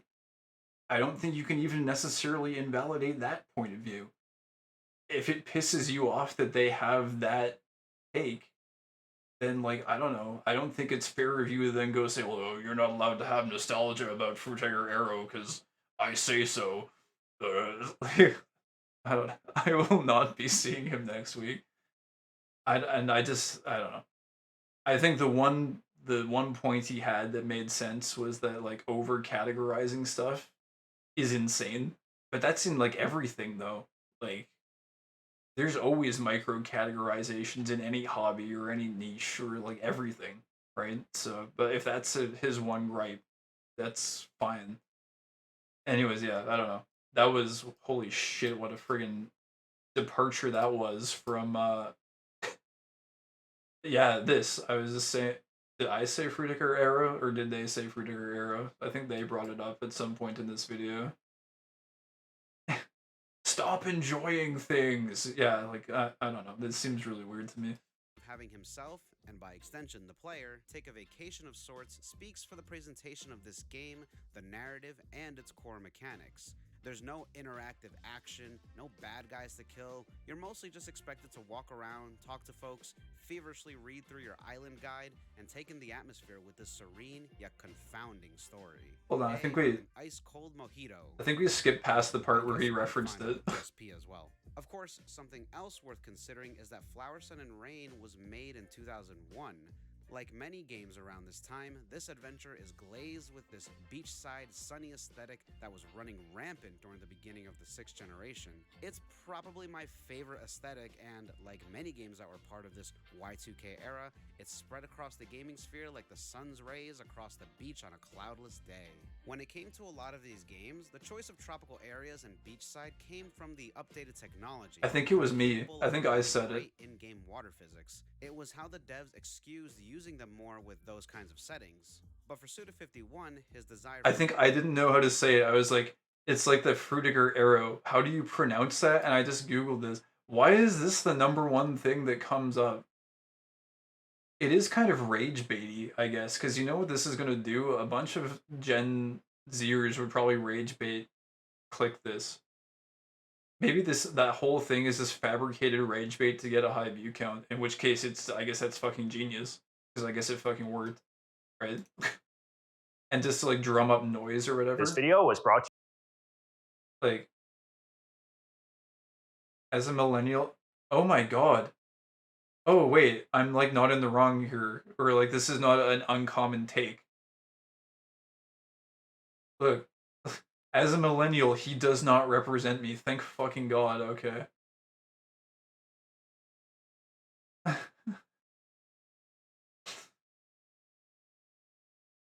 Okay, and then some people are saying, wait, as a non-millennial, Horta Bianca represents me.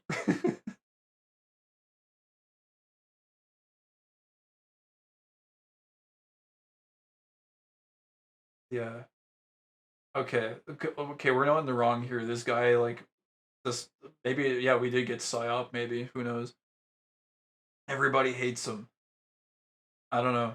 If rage bait is the new way to get engagement or whatever, I remember there was a conversation I had with Cafro too, where I had posted that one. There was a remake of We Didn't Start the Fire or whatever, and Cafro and I had this like long discourse about it, which was really cool. I love that convo. It was a little bit heated at some parts, but I think we both walked away from it at the end like with a cool understanding, and we both actually reached the conclusion at the exact same time that we both thought that um it might possibly have been created in the first place to be rage bait. And it got me to thinking about how that might even just be the new trend for like all these different tactics for acquiring attention on the internet have become kind of outdated, and maybe like just fucking rage baiting people into responding to get their attention. Maybe that is actually like the new wave way to do it, right? Or just like presenting a very controversial against the grain opinion and then using that to like attract attention or something. I don't know. It seems like something that could be. So maybe he's using that here. I don't know. That's like actually like 5D chess if he did that. But somehow I feel like I don't know. Maybe it does seem kind of artificial. It seems pretty targeted, like to make people rage bait into it. I don't know. Internet is optimized for hate. Yeah, it could be for sure. Also, maybe because this person had a popular video 6 months ago.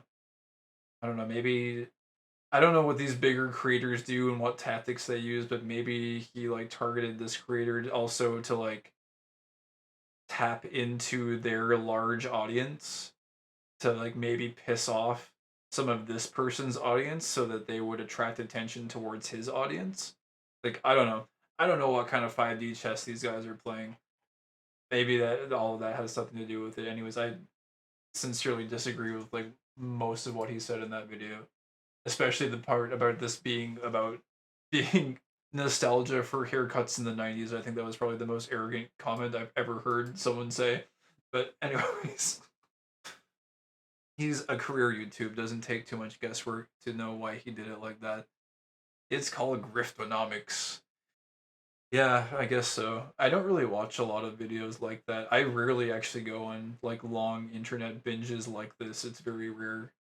But I just kind of felt like this is almost in a sense kind of like exploring walls in Mario, kind of. It's just exploring internet walls. Or something. Anyways. First finished project, the Silver Case. Again, I'm not watching this entire 3 hours, but I wouldn't mind seeing a little bit of a primer on this because it looks kind of cool. I had to fully put myself into Silver Case's world. The walls versus society. Yeah, something like that. By the time I finished, with everything being dark for so long, I kind of felt like I wanted to go to an island paradise or something. And since I can't actually swim, I thought, okay, I'll make a game about it. Wait, why did he want to make this? I missed this. The Silver Case, something bright. having himself, and by extension the player, take a vacation of sorts speaks for the presentation of this game, the narrative, and its core mechanics. There's no interactive action. Okay, yeah. I wanted to hear what Suda was saying for his inspiration on it. Through your island guide and taking the atmosphere with a serene yet confounding story. So, as per the dry Genry recipe, I will start going through the story and describe each chapter while sharing my observations and analyzing. Did I jump over it again? I choose I think I did. because I believe This world, which is dark. Yeah, I did. games, the choice of tropical areas and beachside came from the updated technology. It's very hard to navigate the video because the time slider is like hypersensitive because it's a 3-hour video. Providing great in-game water physics. It was how the devs Alright. Yeah. using them more with Yeah. For Suda 51, his desire for the tropics came from reflecting on Grasshopper's first finished project, the Silver Case. I had to fully. It's just dark and pretty fucked up. By the time I finished with everything being so dark for so long, I kind of felt like I wanted to. Okay, that's cool. That's cool. Which is dark and pretty fucked up. By the time I finished, with everything being dark for so long, I kind of felt like... I'm actually not very familiar with all of Suda 51's previous work. I think the only one I know about is, for the most part, is Killer 7, which I'm pretty sure is like one of his main claims to fame. But I think looking into some of his other stuff would be pretty cool as well. Like I wanted to go to an island paradise or something. And since I can't actually swim, I thought, okay, I'll make a game about it. It was something that was close to the opposite of the Silver Case, something bright and kind of funny at times.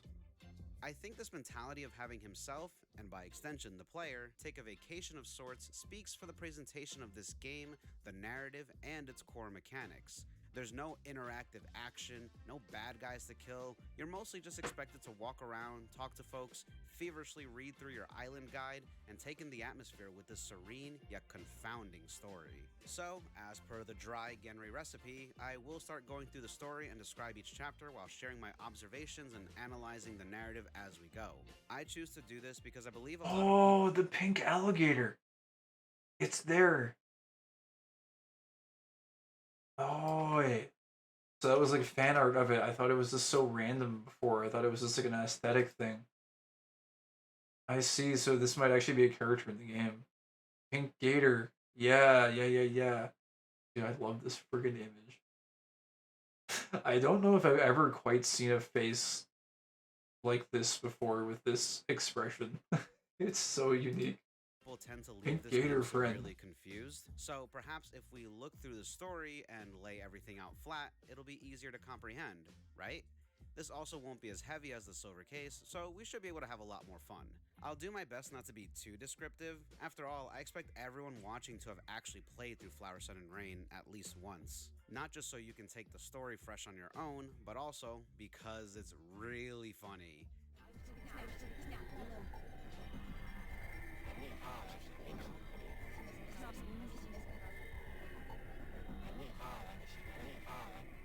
The humor of this game is arguably I put the it best inside in her. Grasshopper's library. In fact, I consider this to be their funniest game with few challengers. However, the comedy is something I can't, or in some ways won't, really show off in this video. Mainly due to the dialogue being all text. And I don't think me explaining what they're saying is always going to do the bits and gags justice. So, spoilers from here on out. Of course, I'll go into analytical detail and theorizing when I feel appropriate. As expected from Suda's directed projects, there's a lot of underlying meaning in the narrative that I find deeply interesting. I'm also using the European version of the port, as its translation is at least slightly more accurate to the original script. But I'll point out some differences between this and the US version as we go. Also, just because I can't really fit this anywhere else, another unique aspect to this game is the soundtrack. Masafumi Takada was head composer once again, who would work along with Jun Fukuda and Shingo Yasumoto. What made Flower, Sun, and Rain soundtrack so different from every other game in Grasshopper's library, even to this day, is the majority of it consists of royalty-free classical songs recomposed and mixed by Takada and the gang. How each song is played into the game, original or otherwise, feels perfect for each room and scenario. And even if you are familiar with the songs beforehand, the way many of them are performed here are wholly unique.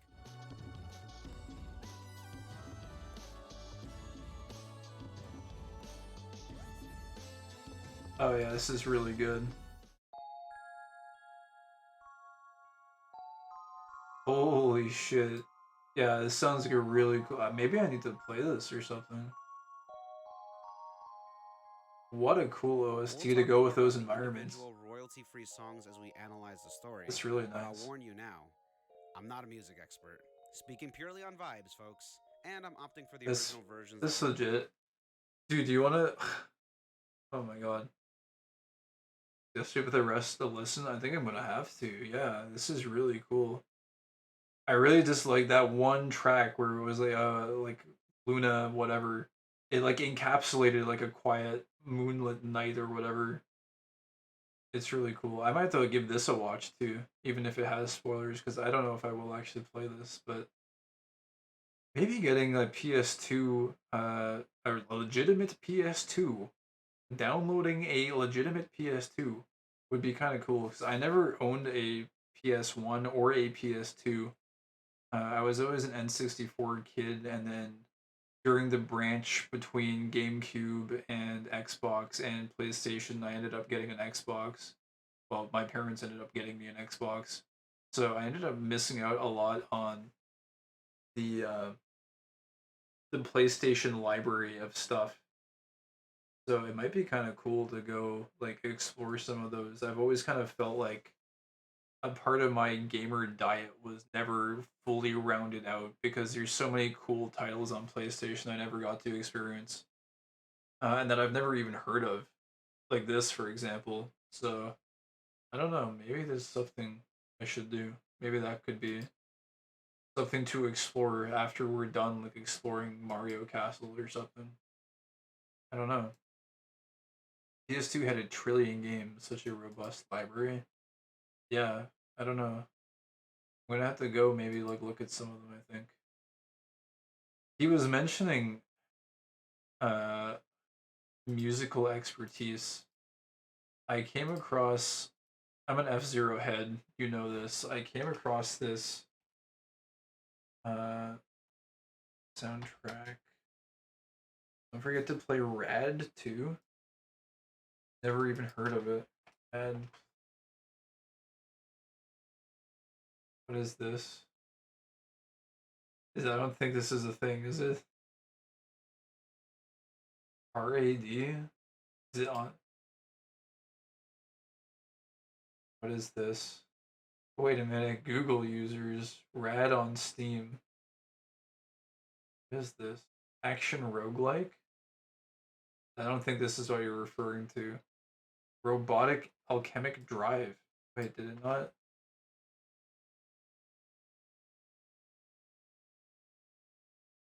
Is this good? Oh shit, giant robos. Man, it's weird with the giant robots, but I've never been into giant robot anime or giant robot games except Mechasalt, and I think part of the reason why I've never been into this genre, it's weird because I like the aesthetics of a lot of the robots. Aesthetically, I think they're really freaking cool. And I think like even in like Evangelion, I really like the aesthetics of the giant mecha. But the problem I have with it, I think, is that I grew up with like Mechasalt. I grew up with this, and this is in like the Mech Warrior universe. And a part of me always kind of leaned towards this sort of like turn this down, it's probably be loud. Um a clan mech? I mean, let's see. This is some guy with commentary. I switched to like my Or military type mechs. Yeah, I don't know. It was just like this sort of like grounded in reality. This is a heavy mech. It weighs a shit ton. It's slow. It's heavy. It has like it felt like grounded in realism, quote unquote, something like that. And a part of my brain has a hard time suspending the disbelief of the giant mechas with like swords and shit. A part of me has had a hard time getting into it. I need to try to find a good entry point that will easily allow me to like dismantle that like very strong disposition that I built up over the years where it's like, oh, a mech is supposed to be heavy and not swift and agile. I need to be able to break that mental barrier somehow, I think. Rad mechs that feel like they have tons of weight. I see you're trying to sell me very hard on this. I'll give it a look if I ever do get a legitimate PlayStation 2. If you give it a high recommendation, I will definitely have to take a look. One reason I do really want to get into it is because there's a friend I used to hang out with a lot back in the day but whichever Gundam series it was, what is it? Char Asno? I don't know how you pronounce his name. I'm sure if I did this shit. Char Aznable, that's it. This guy. The one that he's from seemed really good. But it seemed like kind of daunting to get into this series. But this guy is supposed to be like a very prominent character. And I know a little bit about the overall plot. The OG Gundam. He's supposed to like basically I know about his Zaku as well, which looks really cool. I've always liked the design of the Zaku a lot as well. I think it's like one of my favorite designs out of all the mechs. Which I don't really know a lot of them off by heart, but I've always liked the way this one looks. Um, but yeah, I don't know. I need to like somehow try to find a way to like break into the series. And it's just kind of tough because I don't have a crap load of time. But I don't know. Maybe if I started like watching a few episodes here and there, I might be able to break in. But it also seems weird because there's so many different shows in that universe that it seems hard to find like what a good starting point would be. Like I don't know where I should start. I think the friend I was talking about tried to introduce me through G Gundam, which is like the goofy one, which I was kind of enjoying actually. It was pretty funny. But part of what I do think I would probably like about the giant fighting mecha anime is even if I don't really get into the even if I can never truly suspend my disbelief of the like way they move or whatever, I think like the characterization and storytelling seems like it would have a lot of potential that I would be able to enjoy even if I don't really like entirely get behind uh the mechs or whatever.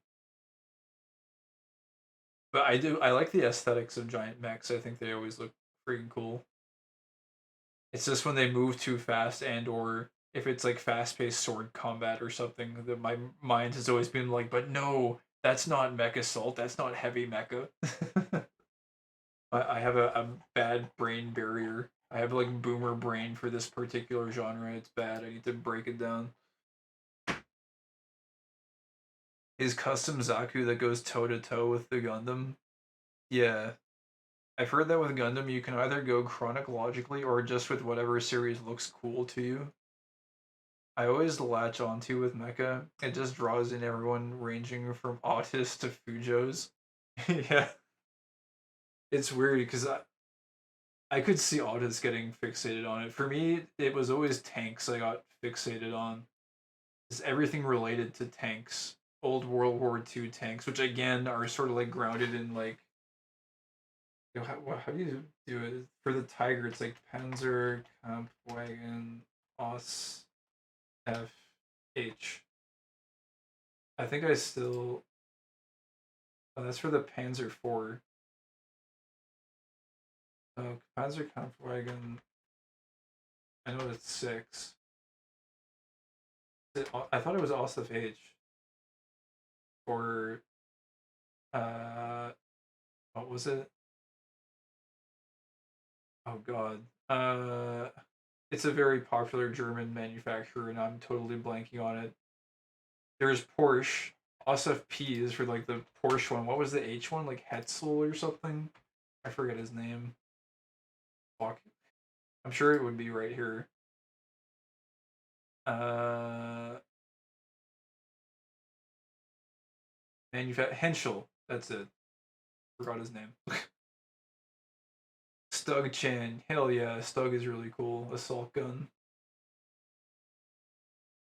Um, but yeah, I don't know. For me, it was always tanks, just because there's something I find really cool about tanks is just like everything about them. It's the engineering that goes into creating this like absolute death machine as well as the logistics required to actually keep them running, like the maintenance and like keeping your supply chains fueled so that there's enough fuel at the front line to keep your tanks resupplied. it's not just Tigers. It's like all tanks basically. Like other even modern ones too. Like one of my favorite main battle tanks in modern times is the Challenger 2 MBT. Or actually, no, not even the Chally 2. Even the Chally 1, I think, is... This is my favorite main battle tank, like, modern one. It's a little bit outdated these days, but this one... Just the way the turret, like, curves into the hull to, like, almost like a perfect curve between the two is, like, so nice. But... The main reason I like them, especially for, like, the old World Wars, is just like the logistics that went into them, the engineering, but then also the fact that you had a crew of 5 people that had like basically absolute trust in one another to do whatever their role was in operating this thing, and that they all had complete faith in the commander to like guide the operation of the vehicle, and all 5 of them would be working in perfect unison to operate this thing for one objective. I think it just kind of like represents like humanity's like greatest accomplishment of like teamwork or whatever. It just like all of those factors come together into this one entity here somehow. And for me, I don't know. That's my like autistic focus. Like, I really like it a lot. Absolute unity. Yeah, it's just all of those factors. The engineering, the logistics, the strategy, the trust between the team members. And it's like there's other cool parts of war tech where it's like, there's like aviation and like cool fighter jets and stuff like that, but to me it's just because you needed like 5 people operating this one vehicle facing off on another like battlefield or whatever against another opposition that had the exact same setup. I don't know, there's just something about that where my autistic focus gravitated towards this and tanks, which also manifested in I do like what is it, Girls und Panzer. Like the most autistic thing ever. But like this anime too, like when I showed this to some friends, they're like, "Oh, like you like the Moe blobs or whatever," but it's like, no, I actually like genuinely began watching this anime because of the tanks. Like I like the tanks sincerely. They're very very freaking cool. Love me planes and plane accessories. I never got as much into planes, but I do have an interest in them. I've just never had the time to pursue my autistic interest in those as much. But planes are also very cool. I think planes have their own kind of like cool appeal to them too from the World War II era. It's a different vibe from tanks. But I think tanks is my favorite vibe overall somehow. Just something about them. And you mentioned Stug. There's a lot of different Stug models, aren't there? Man, Stugs are fucking cool though. It's a big fuck off gun on a chassis. No turret. No need for all the complications of a turret. Just fucking put big gun on a chassis and just send it in there. Blow shit up. Very nice tank. I think there was there's another one that had like a much larger caliber gun or something. Big gun go kaboom. Especially the air to air genie rockets. They were nuclear. I don't think I've ever heard of those. Crazy. The rockets. Air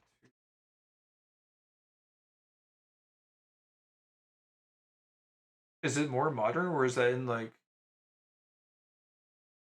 were they older? Is this what you were talking about? I don't know. This says Air 2 Genie, but I don't know if there's like an earlier version.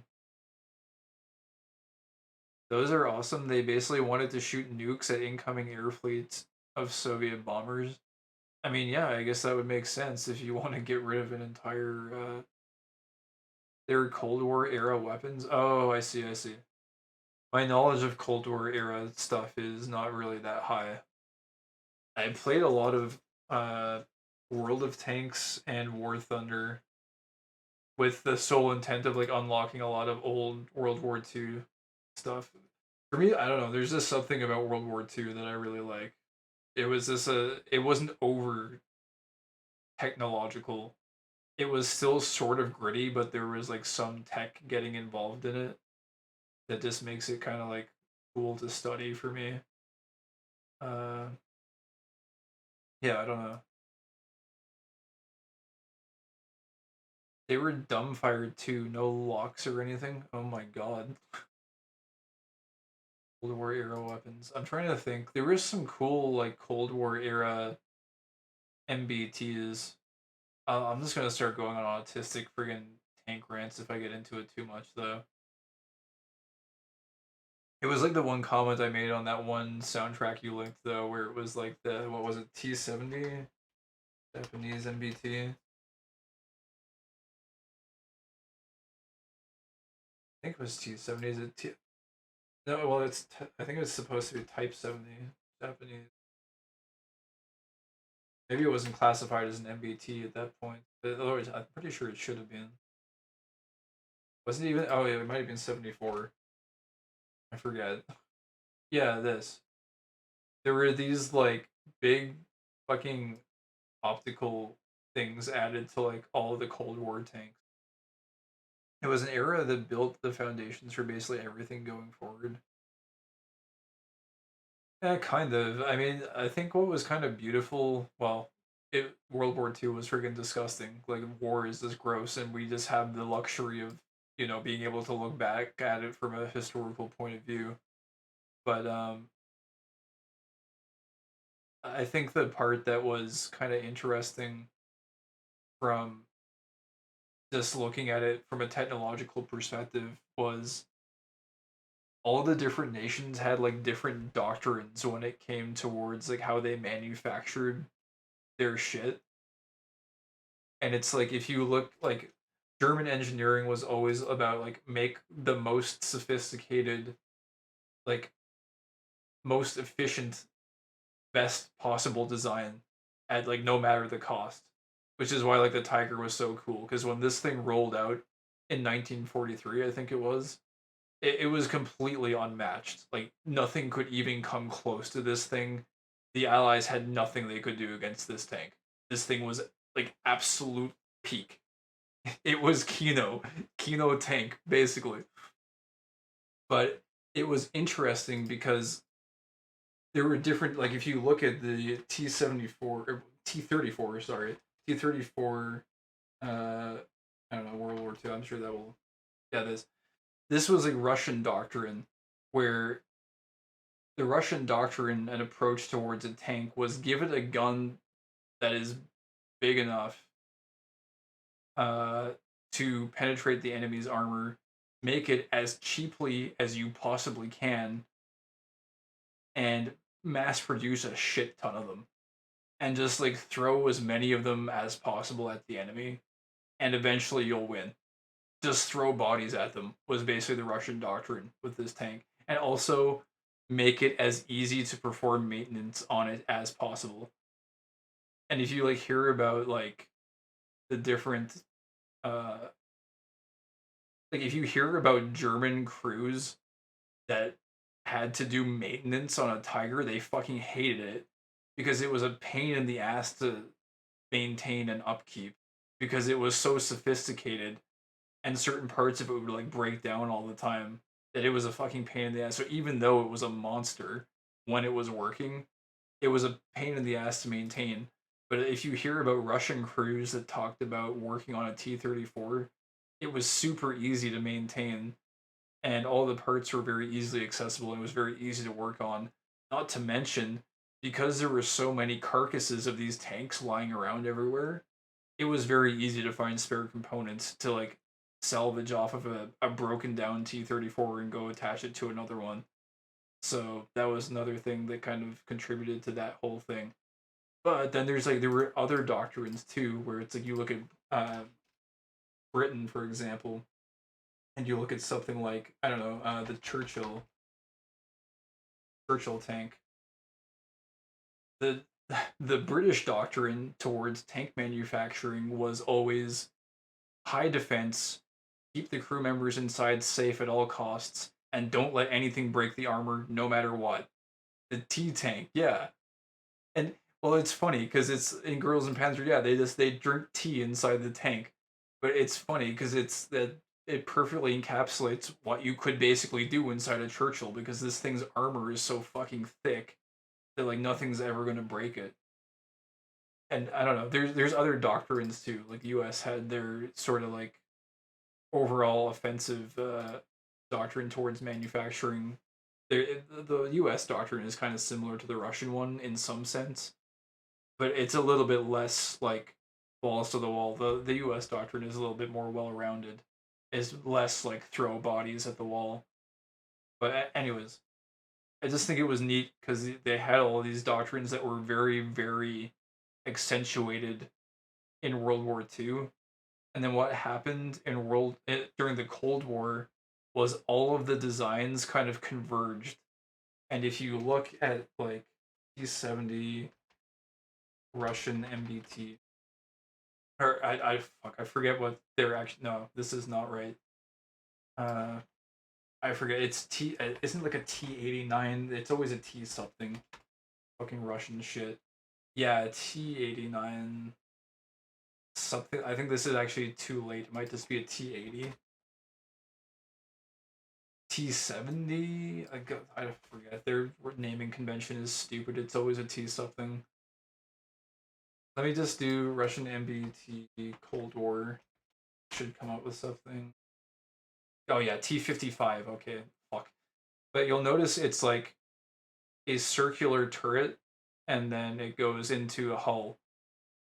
And then if you look at something like America Cold War MBT, everything started going into this MBT, which is main battle tank, and the roles that used to be like divided into like light tank, medium, and heavy got done away with, and everything started turning into an MBT.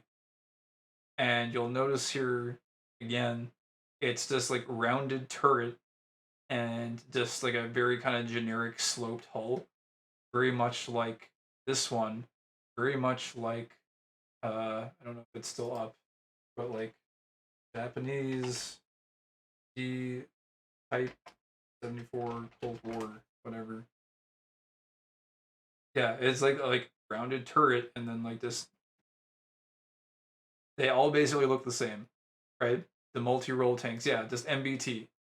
So even though all of these are technically a little bit different, it was like every single one, the Russian one, the American one, the Japanese one, were all very much the same. I think the only ones in the Cold Era that sustained any level of like distinguishing factors were the Leopard 2 MBT, which was the German one, which is still kind of actually I think this is post Cold War. I don't even know what the German one was. Sorry, I'm being autistic as fuck about this and spending way too much time on it. Wait, this one is like exactly the same too. Which one is this? It looks exactly the same as the other ones. I don't even know. Anyways, the point is tank design basically converged very much during the Cold War. But then it also later on it kind of branched back out into the original. They're all the same. It's just like the fucking um it's like the restaurants and the designs, right? It all converged into the same thing. It's like what we've got in design today in like modern consumerism. It's weird how that happens. But some of the designs did kind of eventually branch back out into like a little bit of the characteristics that the countries used to like the Challenger 2 for the Brit uh British manufacturing still has like the highest armor out of all the MBTs. The Leopard 2 is kind of like the most aggressive and has the highest speed for the Germans. Um, the Russians always have to have the biggest guns. Basically, they always have to have the highest caliber gun. Russian, what is it? Oh god. T1 Armada, I think it is one of the most advanced, or T14 Armada, I guess it is. Yeah, this thing. This is like their most advanced tank that they have right now. But it always has to have like the biggest gun, basically. I think this is only a 3-man tank, and it's got like automation and shit. But it's interesting how sort of like the doctrines that were originally followed in World War II, like the characteristics, they actually sort of started making a reappearance after the Cold War. But during the Cold War, everything converged into this like one MBT style. It was sort of interesting. Anyways, that's my TED talk on fucking tanks. I'm sorry for derailing everything.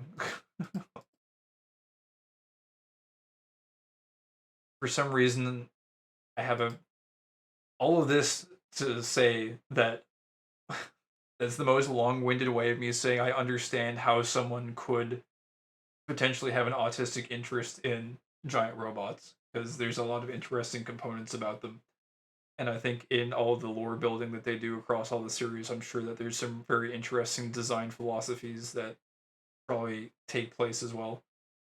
So, but yeah, I do have an autistic appreciation for like various elements of like military design. It is interesting to me. There's a mech in Rad that's a giant tank with big guns. There, I was gonna Google for it here, but maybe I'll keep it a secret so I have something to look forward to. That would be kind of cool. Giant tank. All right. So there's this also. Oh my god, I was gonna do one more thing. I don't even know if I would be able to find it per se. There was someone that did a really in-depth analysis of the F-Zero soundtrack. This guy was saying that he wasn't like he wasn't a buff on music or whatever, and so he was just going off of the vibes, which I totally appreciate because I'm not a music buff either. I generally just go with vibes and like I know what I like and I know like certain musical principles or whatever. I found this one gem. I might even post this in Clavia's Discord at one point or another. I don't know. But it's this one guy who he posted this 3 years ago and it only ever got 138 views. It didn't take off at all. And he does this like insane breakdown of the F-Zero soundtrack from angles that I've never seen any other video cover it from. Hello. F-Zero was one of the 2 launching titles of the SNES. And I'm not gonna spend more than like 5 minutes on this because it's like this. Obviously, I love F-Zero, so I'm gonna be like fucking fanboying over this all day or whatever. But it's like this is like a guy in contrast to this guy.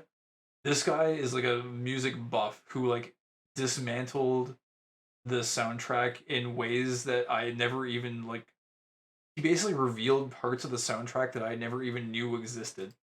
Super Mario World, and responsible for selling the console by sheer awesomeness in the story. And he goes into like parts of like the sheet music. This left the music to be composed as. But he also like he basically does like this insanely technical breakdown. He goes through like all the different channels that were available on the hardware at the time between the NES and the SNES.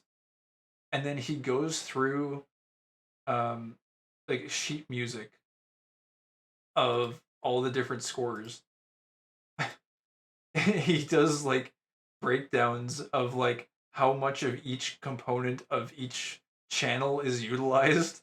This shit's absolutely bonkers to me. All 8 channels.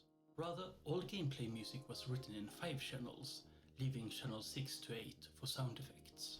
Yeah, he covers this too because like they used to like stifle certain parts of music tracks on the NES, so that sound effects could be played. but then he like points out how like the F-01 was composed in such a way that they purposefully left open these channels so that it wouldn't stifle any parts of the music with the sound effects. During the NES era, this was usually made by voice stealing instead, meaning every time a sound effect sounded, one part of the music would also stop playing. In the 90s, the SNES audio teams would still rely on voice stealing. Yeah. So he goes on all that kind of stuff. He does like audio breakdowns of like. Hold on. For rockier moments. Hold on. Like here, just like listen to like where is it?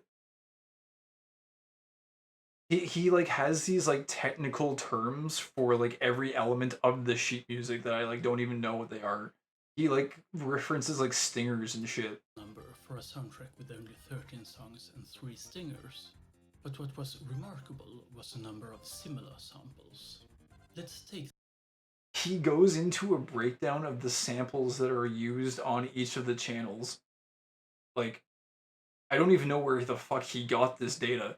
Like, it's seriously the most breakdown I've ever seen of any game OST in my entire life. The electric bass as an example.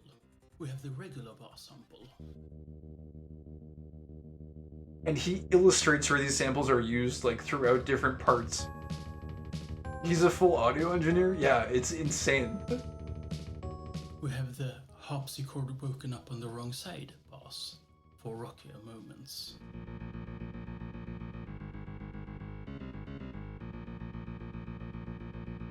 But it was just so exciting to me because it's like, oh my god, so that's why this sounds so fucking cool. And he dissects it, he breaks it down so you can hear all this cool shit.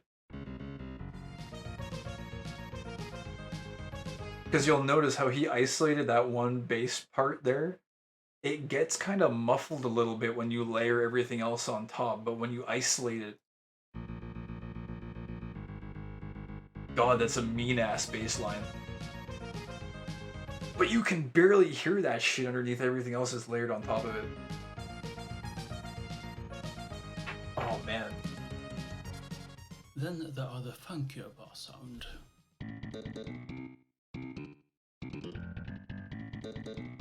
The ending theme for this, by the way, is like insane how they made it. I'm not gonna get into it. That one sound that you hear there where it goes like bam, bam, bam, bam, bam, bam, that's actually using, I think, like 4 channels to generate that one sound. Like, I don't know, it makes it very rich sounding, but it sounds like it's one note. They're using like audio warlock tricks or some shit. It's really crazy. There was one part though where he points out in Deathwind, one particular track. When the 2 snare rhythms are separated, the second channel are moved a far step to the left to also separate them in the mix, which is an absolutely traditional move. But the pitch related. Oh yes, an absolutely traditional move.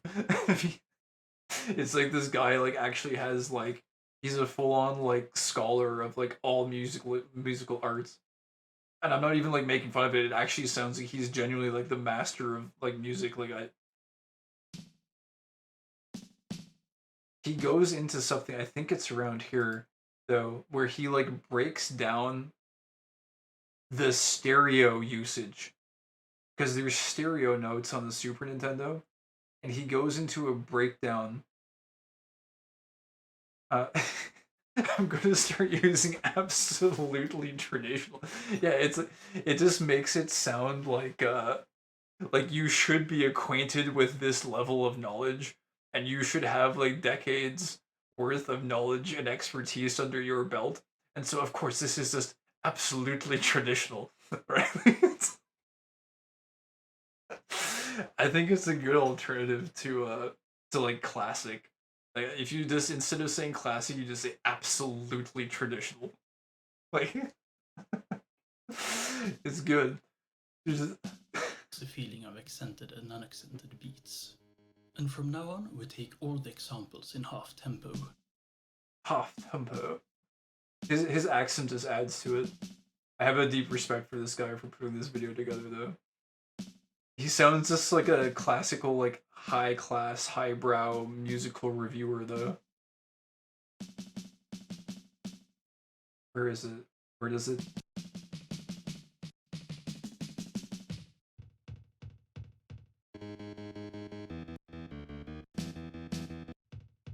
It's this part, I think. Have some rather rhythmic movement between right and center. Actually, this is kind of going into it here. But to still have some rather are separated, this controls the exact panning, and just... Yeah, he spends like 6 minutes breaking down the stereo usage in Deathwind. When the percussion begins, the logic seems to be sound, just like any of the pitched instruments, because the snare 3 channels, reserving 2 of the ordinary music channels to the aforementioned Deathwind. I don't know, this was like the cool... I'm spending way too much time on this. But basically he points out how the percussion in Deathwind has stereo notes to it. And the stereo notes bounce between the left and the right earphone if you have headphones on.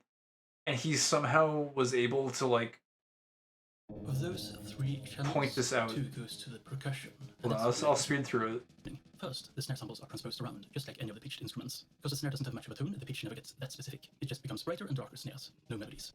When the percussion begins, the logic seems to be high pitch equals panning to the right, low pitch pans to the left. A few exceptions are made, but there are additional pan movement, seemingly to enhance the feeling of accented and unaccented beats. And from now on, we take all the examples in half tempo. This takes forever. He slows down just this into half tempo, which I feel like is a little bit excessive. But you can hear it if you have headphones in.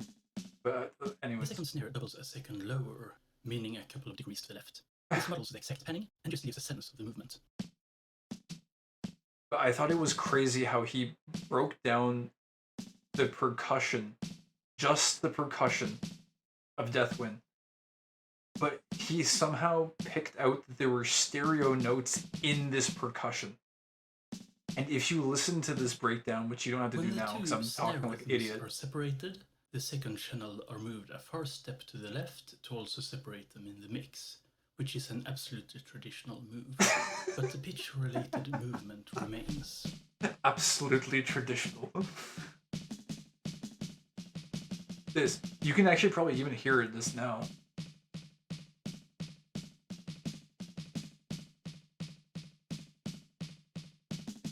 It's stereo percussion.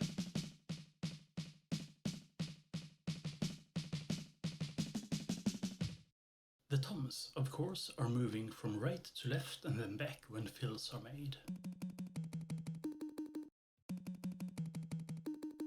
The kick drum is never transposed in any way, but do still have some rather rhythmic movement between right and center.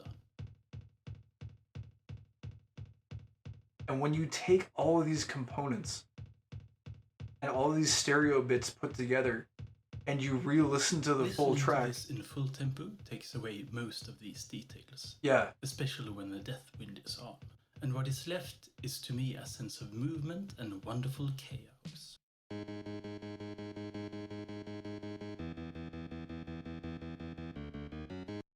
Just for like one point of context, this track as well, the race track that is one on which there is like wind motion and it will be constantly blowing your machine to the left or right. And so the fact that they added this like stereo percussion and stereo notes underneath of a like overlapping Deathwind element, it's like it's actually characteristic to the track itself, like the racetrack and the mechanics of the game. But I never knew that these were stereo notes because you can barely hear it underneath the Deathwind. But it's like it's this underappreciated detail of the track that you would never know about unless this absolute madman went through and dissected it and spelled it out for you. Like, this guy is a legend, and he's got only 138 views on this track, or on this video.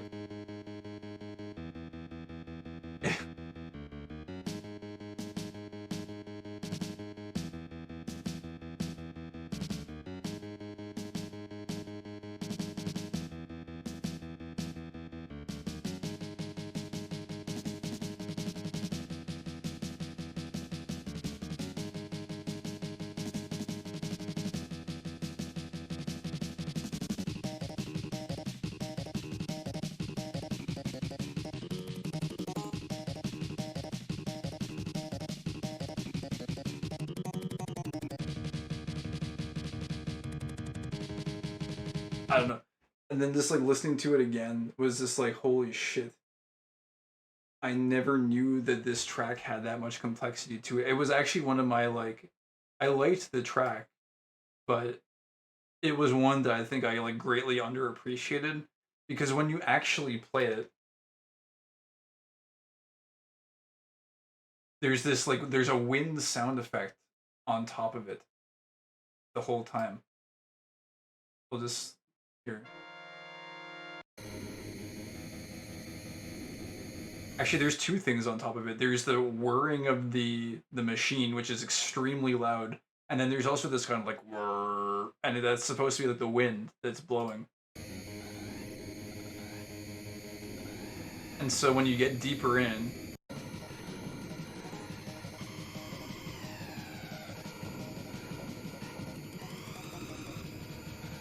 it's like, of course, you're not going to be able to hear the level of detail that they put into the drums because it's like there's so much other shit going on here, and you're just focused on trying not to friggin' die on this like absolutely absurd track. I don't know. It's just the fact that he was able to point that out was so cool to me as an F-Zero fan because he just like revealed this like entirely intricate level of detail that I never even knew existed. It was really cool. Anyways, I'm sorry. I said I wasn't going to spend long on it. I said I spent 10 minutes on the whole thing. But another thing is he doesn't make that many videos. He made a whole bunch like 2 or 3 years ago. He did one on Dancing Mad, which I have yet to watch. I want to watch it though because it's 21 minutes, so I'll have to find a good chunk of time for it. But he does a breakdown of Dancing Mad and all the different like transitions between uh the different phases of the fight and like how different loops and like various motifs are repeated throughout the different phases as well as like callbacks to different points of the game. Like yeah, a full operatic piece. Yeah, pretty much. And then there's this guy, this legend does a breakdown of it. So, I don't know, I'm very much looking forward to giving this one a full listen at some point. But man, yeah, anyways, this guy like I don't understand how he has only 11 subscribers. Like, this is one of the coolest music breakdown videos I've ever seen in my entire life. Hands down, I've never seen anyone do anything this in depth before. It doesn't even make sense. And then the like, just how backwards our world is that then you have this fucking guy, wherever the fuck he is. Did I like get rid of it from my history or something? I don't even see it here. Wait, where did it go? Oh wait, I think I watched it in incognito mode. Actually, we never actually watched this one. I'll get rid of that so it doesn't like mess up the timeline. But yeah, anyways, the one guy we watched who like had the friggin' like retire arrow rage bait shit. That guy gets to 200k views, and the guy that does the fucking like in-depth analysis of a beautiful vintage OST gets 100 views. This is the world we live in. Obligatory heart for Kafka because again I love psychopaths. Is a cruel world. Yeah, I mean, Kafka. I don't even think I fully played through or have even watched a absolute full playthrough of Final Fantasy VI. It is FF6, right? I'm not crazy. Yeah, it is this one. It's one that I would like to play through at some point. It's one of the more. I think this is one of the most important ones probably to play through. It looks like a very, very big time commitment though. Like it's a very long game, but it seems like a very important and very good one. I've always really liked the opening scene for it, and I've watched like snippets of playthroughs from it, but I don't think I've gotten the full appreciation for it. But I also am a big fan of Kefka. I think he's one of my favorite Final Fantasy villains, antagonists. Him and Rubicante. Rubicante from FF4 is this guy is one of my favorite. This guy.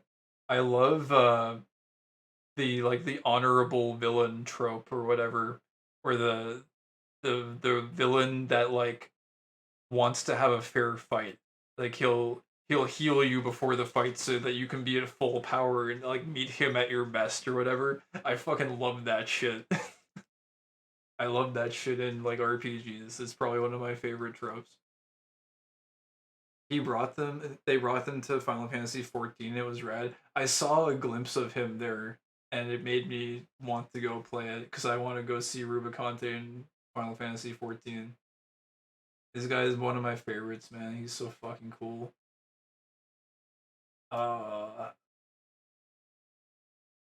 He's easily the best of the Fiends. I think he might actually be my favorite character out of Final Fantasy IV. He's not that deep. He's just got that one trope. His fight was quite fun. That's cool. Oh, there he is. And anyways, I like it's the same trope as in Super Mario RPG where this guy Johnny Jones, so where he like comes back to like help you or whatever, but he also like he makes you like have a fair fight with him or whatever, like a 1v1 with Mario. I love that shit. Where it's like, oh, all right, Mario, let's do a 1v1. No items, final destination. Something like that is cool. I love villains like that. Or like adversaries, I guess. The honorable duelists. Yeah, that's a good way to put it. I do like that a lot. I like that they're like willing to like put their like political differences or like whatever their differences might be. They're willing to put like virtually everything aside in order to have like a fair fight to like test the limits of their opponent and their own power. I think that's really fucking cool. It's very neat. Anyways, holy shit. Fucking absolute rant. It is absolutely traditional. I feel like it's gonna be a forced meme maybe, but I'll try and incorporate that too if I can. It is a really good line. It is absolutely traditional. It's good. It's good. Dude, it's like 3:30. Maybe we could go into the castle a little bit. Unless you're tired. Because I'm a little tired. I hope I'm not like keeping you from doing stuff. I always feel guilty.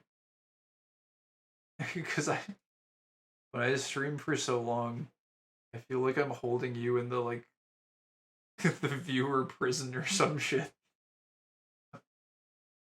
I will likely be up for a couple more hours. Yeah, do you have other things to do? Because I can just, it's probably best for me to go sleep, I guess. If you're just going to be bored though, we could go look in the castle a little bit. There's one thing. Did you find the place in the water portrait when you like look up at the ceiling? Have you found that area before? Because I found that we could go just look for a minute, turns into like fucking 2 hours of castle exploration. Like a little peek. Just a little. Oh, I gotta get rid of the BRB. Get rid of it there. Look, just a little. Just a little.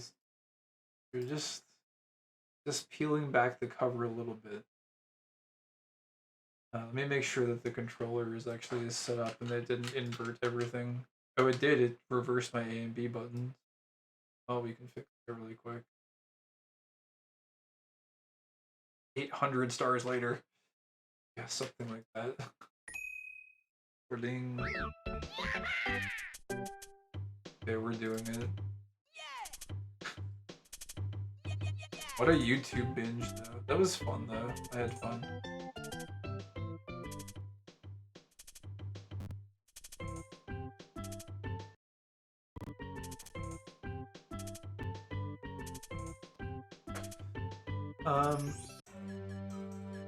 I think I have a save state so we can just get Luigi. Oogie. Yeah, I just had a save state so that we don't have to go. I feel like the Luigi has to be our punishment until we find a way to get Mario back, if that even exists. And surfing is nice once in a while. I thought it would just make for some sort of content, I guess. Something to do, talk about. Because I didn't know what I wanted to do at the start of the evening. So I figured maybe some video would be an interesting change of pace. Because I wasn't quite feeling like doing F-Zero. I didn't quite have the mental fortitude, I guess. It seemed fun, but I wasn't, like, my heart wasn't fully in it. Double Nihilists. Oh, no! No, we got the freaking wall. The game knew my plan. I might make a save state in the dark area, and maybe we can try and get to the top. Because I feel like it's almost impossible for me to do that, like, without a save state. If that's how you're supposed to get up there. I'm sure I could if I really bang my head against the wall, but I don't know. But I'm willing to sacrifice my gamer honor for the sake of progression in this, because I'm not playing this for, like, proving anything as a gamer. I've surrendered my gamer card for this game. It's fine.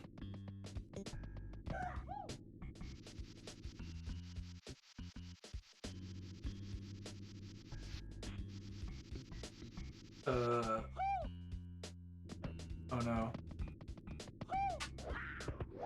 This side flip. Do some simple flips. Shoutouts to that guy.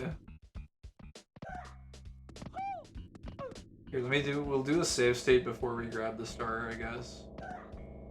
How about on state 1? So you get 45 seconds to, I assume, get to the top of the tower. And I think you actually, like, legitimately have to do that owlless thing. Because it seems like there's no other way to get up to the top. So if you, like... Oh, man. Can you do a side flip and do it? Oh my god, I don't even know if you can. Oh, wait. Okay, and then...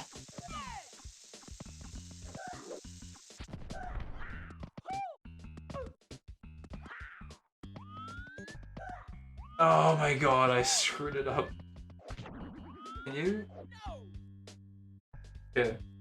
I'm gonna load for the sake of just time save, because, like, getting here is not hard. Like, this is pretty easy, it's just time consuming. I will give this an authentic attempt, though. Like, I don't think this is actually that hard now that I'm looking at it. Getting up to that island is actually not that hard. You can get up there with, like, quite a variety of different approaches, I think. Like, I think even a side flip works. If you do it correctly. I just keep screwing it up. I almost made it there, too. But, like, if you... It's just... This one jump... Maybe I got lucky that one time. We just got up there. There, but I'm too late now. I screwed it up too many times. Where is... I'm curious. Wait, that was the wall. Dude, I guess you can't actually open that one.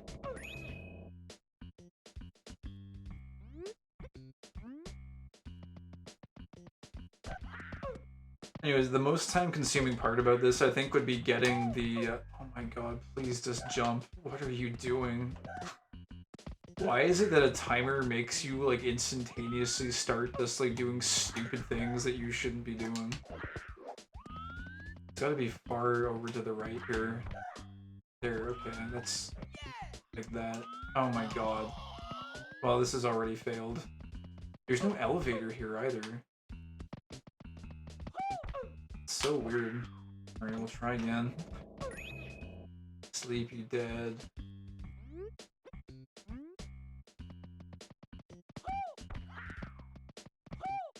Okay. And then just hang a right, just stay over to the right. It's even hard at all, actually. Unless maybe it is. Is the island... I feel like the island is, like, getting closer over time. Is that actually the case? let's go for the star up top first if it's possible. Where? So slow, go faster, please. I got 10 seconds. This doesn't go up? Why go up? I can't side flip. Wait a minute. Is it not actually up there? Maybe there is no star here. Maybe it's all just a big ruse. But I feel like there has to be, because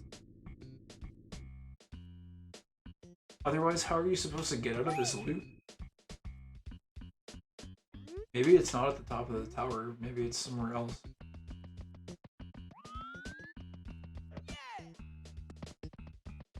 There's like a teleport in these flowers or something? No? Maybe there just is no star, and it's just a big trick, or it's like really well hidden. If it's just really well hidden, I'll accept that it's well hidden, I guess. Because I feel like at some point or another, I'm gonna have to go back probably and like find all the stars that were really well hidden that I missed. Oh well, we're dead there. There's gotta be like a ton of stars that I missed that are just like really well hidden, so we'll probably have to go back to a lot of places and like re-explore them. So this might just end up being one of those places.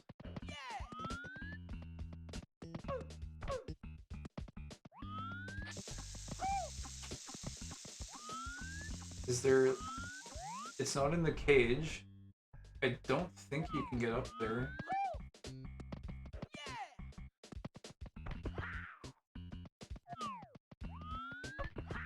Please, like, punch. Punch.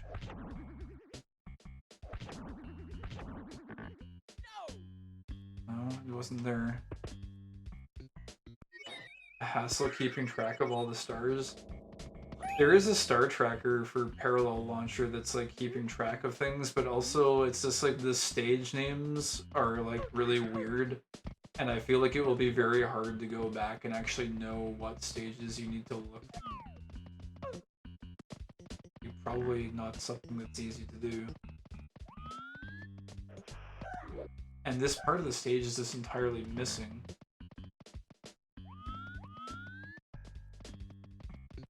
It's so weird. I might just have to give up on this section, I guess. Because if it's not at the top of the tower...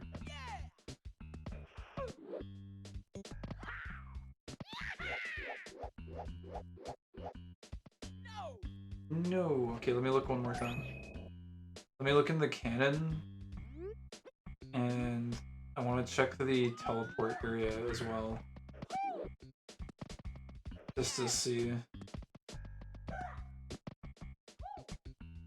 Okay, so this is not a cannon.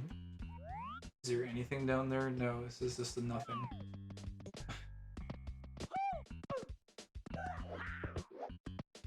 Oh wait, you can actually walk on this in this version. That's kind of interesting, I guess. Okay.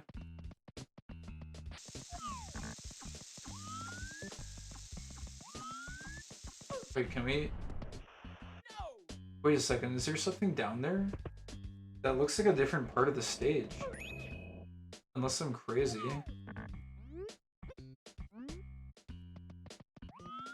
Puzzle too hard? Is it a puzzle? I don't know what it is. I don't know if you figured this one out. But let's see. I'm curious if there's a teleport here.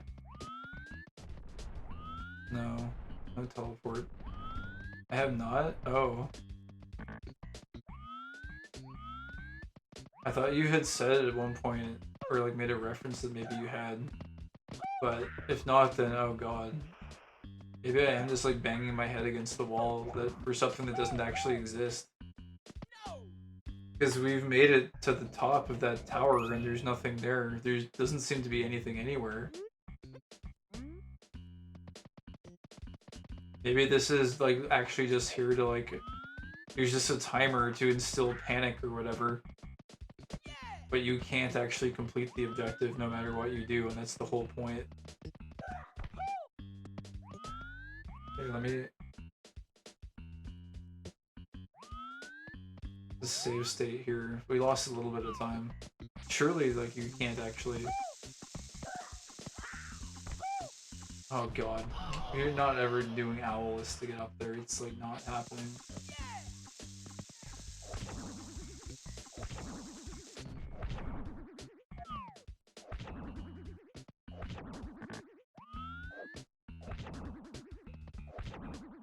Yeah, I don't think there's actually a star in here.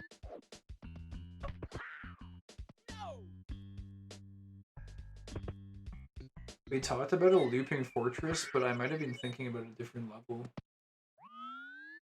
It just seems so strange because, like, you can't actually leave. So this feels like there has to be a way to escape this loop besides death, but...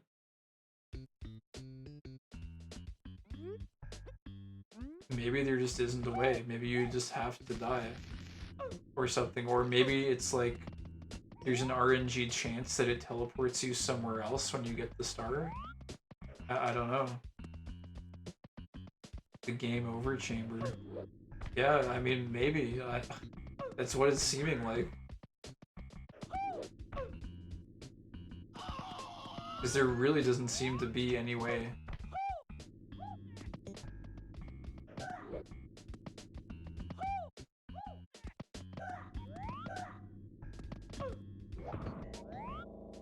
This has a question mark on it. I wonder, like, what if we just, like, ride this for a little while?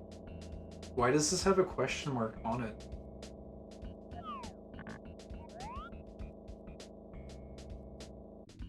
Like, what if that's not the star you're supposed to get? What if the star we're supposed to get is, like, somehow somewhere else in this area?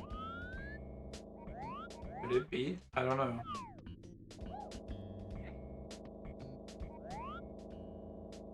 One thing I guess that's kind of notable is that this is already opened in here.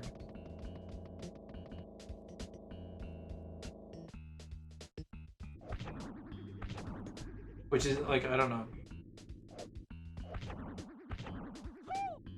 Could that somehow be some kind of an indicator of something? I don't know. It seems doubtful. It seems really weird that this would just be like a forced game over, though. I can't see that being a thing. Surely there must be something. The cannon wall star isn't there? No, that was a different version. There is a different version of this level. I think, anyways. Okay, I'm pretty sure... I just double check. I'm pretty sure this is not a cannon. There's a different version of Womp's Fortress that has 3 stars in it. Yeah, this isn't actually a cannon.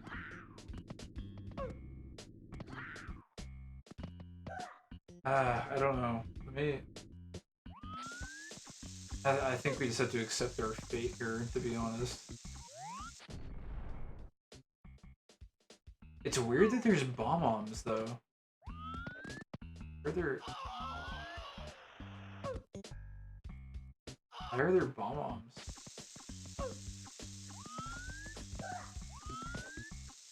I don't know why I keep jumping down there. And it's weird too because here, where the wall should normally be punchable, which I think is right here, it's not breakable here.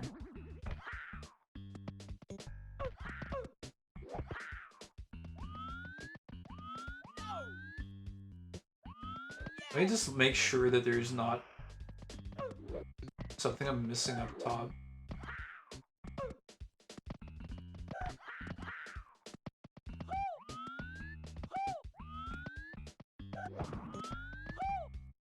Yeah, you can't get up there. Time to learn cannonless. Yeah. Or you mean owlless to get into the cage? Because that's not happening. Okay, well, I think I will officially have to admit defeat here, because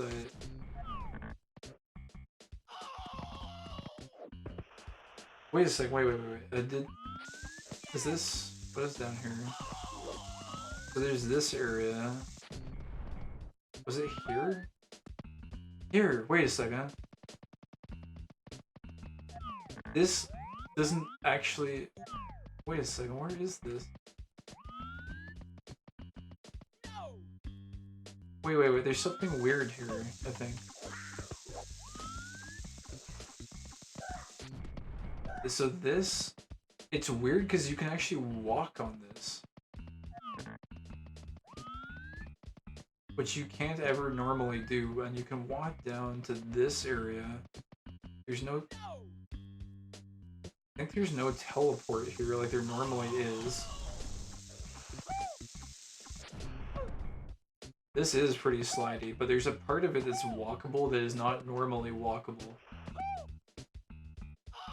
I'm just wondering if there might be something.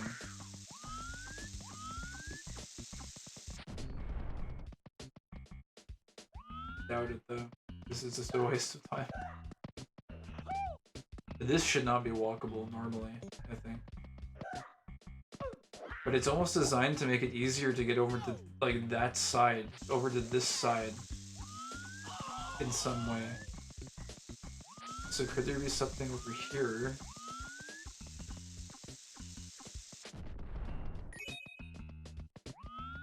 No, I don't think so. I think it says death. Basically. So...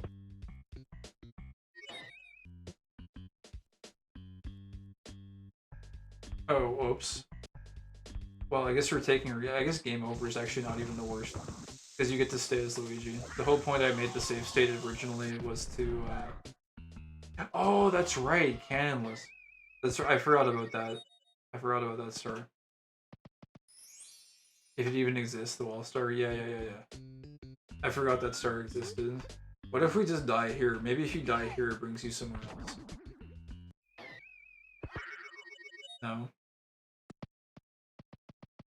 Is there anything else we can do? Like maybe a secret out here? Or like look around. Is there... Because there are teleport triggers sometimes that like you teleport you somewhere else. If you like look in a certain area or like stand somewhere special. I wonder. Doesn't seem like it though.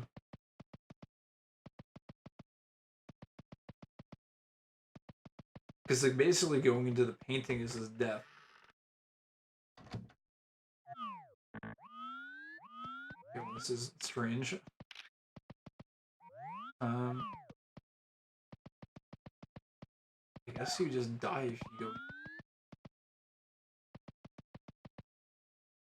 I'd probably have to look up a video. Maybe there's like a super secret way of doing something.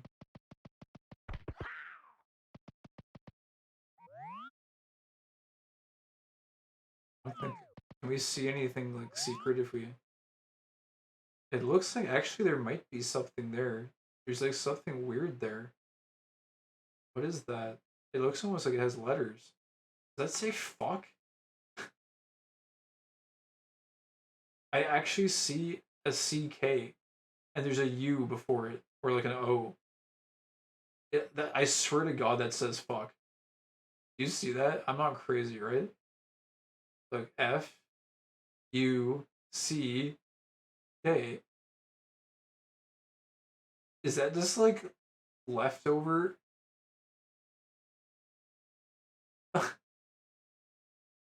Did he just like hide that there? What? That seems so stupid for that to be there.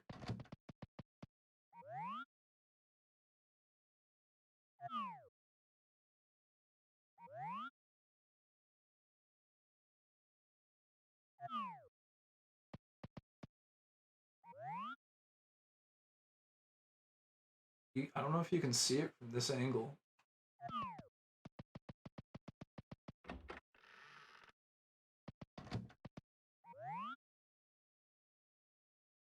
It's so weird.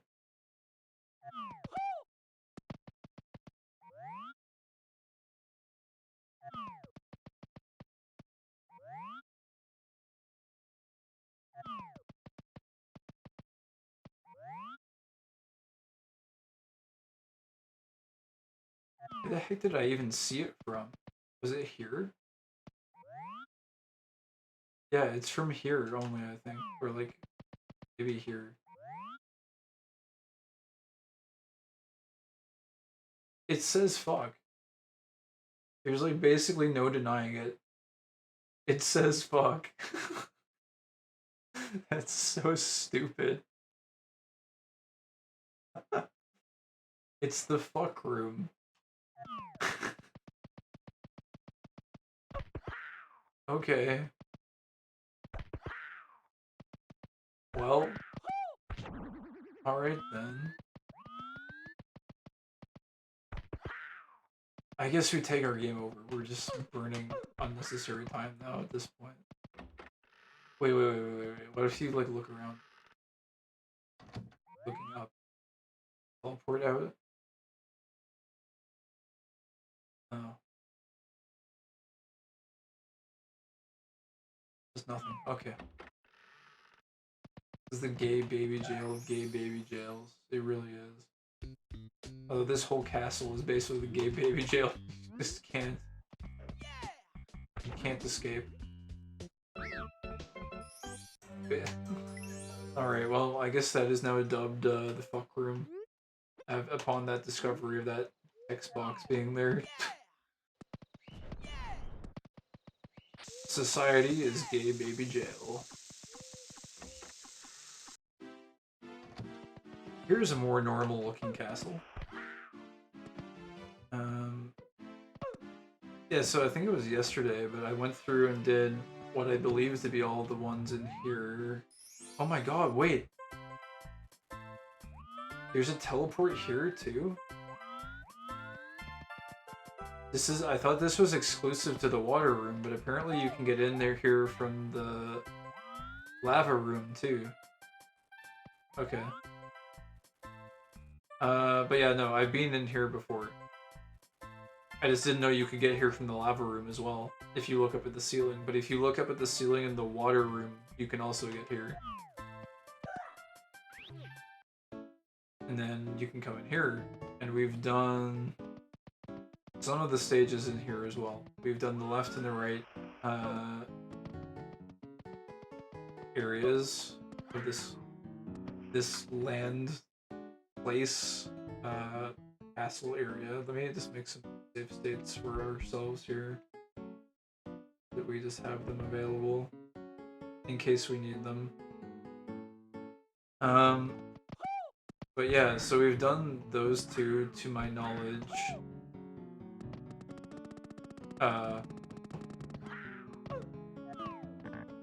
Okay. And so then it goes into these like wild branching pathways. This pipe is insane. It branches off in like more directions than I care to know about. There's a strange mirror room here that teleports you to the Portrait of Desires or something. Like a portrait that is supposed to be able to manifest anything you want or something like that, but it just teleports you to a maze. So that's what that is for now. But then basically progression in this area is focusing on these paintings for now. So there's a shell surfing segmented here, so I guess I'll just pick this up from here. This is where we left off from last time. We get the funky music, and there's a shell in there, and I think you're supposed to ride it all the way up. Or something like that.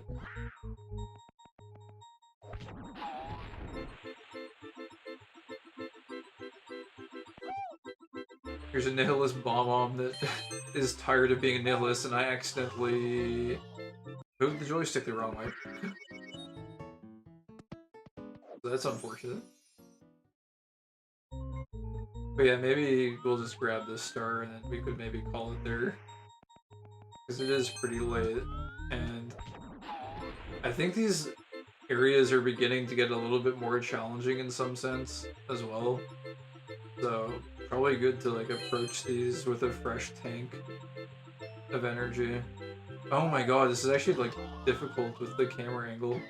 I think we might actually need to use the save states. Maybe.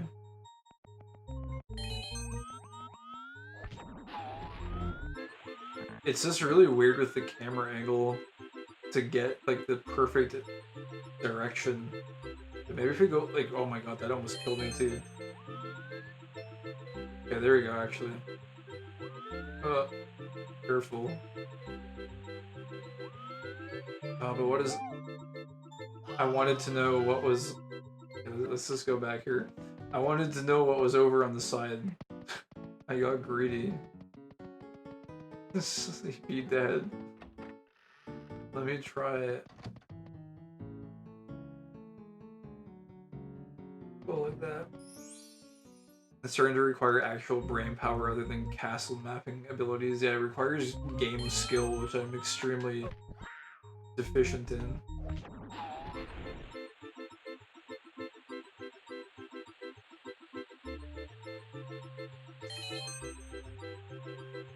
Oh, there are red coins there.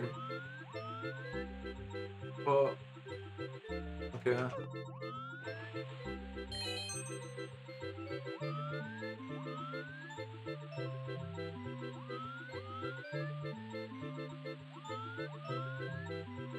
Oh, this is such a hard jump. The jump is not hard, it's getting this freaking angle. Oh my god, the freaking joystick. So bad.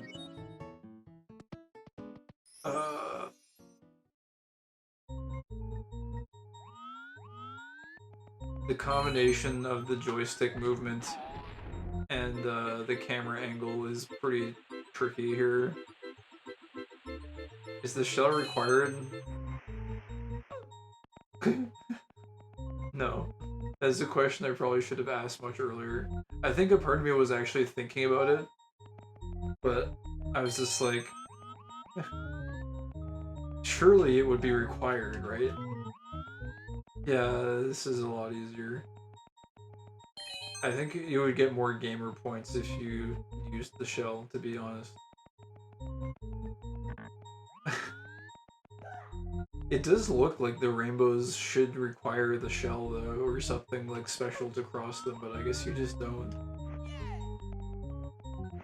Since we're technically in gay baby jail, I suppose we're able to traverse them quite easily. There's gonna be some wacky sick jump up ahead, isn't there? Oh, I don't know. I guess we'll see.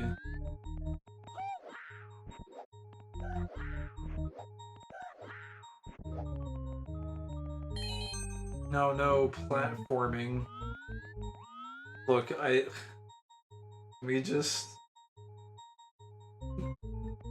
Pay no attention to the text in the bottom left, okay? It's just a debug message in case something happens. They're not even difficult jumps, it's just... Oh my god, wait a second. The internal save state counter is perpetually going up. Is this wing cap or is this fake? This looks like a fake wing cap. This is not actually red, this is like a weird, like...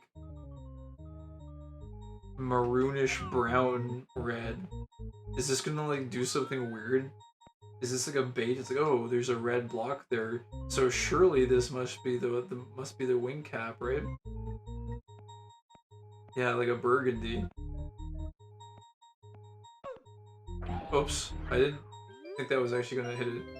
Oh, apparently it is the wing cap switch. Save. So this is the wing cap hideaway, huh? I never would have expected it to be here. Although, I guess it kind of makes sense. Oh, look, there's another star up there. I didn't even see that one before. The secret star. It kind of makes sense because it's kind of like you look up in the castle somewhere, which is how you get the normal wing cap. It's just like very far removed from the direct process. But yeah, it does make sense, I guess. I guess we'll get our red coin star.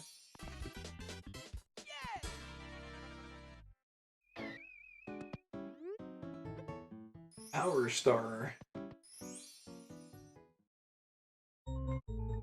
Well, I guess it's a good thing we don't need the shell. The shell would be extra style points though, if you can actually go all the way up with the shell. I think it would be pretty stylish to do it that way. This camera always is perpetually at an angle. It's never like directly straight. Unless if you did Luigi cam, it might make it a little bit easier maybe. But then there's also, oh my god, I almost died there. Just from the camera alone. Yeah, I don't know. It might be possible. I guess we'll go get our secret star up here. Forbidden over shoulder cam.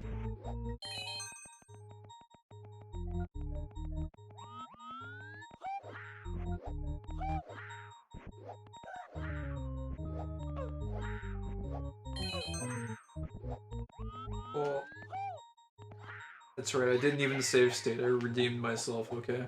It's 1-1. I cheated the first time, but not this time. Although also, wait a second. There's... Yeah, I'm actually gonna save state here, just out of curiosity, because... there's like gaps in this building, this structure. Look, isn't there? Or am I insane? I think I'm actually insane. This is why I save stated. Oh, this is a cool wind cap theme though. Very peaceful. Oops. Yeah, so that never happened.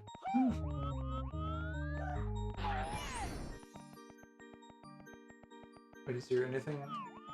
No, it doesn't look like there's anything else on the other side. Okay. Oh no.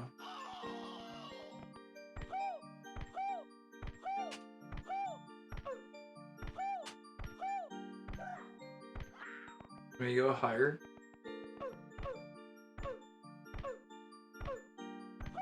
Nope.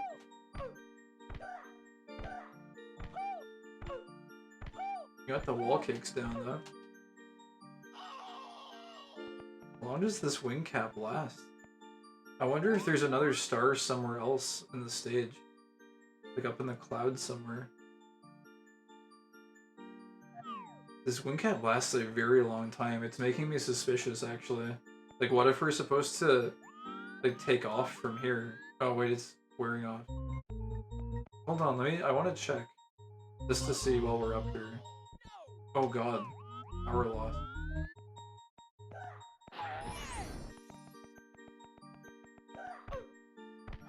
Oh no.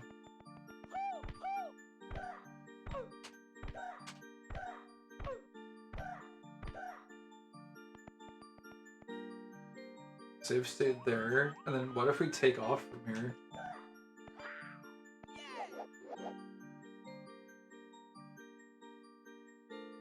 Can we get up into the clouds somehow? Oh whoa, you can actually go really high with this wing cap. It doesn't like force you back down like the normal one. You can actually infinitely go up. That's really interesting. But I don't know if it's gonna actually help us. Are these solid objects? I think the skybox is here. But that means that in that one area that required the wing cap or whatever. Oh wait, what the heck? You keep flying too. But now you can't go up infinitely. Now it has the normal mechanic that forces you back down a little bit. Okay, interesting.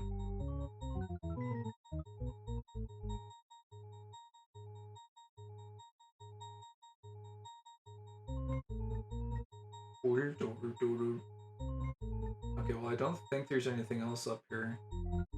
But this was interesting just for like understanding the mechanic. Also, there is that clock there. is like recurring symbology throughout the castle that there's a clock. Is a little bit interesting. Shall we take? Oh, let's just take a quick peek on the other side here.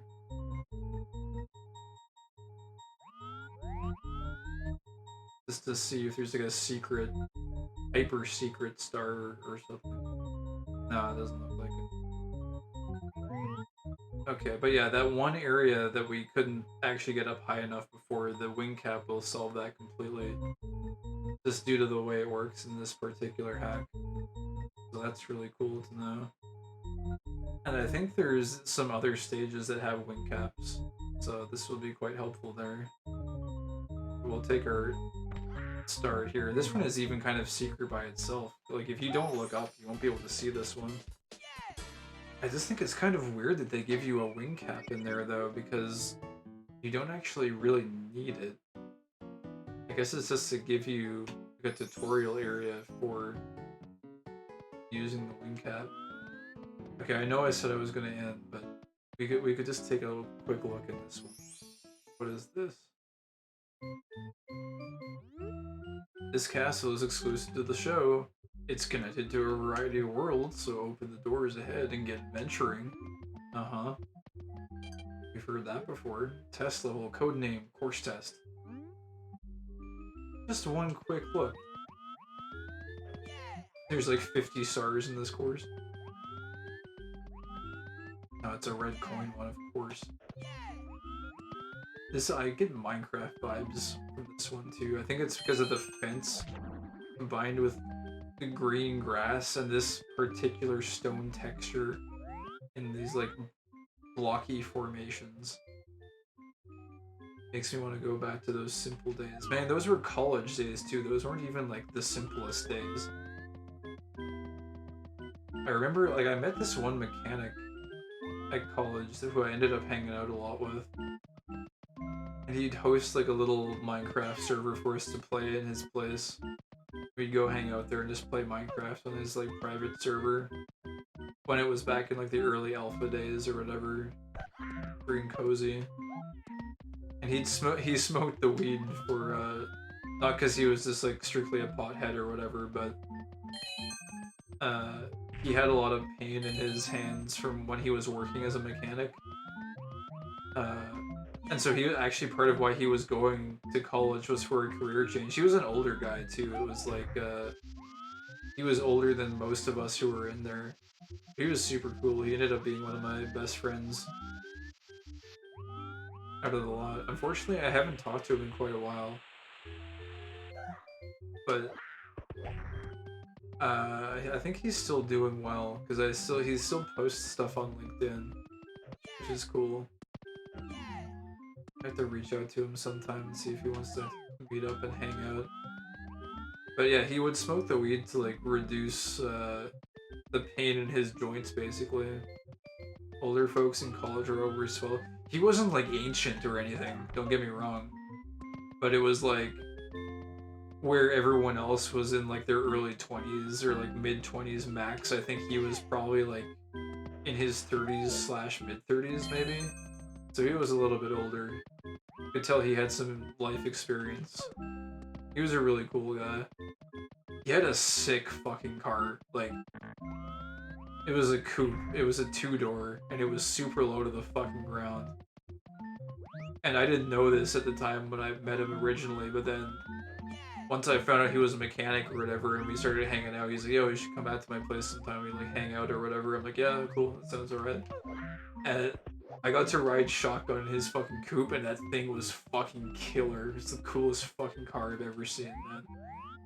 Riding around in that thing, and what a cool fucking car. The growl on the engine was like so cool. One time we smoked weed together, and I'm like, explain to me how the car actually works, because I have no fucking idea. And he tried his damned hardest to explain to me while we were both high how an engine worked, and I didn't grasp any of it. None of it at all. But I was blown away by how much he knew about cars. I was like, man, I don't understand anything you're fucking saying, but it is so cool that you know how to do this shit. It was great. It was a really good time. And he just laughed. He's like, it's all good, man. You don't need to know how a fucking car works. Actually, for one of the class projects that we did, it was like a multimedia program. Me and a bunch of the guys, we got his coupe, and we just... he would drive it around, and we got a guy... I don't know if it was me. I think I... Was it me? I actually don't even remember. I don't think it was me. I was riding shotgun, I think, and one of the guys... We wanted to get a shot of just like hanging out of the rear of the car, and so some guy, I think we stuck in the trunk without a seatbelt, and we got them to just dangle out of the back of the trunk and take footage hanging out of the fucking outside the trunk. It was definitely like a Darwin moment, I guess. He wasn't driving super fast or anything, but it was probably not the safest or smartest thing to do. Okay, I'm not gonna safe state, we're gonna make this jump. We're gonna make this jump. Okay, we made it. We managed to get the triple jump off with the wall kick save, no less. We're styling. The honor seat, yeah, basically. It was good. It was good times. And then we all went back to his place and we like edited the video footage and stuff. I think we called the video project, it was like a day out with the coupe or something. It was just nothing special or fancy. But I think we got a really good grade on that that project. Oh, are you kidding? So we're gonna have to come back up, I think, to get this. There's probably another star up at the top.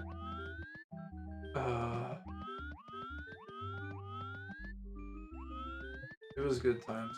Wait, so for your college stuff, is it all online for the most part, or are you going to campus somewhere?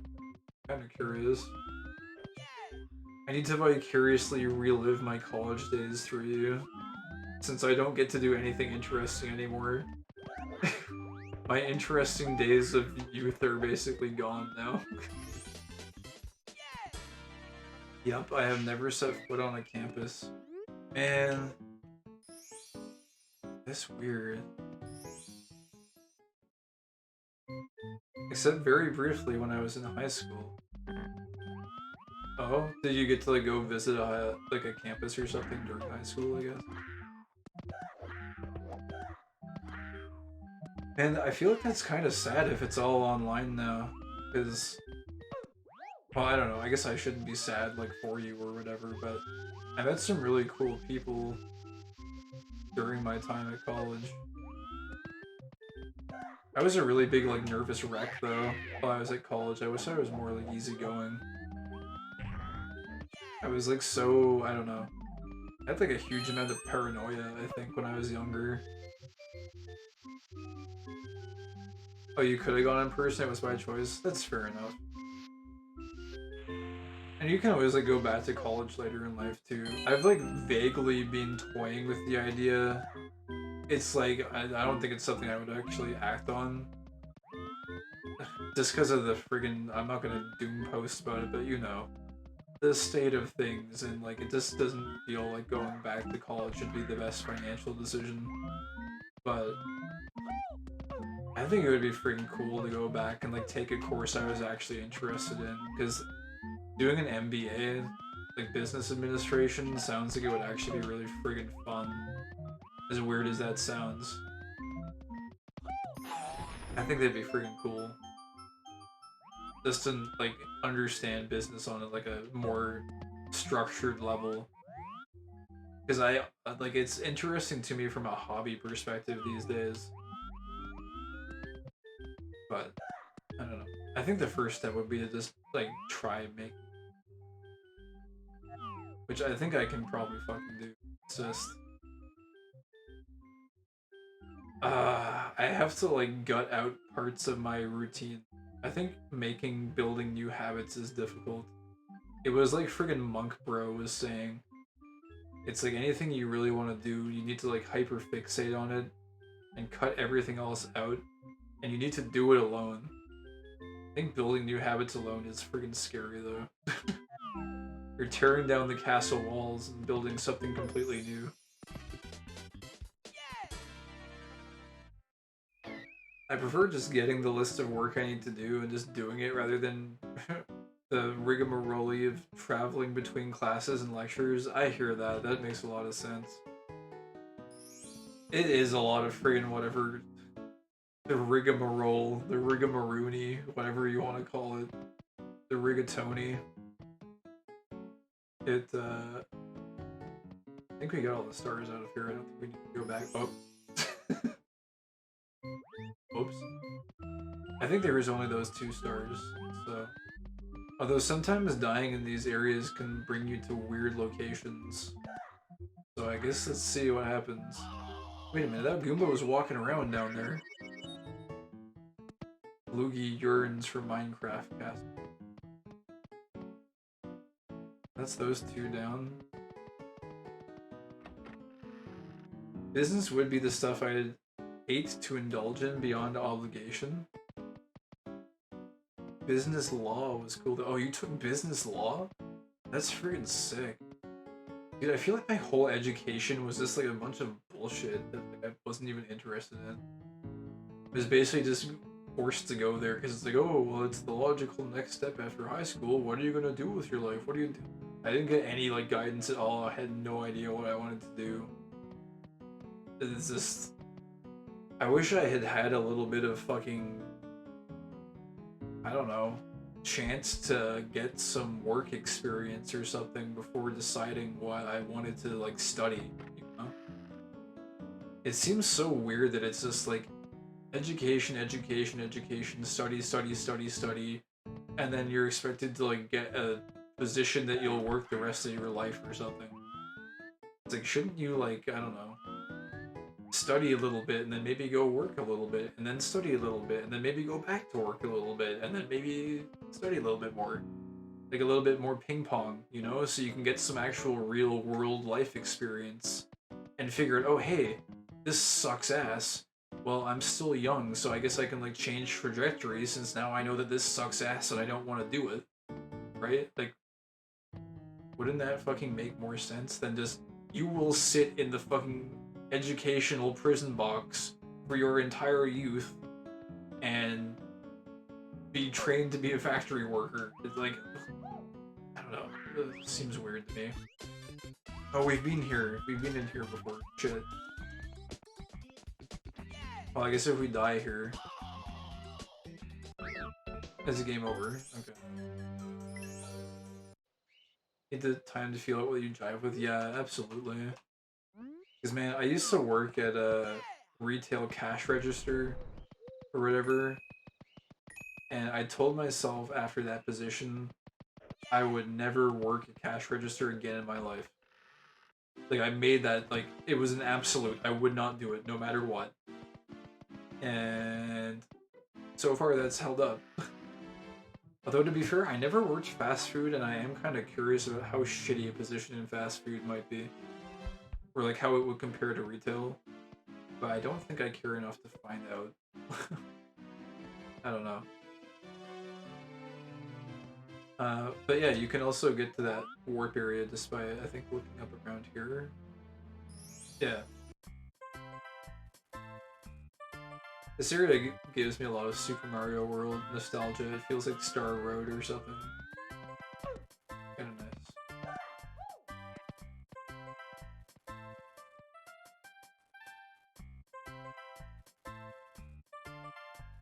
Happy area with flowers and butterflies.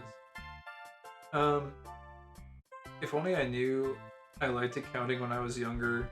I enter a Zen state when filling out financial statements. Oh, for real? It's cool that you're just like, love that. Glad you were able to find something that you really like. Fast food seems like it's be the worst to me. Well, I don't even know if fast food is going to exist for many more years. Like, all this fucking AI shit. Like, they basically have, like, personless like drive-throughs now. It's like I don't know if that's even gonna be a career for people for my career like a work option.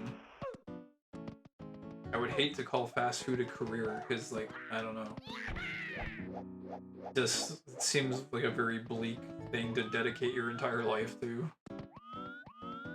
But I don't even know if it's gonna. It's kind of scary that it's not going to be an option anymore because like for a lot of people they relied on that as their go-to make an income, and it's like now it's just like they're just getting rid of all the people. Like where are those people going to go to do stuff? Like we haven't hit post-scarcity yet. That's the scary thing about it. It's like people need the job still. If we were in a state where you didn't need a job, it would be fine. It would be, oh, what are those people going to do? Well, they can figure it out. Maybe they can, you know, develop another skill or something, but we're post-scarcity yet, so fuck you. You need an income source. Test level name. Test level code name platform test.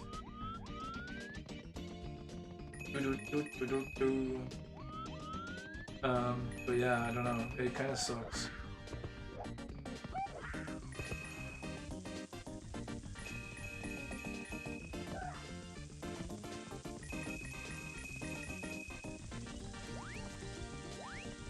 Anyway.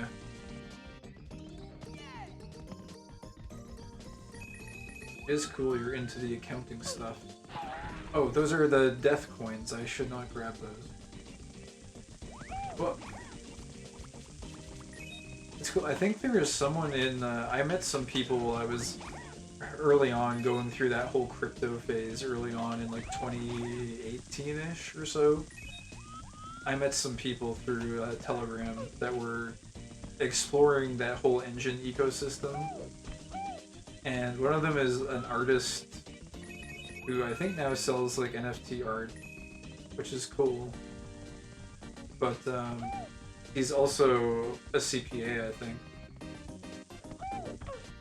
So that's kind of cool.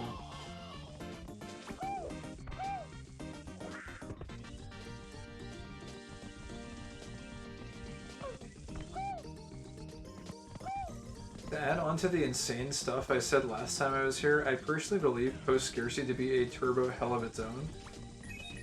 Oh, for real? I've never really tried to imagine post-scarcity like too hard. It just seems like something that would open up more options. But I don't actually know that. I don't know, maybe it would be worse. Is this like useful for us to like get up somewhere? I think we can probably just get up normally.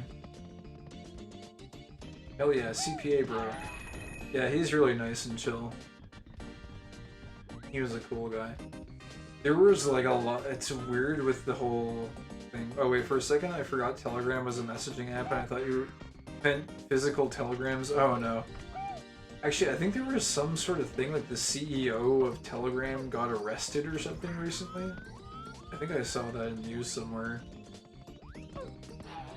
Which is kind of weird. I think like the government is like pissed off or something about like the messaging privacy of that. He got arrested in France. Yeah, it's kind of crazy. I don't think the government likes Telegram very much because it's like very privacy friendly, which is why so many like crypto things are built around it.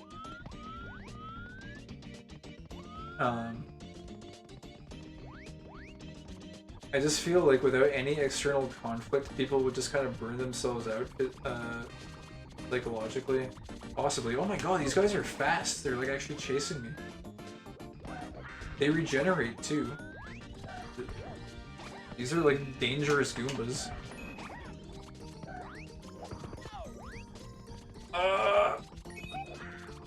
Get them away. Goomba Tower is schmovin'. Yes, they are.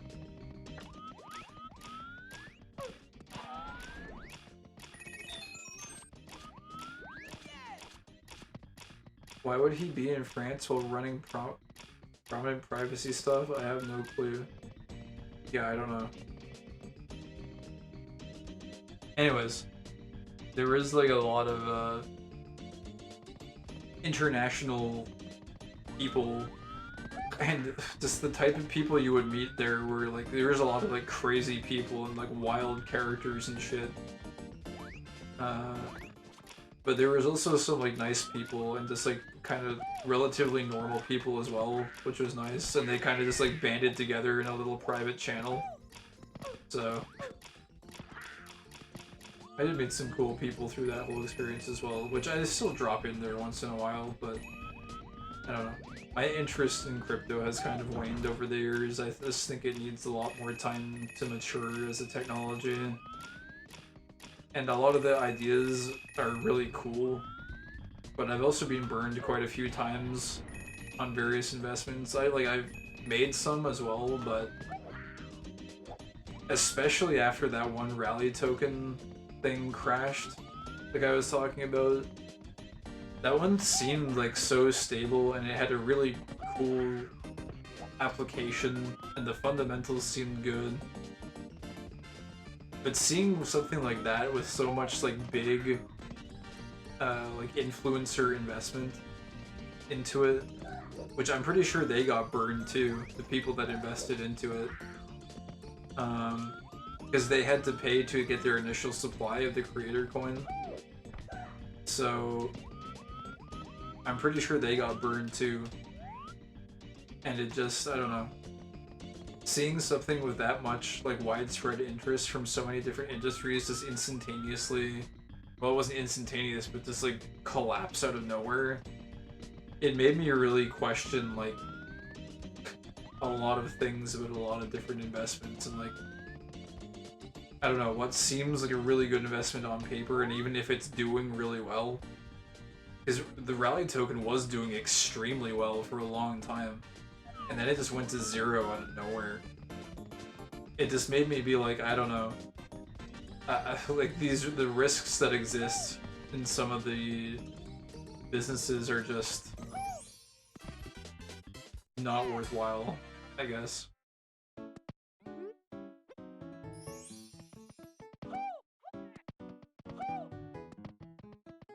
Random wackos and chill dudes make the silliest communities. It was a wild time. It was really wild in 20 like crypto shit. So I guess though that's this one done, so there would only be one more. Maybe we can just do this last one, assuming this doesn't branch into too much more shit, and then we would actually be kind of done with this upstairs area.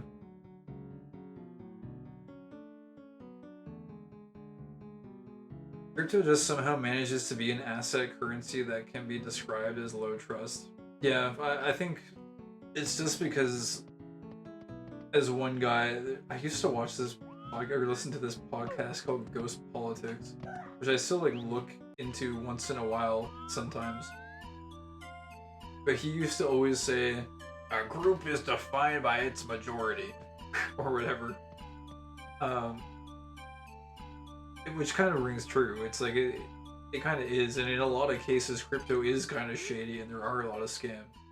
Test level codename, enemy test. Okay. That sounds familiar.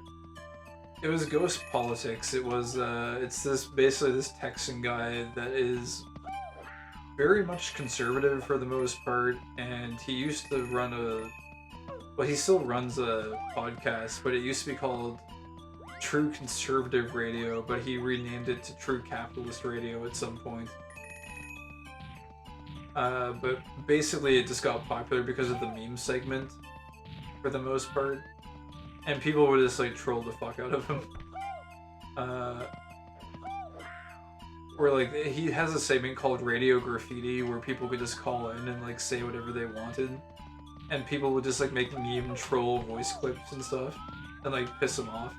Even though he was like, the first half of the show he would try to run a pseudo-serious podcast, but it was always kind of like a half and half mix of like him like reporting on markets and then him also reporting on politics, but also him kind of understanding that no one was taking it super seriously.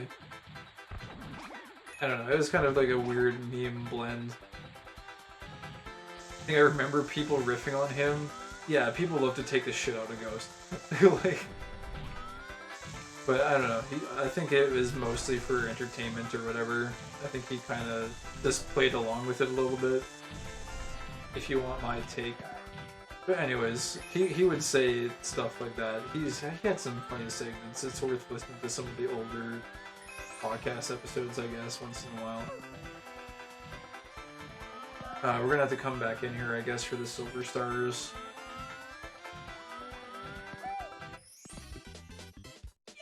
But yeah, anyways, he would say shit like that, like group is defined by its majority. And so it's just because like the overall overarching sentiment for crypto is that it's related to, you know, shady activity and like market fluctuations that are insane and like pump and dumps and all this shit. It's like, yeah, it makes sense that like the general majority of people would associate it with that. It's understandable. And there are some very legitimate and cool technical applications for it, but I think it just needs a lot of time to mature and a lot of time for people to adopt the legitimate platforms and see the value in it. What is in here? Oh, that's another Silver Star. I see.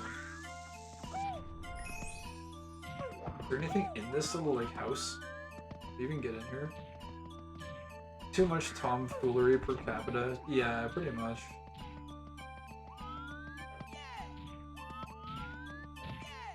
I will say, I guess, I did learn a lot from that time, though. It feels like.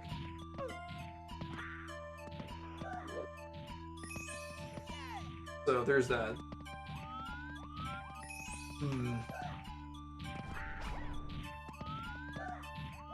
And life is a really uncertain thing, though, when you start looking at it from, I guess, an adult lens. I think people have said this before, too, but it always felt like adults knew what they were doing back when I was a kid, or back when people... When you're younger, it feels like adults know what they're doing. And then you become an adult, and then, like, you find out that no one knows what the fuck they're doing, and everything is very uncertain. And that the people that you were following when you were younger probably actually have no idea what they're doing either.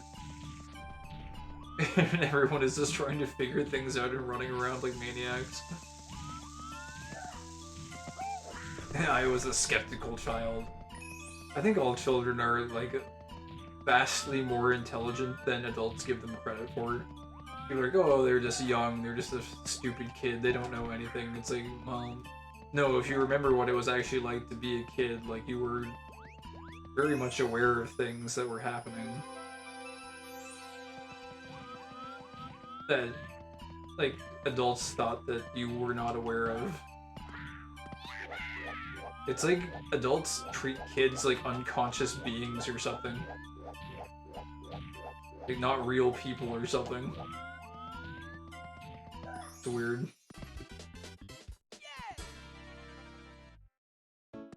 But yeah, okay, I think that's more or less it for this upstairs area.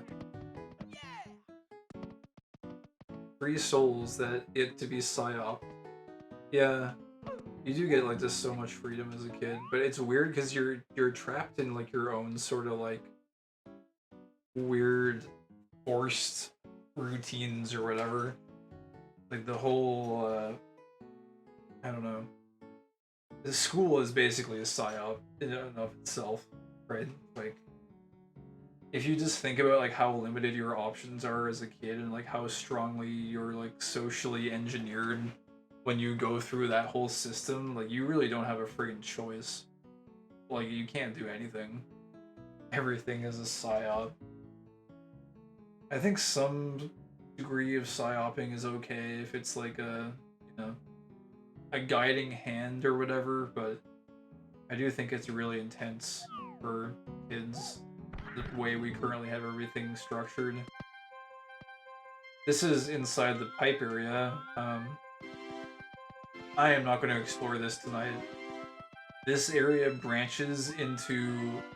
I think this area may have the most branching paths that I've seen out of any area in the game so far. There's a pipe there. There are hallways here. There's a pipe there randomly. There's another pipe down here. The well-meaning counter psyop. Yeah. It's true. I think there are like counter psyops that you encounter sometimes through school, through certain teachers and people. It does happen sometimes. And then you have this whole area here. With like 50 other pipes. And there's pipes here, and there's pipes there. So there's these walls, and there's a pipe there. And then there's another pipe there. There's like 80,000 divergent pathways. How about we just go pick a random one just for fun? Look, there's 2 more pipes here. The mental map for this area is insane. What's in this one? Let's go in this one. This one looks nice. Oh my god, it's actually like a mini stage. I was hoping this would lead to another part of the castle. Instead, we have entered Mount Doom. Luigi, you must cast it into the fire. No. I won't. There's silver stars. Oh my god. You're in hell. Let's grabby hands. Uh-oh. Can he get me in the cannon? Will he get me out of the cannon? Oh no.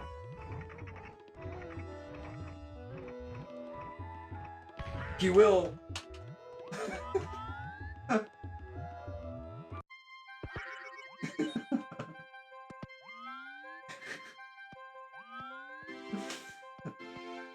So this is when you die, you end up in this room in the pipe area, and this is... Oh yeah, here, I went into this one before, I think. We got the star out of here.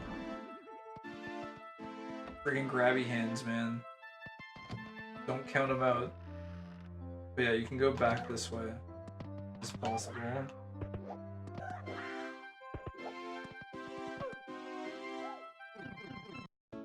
Foul, that guy was goaltending.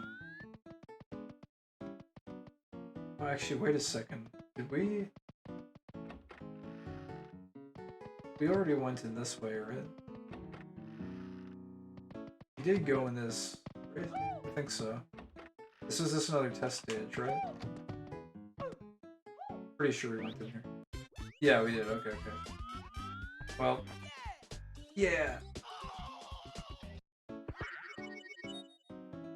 I don't think you can leave this area once you're up here, so the only way to get out would be to fast travel again. Back to the castle. But yeah, so that's like most of Sky area done.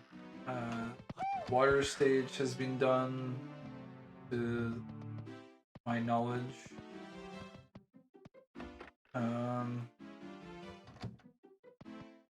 There was a Bowser fight in there, but I don't think it... Like, we got a red star, but I'm not sure what those actually do. So then I guess if we were gonna continue next, it would be to do the weird castle, where when you trigger this...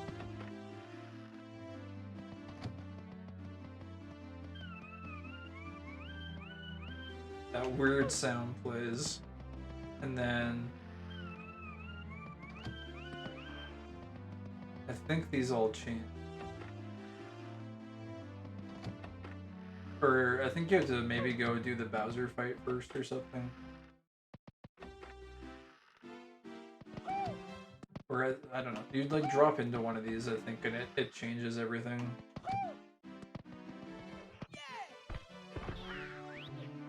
Yeah, this, and that now we're in like Weird Castle. Or whatever you want to call it, and these are all different stages, even though I think the paintings look the same. You can confirm that, I guess. Really quick. Yeah. Oh no, objective get star. Oh, but wait a second. Is this... Oh no, the timer did show up.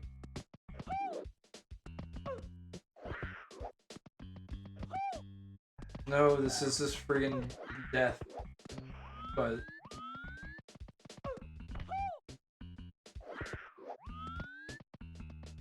I guess we can get out of this version.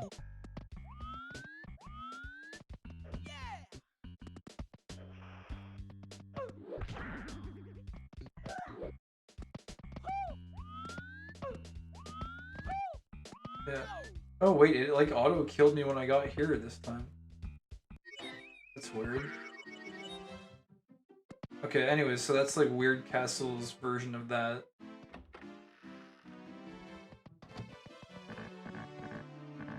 I'm pretty sure that does lead you out to actual outside still. And then yeah, see, this is like slightly different. It's got this. Is there oh wait, so I just looked up. So now we're in like Weird Castle ceiling. Oh my god, how deep does it go? We just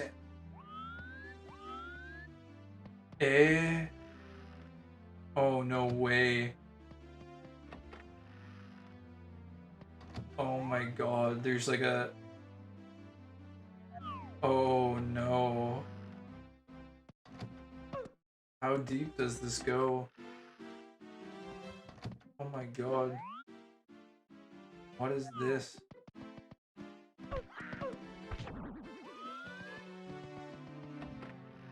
There's actual empty rooms. What is in the courtyard? I don't know. I feel like if we go outside, it's gonna end whatever this is. What the hell, where are we? What is this? Is this normal lava land?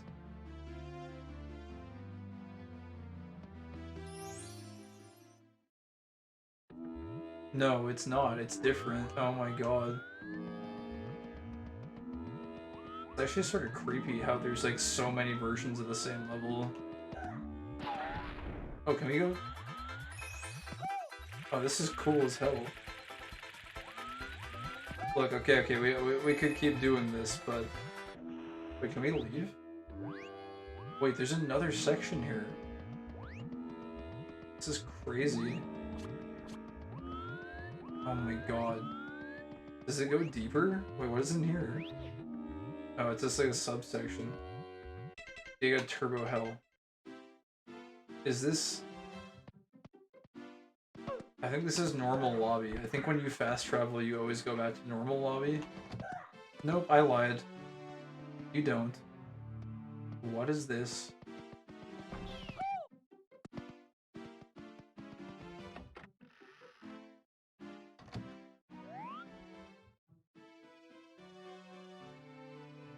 Oh my god, this is very eerie. I don't want to be her. Oh my god. The Phantom Peach. What is in the trapdoor? Oh, there's a Bowser fight.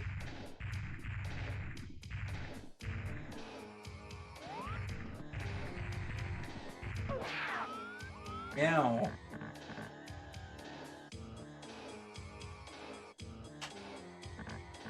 Oh, we hit it. I think this is the first Bowser throw I've actually hit since I was like 6 years old or some shit. Oh, we've gotten this one before.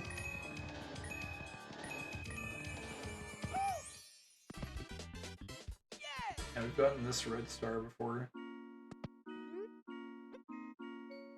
And now we're just in blue hallway. What if we fast travel?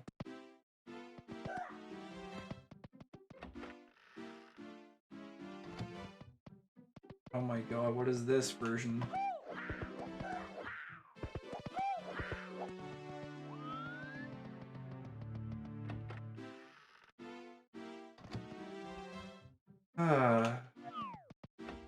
Man, I really wanted to explore... Well, not really explore. I just want to take a peek at... But can we just leave and reset this whole madness? What is out here? Okay, that's just that. This should be normal now, I think. Yeah, okay, good. And so we want to go down here to go to Weird Castle 1. Now we're in Weird Castle. We want to go to Weird Ceiling. Weird Ceiling. So now we're in Weird Ceiling. Weird Ceiling, you can go to another part of the castle through the left door. This is also probably a different level. I'm not gonna fuck with that right now. Hold on, is there another weird ceiling above? I'm not sure of that either, but let me check this first. Because there's another part of this part of the castle. And so within here, what do these look like? They look the same. Isn't this one empty? No, oh my god, what is this? It's Monk Mountain, where Monk Bro lives. Alright.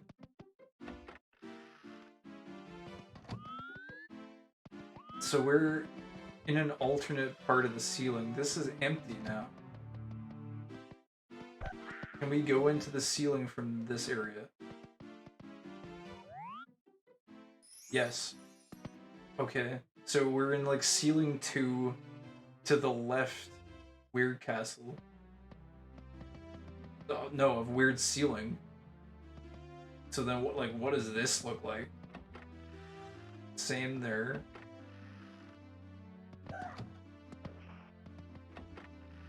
It's like impossible almost to like know where you are without getting some sort of like landmark to orient yourself.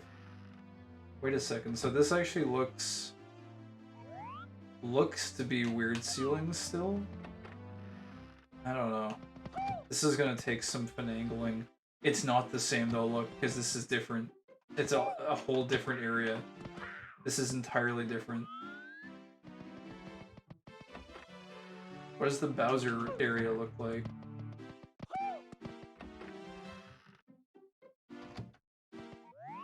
It's this one again. Is this still the same? Let's see. It is. This frozen lake.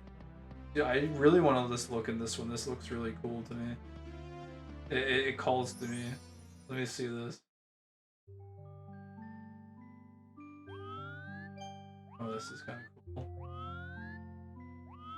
Wait, there's a metal cap switch there. Is this where we get metal cap? There's red coins everywhere too. I got tricked. I'm still playing the game. I really am trapped in the walls. Castle is like an onion.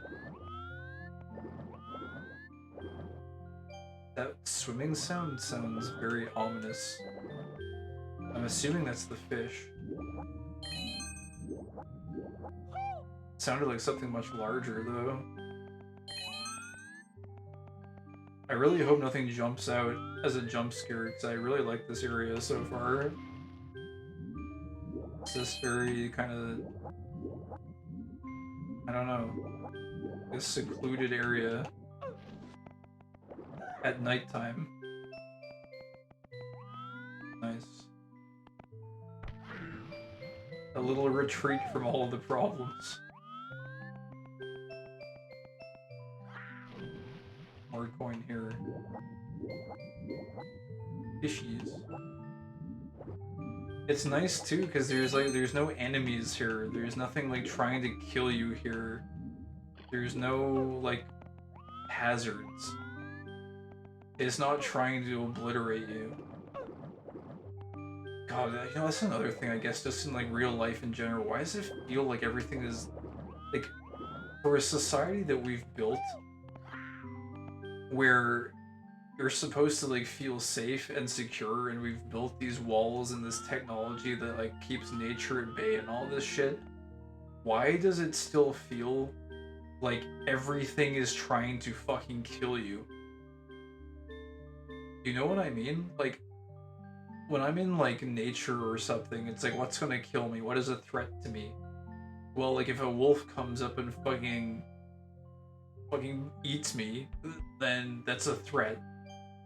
That's a fucking problem. Right? Or if I run out of food, I'll starve to death. Okay, this is an identifiable and, you know, confirmable issue. But I can rationalize these, and there are very clear paths I can take to counteract this. You know, live with a group of people, and, you know, maybe one group of people takes night shift so that wolves don't come up and kill you in the middle of the night. Maybe, you know, collect enough food to last for a little while. or you know, you can like adopt farming or something. But in modern life, the threats are not as easy to identify anymore. It's like anything can fucking kill you. Like AI. Like what the fuck is AI gonna do in the next few years? I don't fucking know. I can't fucking even identify that. Like, it might kill me, it might not. If it doesn't kill me, the people who control it might. Like, I don't fucking know. You can't even identify it. It just feels like... Maybe this is just me, too. Maybe I'm just venting my own personal... This might not be for everyone. I guess it's different for every point of view, but it's like... It just feels like the world is trying to fucking kill me. Like, it doesn't feel like a hospitable place where the world is your oyster and we've got this on lockdown and everything is good to go. It's just like... No, like... It feels like everything is trying to kill me and I don't even know what is trying to kill me. It's just... It doesn't feel like a secure existence. Oh, is this one of those... It is. One of those... What did you call it? That one time, the trapezoid of, like, hydro adjustment or something? Society is a deadly laser. Society is just like, it's not even society, it's just, I don't know, all of the, I guess, unseen forces or whatever that are, there's another star there too. All of the unseen forces that are at play, you know, like the rules of nature I don't think actually ever change. I do think it is still a fucking kill or be killed world, it feels like. It's just the rules change, we move the boundaries of everything. The hydro manipulation diamond, yeah. That thing.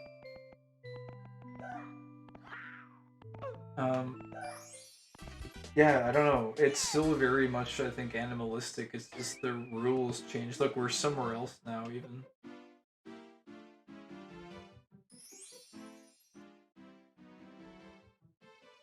Okay, fine. Humor me. What is this? Because it looks kind of like the old one. Wait, it's actually the same. Maybe. I guess the only way to be absolutely 100% sure would be to see the outline of the star as collected, but the color of the painting changed. Is this actually still the same stage?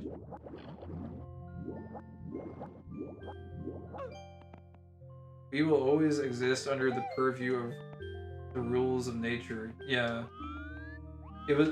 Okay, well, this is a weird thing. I guess I'll share a weird experience, because you seem like someone that vibes with the weird experiences or whatever, and like weird shit. I think everyone who's a sleepyhead has some essence or connection with weird shit, but I was going through a walk in the woods one day into a more like deeper section of the woods, and a little bit off the beaten path, and I came across this like mutilated deer corpse, which I guess is like not really that weird. It's like, yeah, you know, things are hunting and killing each other out in the wilderness or whatever, because like that's what they do. But I sat there for like a very long time and I just fucking meditated in that spot.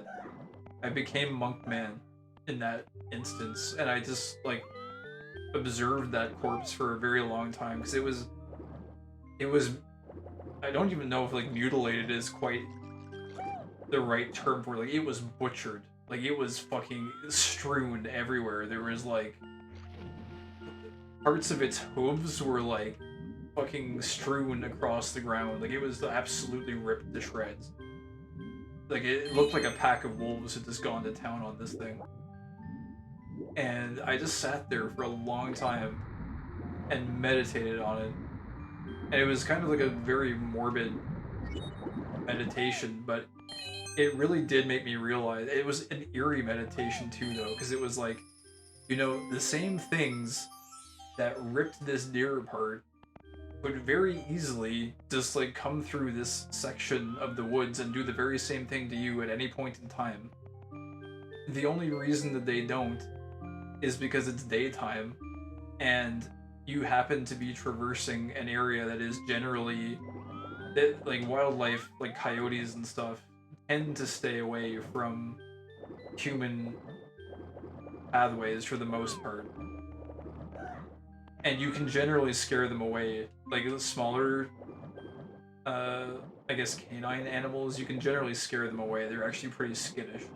So they generally don't pose much of a threat, but it was like, you know, if there was a large group of them, you would be very much fucked. You would be very much dead. And so as I sat there and meditated, fully aware of this, also I'm just checking this out. Does this go somewhere? Is this into the Black Abyss? This is very much a dead end. It's just the Black Abyss, but it's cool that it's down here, I guess. As I was just meditating there on that moment, I felt like extremely vulnerable because it was like, you know, that is a possibility. The same thing that killed this here could just come and kill you right now as you're sitting here meditating in your own thoughts. But also at the same time, it was like, I have checked these voids myself already. Oh, so you've been here, I see. I am re-exploring ground that you have already visited.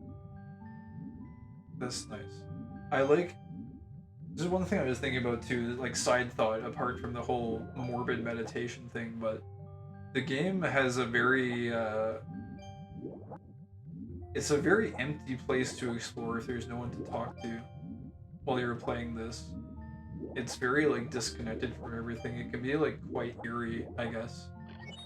So it's kind of nice to know that other people have, like, gone through these areas, because the castle is so difficult to navigate and, like, map out mentally that it feels like some of these places are just, like, very, like, disconnected from everything. Like, disconnected from, like, people. It's, like, it's weird. It's like the standard Super Mario 64 experience is something that like everyone basically has done. And so it feels like it's easy to communicate and share like what you experience from that standard experience, but this is something more like a lot of these areas require a lot of, it feels like deep exploration. And it feels just like areas that people have not explored potentially as much. Something like that. I don't know where I'm going with this. It's just rambling. But I guess it's kind of like comforting to know that other people have been through here. So it's nice to like have just a voice to bounce things off of, I guess. What I'm trying to say is thank you for being here, because it's kind of eerie to explore this place alone.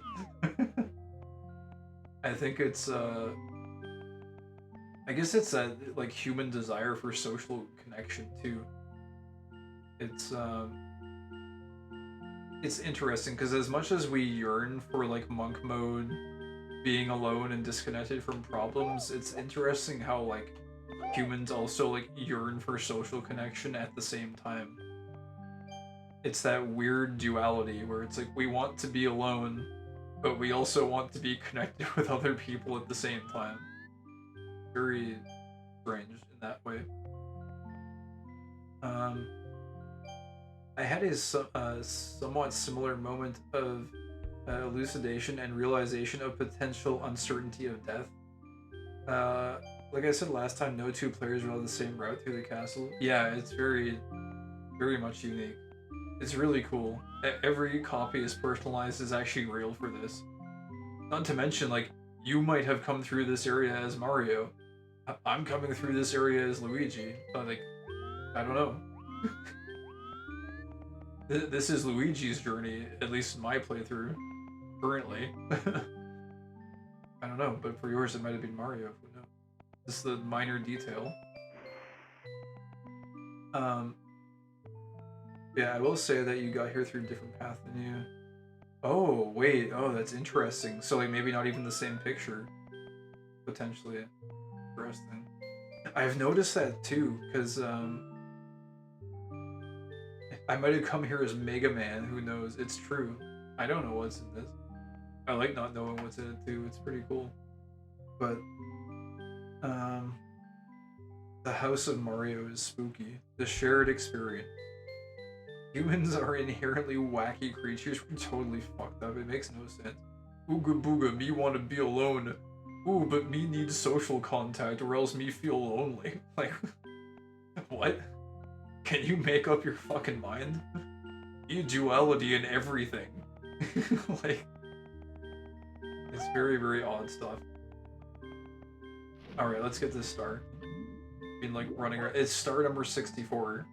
So Mario 64, haha, funny number. Somehow. Oh, this one particular part is deep enough to swim in. You drown in this? This should just be embarrassing if you could drown in this part. Is it possible? Imagine drowning in this pool. I don't think you can. Oh my god, this star is actually like deceptively difficult to get because the water level keeps changing. There you go. It's back to being blue again. I wonder why it turned red that one time.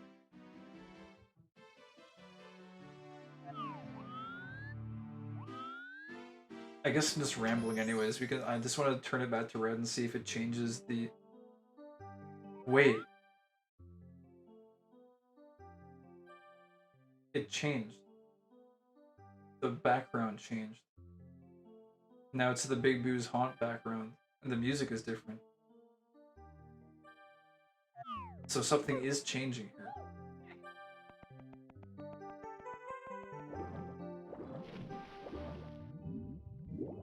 Get these coins again?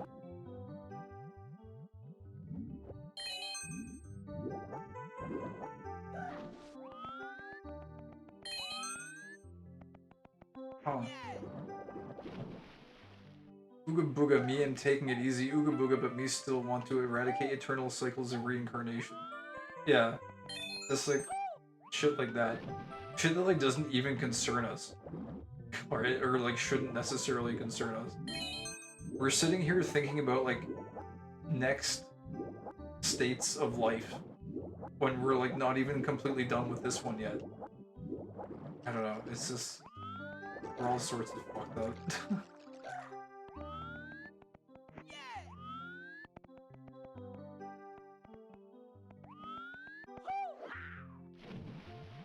It's funner this way. I guess so.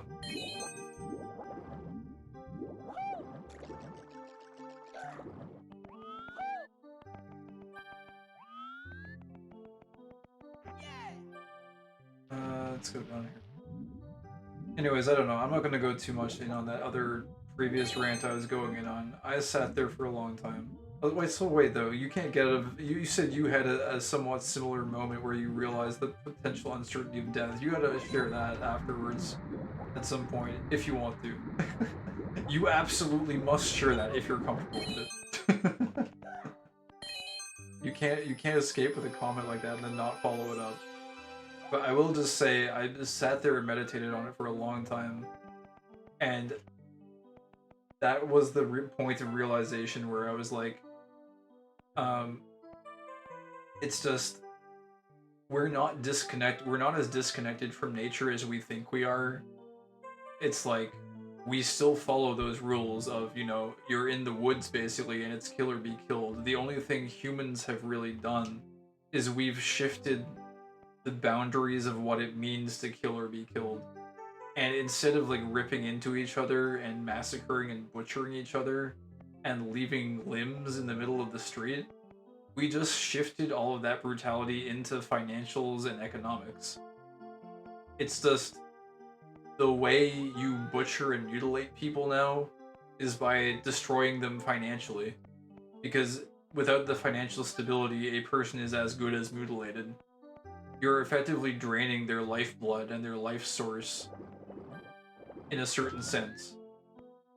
In healthy economies, it's okay because there's an exchange of value taking place. So the figurative lifeblood exchange is generally equal. There's an exchange of energy in exchange for the financials. It's a give and take, right? But there comes a certain point where it becomes exploitative to the point where basically the employer and the forced employer-employee relationship becomes a butchering, where the employer is extracting such a disproportionate amount of value from the employee that it becomes unsustainable for the employee to financially sustain themselves in the world. And in essence, what is happening there is the very same thing that happened to that deer in the woods. Like, that person who is being exploited that heavily is being mutilated and butchered. It's just being hidden behind the financial instrument of money. That's effectively what's happening. And so we are in absolutely no way disconnected from nature. It's still happening in front of us every single day. We've just made it more civilized. It's been made absolutely traditional, right? It's just the absolutely traditional exploitation of humanity. And it's just a new way to, like, basically cover up the blood. It's just... I don't know. It's so that people can rest easy at night because, you know, the employer doesn't have to see the mutilated fucking limbs or whatever in the street. They get the financial benefit, and the person who is financially butchered, they can just forget about them because they're just a number to them. It's a convenient way to not have to deal with the gruesome imagery of the deer being fucking scattered across the forest and, you know, seeing its fucking limbs being, like, just strewn across the forest floor, right? Anyways, let's get this started. That was a long-winded way of putting that, but I've tried to articulate that to people in the past, and some people will just come back and be like, "Oh, you sound like fucking Flowey from Undertale." I'm like, no, it's not that. I'm not trying to be like it's Killer Be Killed from like a necessarily like. Hello, philosophical friends. Oh, hey, Veg, how's it going? Veg/Beg, I still don't know how to say your name or what's preferential, but I will do my best. People can just say, it is what it is, and carry on. Yeah, I mean, you can take that approach too. And I mean, that's perfectly valid. You don't have to go down these, like, weird psychological hallways. Vegetable shortened? I gotcha. That's cool. The veg.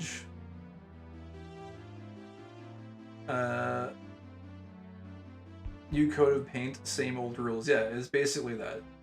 It's just the rules of nature are still very much in effect. We have this, like you said, given it a very convenient coat of going. What is in here if we go in again? Let's not get the red coins and we'll speedrun it, I guess. Actually, although I guess it might matter if we get the red coins versus the normal star, because I think we just picked up the normal star. We are gradually mapping out the accursed labyrinth. Oh, this is the Metal Gear stream? Is that the... I've never actually watched the full story of Metal Gear. Is that like a prominent theme in it, where it's like, they just say, it's all still rules of nature or something? Because that was basically my long-winded rant I just went on. Rules of nature? Yeah, okay, cool. I didn't know that was in that, but yeah. Now we're getting into the everything has been done theory. There are no unique thoughts anymore. Not that I necessarily thought it was unique, it was just... Whenever I tried to present that concept to people of, like, the financial lifeblood or whatever, I don't know. People just didn't seem to get it. I think, like, you have to be on a certain wavelength to understand, like, the... I don't know. Be able to interpret it in a certain way where it's like, no, I'm not being, like, literal about it. Completely.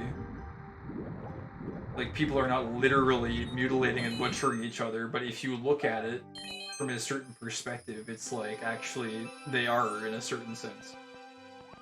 I once said, too, that like happiness is a limited resource. I think I said that to my parents one time. They're like, "No, you're crazy. Like it's not." I'm like, "Well, if you look at it from certain perspectives, like it really is kind of." I guess depending on how much you attribute happiness to money, but it's not just money either. It's like the resources that one uses to sustain themselves and, you know, maintain their stability. These are limited resources that are being distributed across an ever-increasing mass of people. It's like, I don't know. But some people just don't even bother thinking about the shit. It's just like, nah, it is what it is. Anyways, I'm done rambling. I'm, like, really tired, so I'm very prone to ranting. I will get off this now. We've talked about it for way too long. Metal Gear delves into a lot of neat ideas. I guess that's another one of those PlayStation games that I just need to get into. As I mentioned before, I'm very limited on the PlayStation knowledge. Also, I don't know how we got this painting to turn red. I don't know if we can get it to turn red again. Weird. But it's clearly the same stage, even though it did turn red at one point. Maybe it's just an RNG thing. I don't know.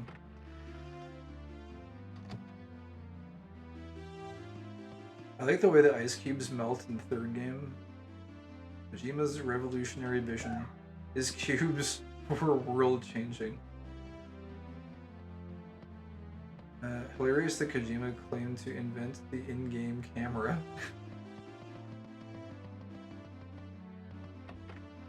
Is this... Okay, I don't even know where we are in the castle anymore.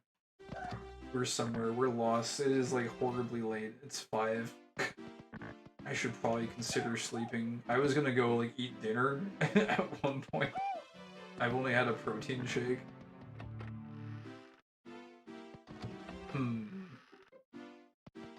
But now veg is here. Man. Oh my god, wait, what is this? Wait, isn't this Hell Basement?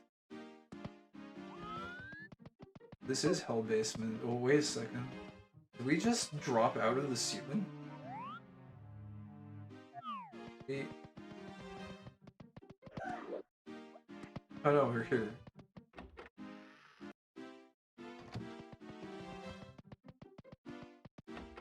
That's in Hell Basement, though.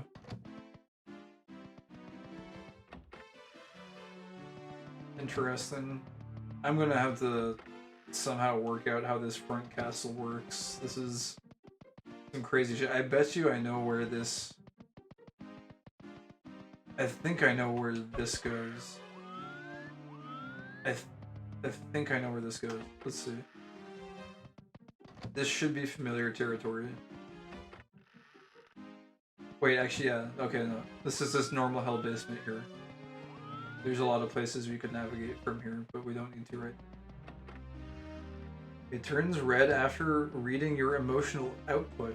What thoughts were you thinking of when it last turned red last time? Oh my god.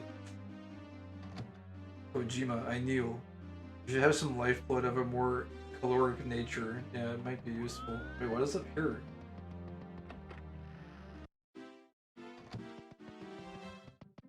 Oh no. This is like a weird basement-esque area, but it's upstairs. Don't let the Marios starve you to death.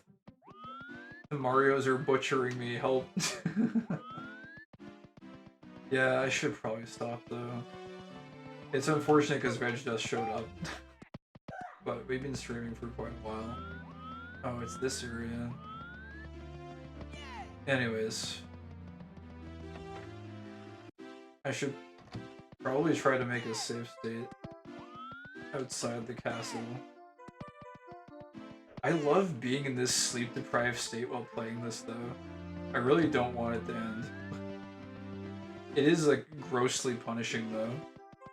I'm basically like losing my entire Sunday to this, but it really is one of the coolest states to be in. It's like completely sleep-deprived and playing. It's so fun. If only I didn't have salary Nyan lifestyle to uphold, and I could just play this for like long 24-hour bursts. Wait, is that? That looks almost like one of the stars from like Paper Mario or something. It's like a sad star. How did I even get in here? What the hell? Where am I? I don't really care where I love being sleep deprived and not caring where I am. The part of my brain that is like, if you map this out, or like you should map this out so you'll be safe and know how to get out, that part of my brain just turns off and I just start like running forward like a madman. I just love it. Great. It's like the one time when I'm sleep deprived I can actually get lost in the game fully. Oh my god, what the hell? Where are we? What happened? Where is this? This is like Vanish Cap stage, but it's like... What, Dry World?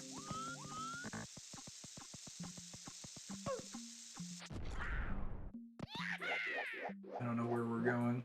Being sleepy sharpens your connection to the psycho-celestial realm? I guess so. I mean, I guess you do end up, I guess, kind of being in like a pseudo-sleepy state, so... All of those like weird conscious barriers that you have active during waking hours kind of shut down. It's kind of nice.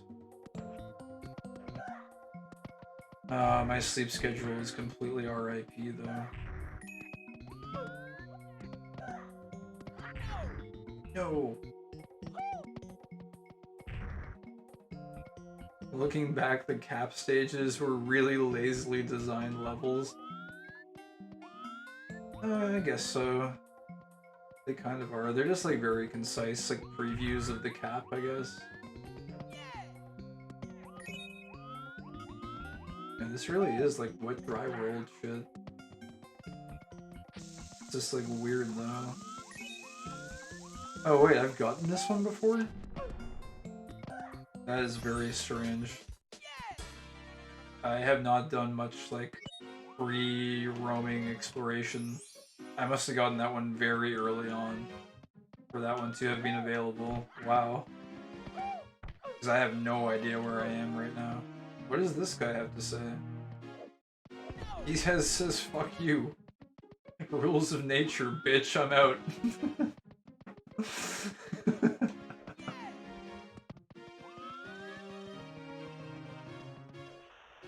What is this?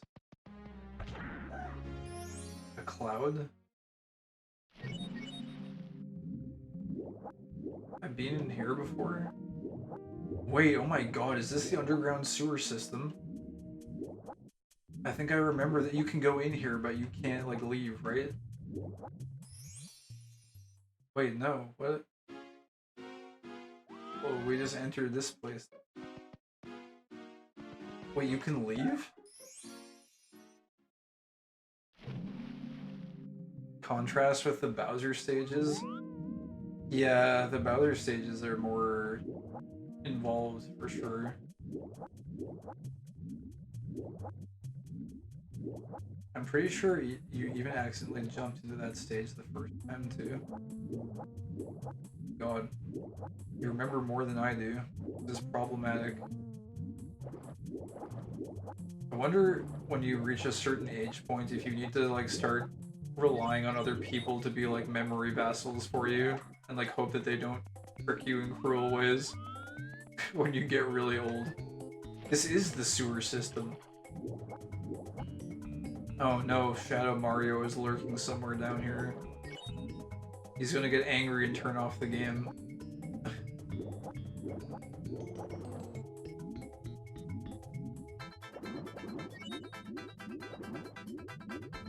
Don't lose it. I don't know what we can do with this, but we have it now. Will you pass the star check? Oh, it disappeared in my hands. What the heck? Will you pass the star check? I highly doubt it. We have stars, therefore Shadow Mario is angry with us. Oh, but wait a second, we're Luigi now. The last time we came here, we were Mario with stars. I wonder if he'd get mad at Luigi with stars. He'll probably fucking turn off the game. it's probably for the best if he does turn off the game, to be honest. Maybe there's a reason the game led us to this place. Luigi's pure heart, he'll live. Yeah, I mean, I haven't entered any stages where the Bomb-Bombs have been mad at Luigi. But I don't know. I seriously, like, I can't figure out how we're supposed to get through any of this, though.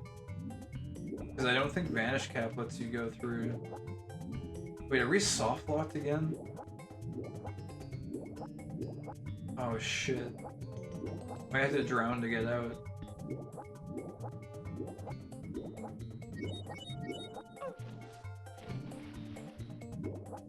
It's infuriating when he turns up after you keep losing a level, though. Ooh, Shadow Mario shows up when you lose a level? I have not experienced this yet.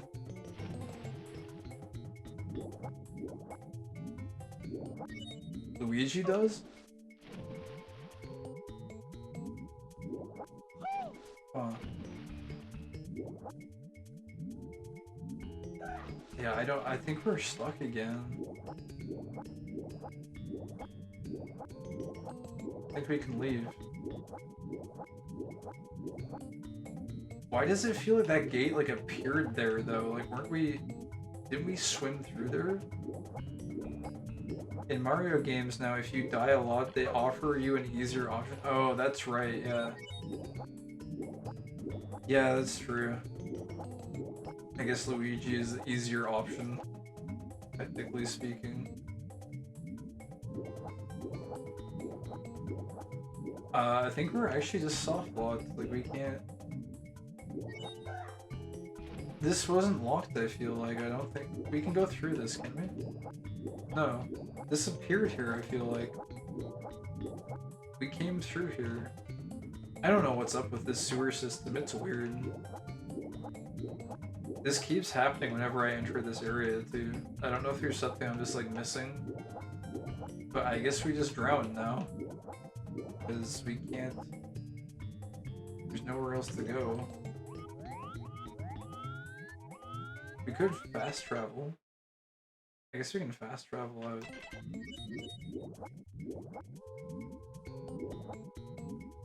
Nabbit is such a cool character design, but he's turbo baby mode in the games he's playable.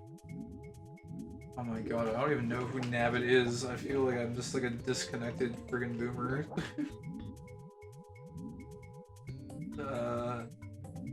Nabbit. Is that like, it's not a rabbit, is it?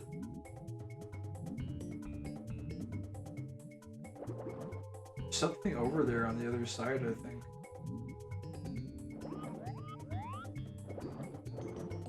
Can't get there though. A burglar rabbit? Kinda sounds like one.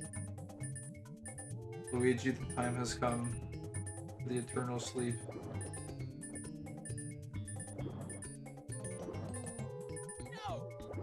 No!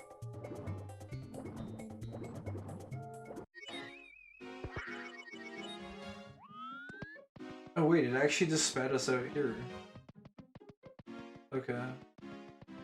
That's fair enough, I guess. I don't know what we need to do in that sewer system.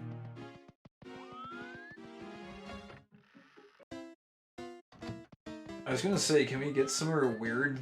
This looks kind of weird. What is this? I want to go to a weird-ass place. What is this?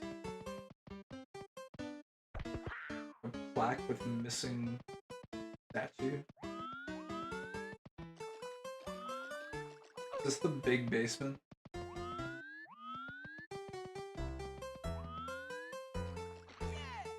The pipe. I feel like this way is gonna lead us to a weirder place though, down this way. Oh wait, there's a Bowser. Can't go into it. Is there anything down these weird hallways?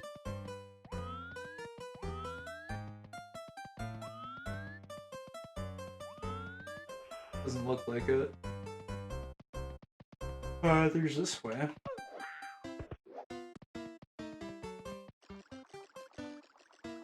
What is this?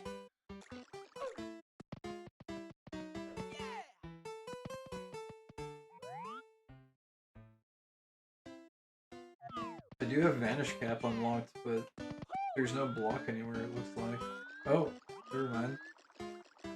What's in the door? Oh, it's a level. I know levels right now, but since we do have access to this...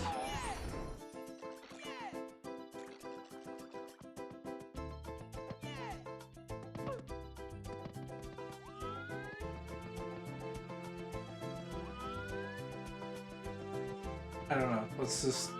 What is cool? What is this? There's another Vanish Cap if we want to leave. Is this a stage? Oh. It's Evil Bowser.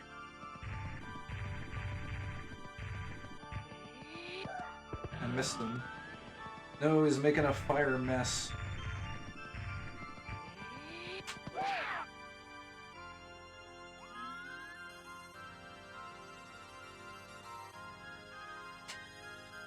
No. Oh, I don't get the re-grab. Get him.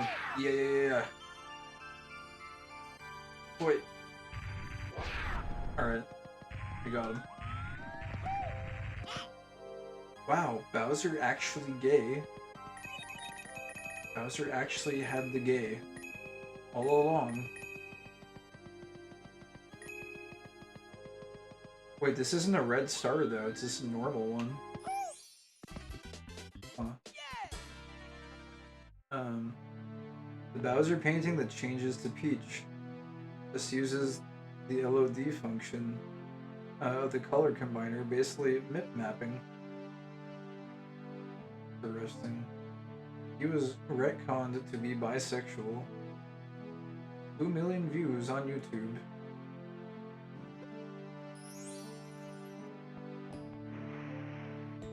Oh. Wait, where the fuck are we? What the fuck?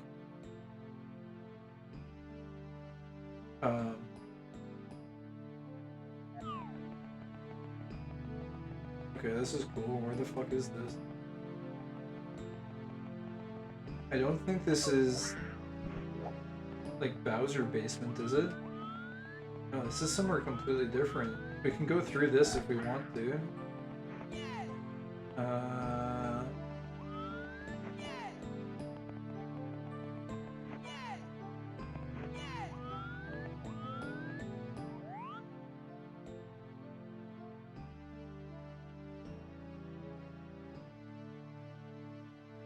Goomba seems abnormal. Why is it not moving? Can we like talk to it or something? Free him. I'm gonna free him by punching him, I feel like, cause... Oh, wait a second. Oh, he is free now. He was like a secret. I think we gotta leave or we'll get trapped in there though. I guess he's free now, technically. I mean, we gotta... He was like a secret or something.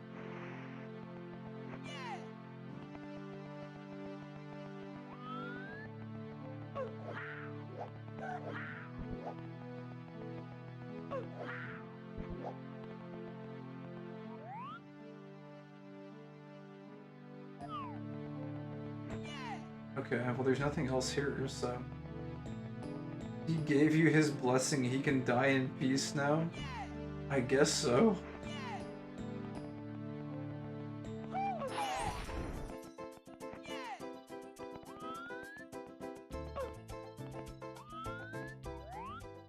This also looks like a soft lock area.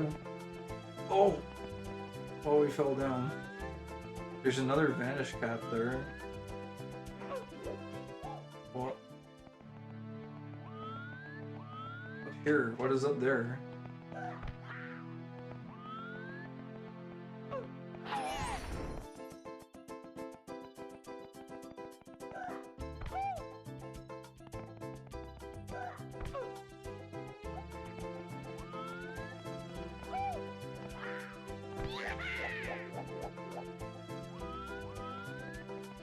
Oh no. What happens if you get trapped in one of these places? I feel like it's just game over. Game over, man. Game over.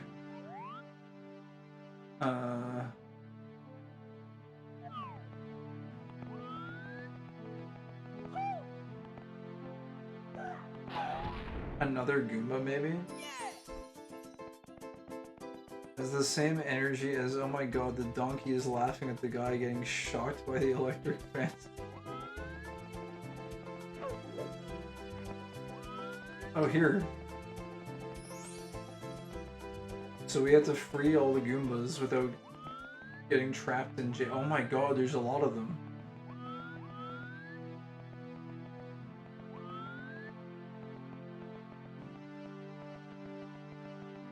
They're all trapped.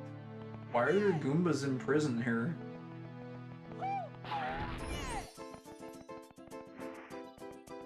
Are these guys, like, did they defy Bowser or something? Bowser's imprisoned Goombas?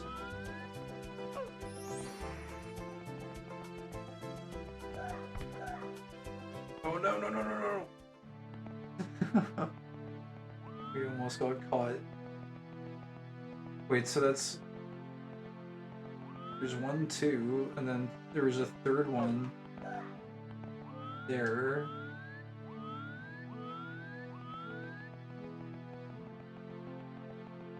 I'm afraid if we go in the door, it's gonna, like...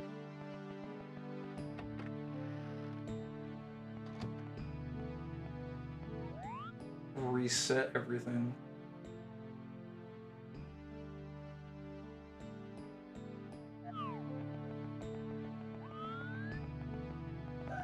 Yeah, well, we didn't get trapped in here, I guess. But where's that 5th Goomba? Can we walk through this with Vanish Cap? Maybe. It doesn't look like it, but...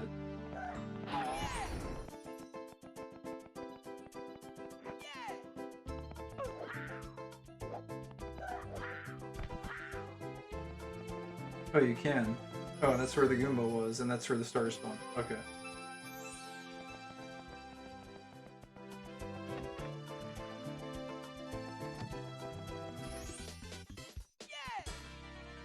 Wait, that was a stage? What?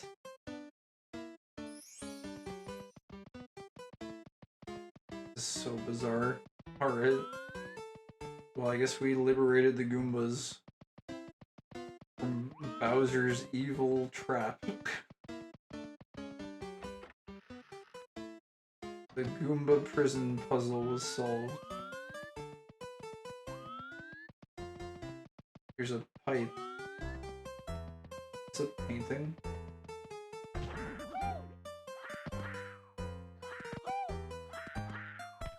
No, it's just a brick wall. Maybe you can run through it. Vanish Cap. Alright, I'm gonna check brick wall. We're gonna go down the pipe. And then probably stop. It has to end. There must be an ending point.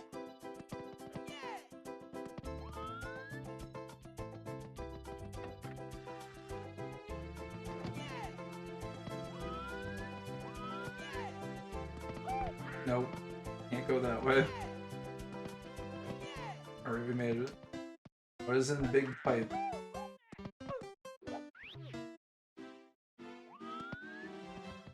This is... Ooh. There's like a library. There's bookshelf. Can't push it.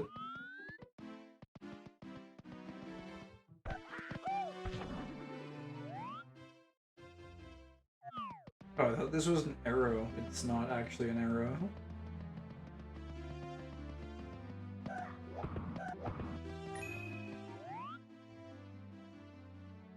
Just one more pipe check. Just one. Is it alive? It is. That's not cool. You're supposed to subvert my expectation and make it not alive. What the hell is this? A kitchen? The cake. Oh, it wasn't a lie after all. It was baked. Does this burn you? It freaking does. In an alternate reality, that doesn't kill you. And I would say it would have been funny if that killed you. But in this timeline, it does kill you, and I didn't find it funny. Well, I guess we'll have to find our way back to the kitchen another time. Laddie touched the stove. Yep. It did happen. Alright. Well.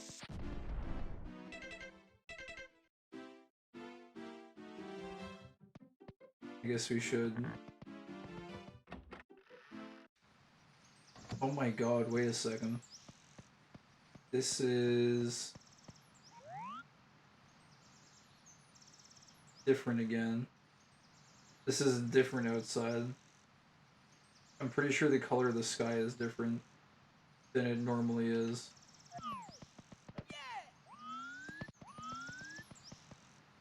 You know, where is this? Like, I know there's an outside where the moat is filled, but it's usually like it was like early morning or something. This is a like much lighter blue sky. So even the outside of the castle is different now. It's kind of crazy. Oh my god, Yoshi's here now. What? Welcome to a new adventure. There are so many worlds to visit, but so little time. True. You may be wondering where to go first, right? Just let it happen. Like a dream. Hint. Look at the sky inside the castle. If you have 10 power stars, you might see the world shift right in front of your eyes. Remember that you can switch plumbers here by pressing the L button.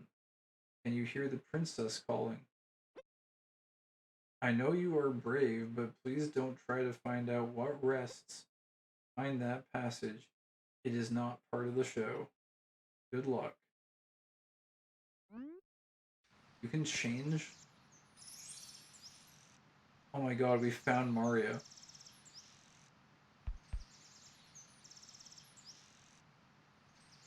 Mario is back. We actually found a way to re-unlock Mario.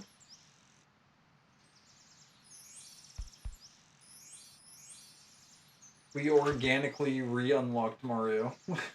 Instant Italian transmogrification has been attained. This is a great advancement. Okay.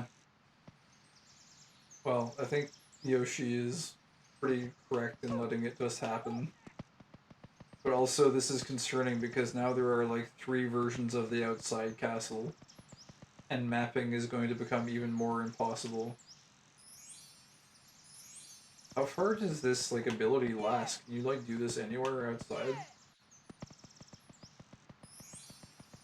Dude, it feels weird to be Mario now. I'm so used to playing as Luigi.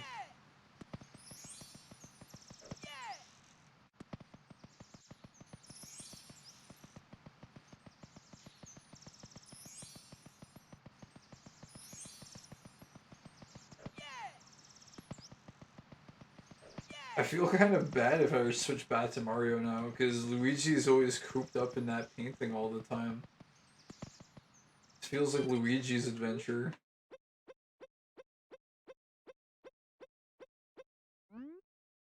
This area is not part of the show. This looks like it's still the same. Huh. Alright, well, there's even more layers to explore now, I guess. I wonder if we'll ever actually be able to explore all of it. I guess we'll have to find out another time. What happens if I get a game over now, though? So let's try drowning one time here. See what happens. Don't go into the hole accidentally. Oh, what's up, John Hawkers? Move over, Mario. Yeah, Mario was missing for a long time. We were stuck as Luigi, and now we finally have the ability to switch between them. We found the missing Mario, but I kind of wanted to stay with Luigi.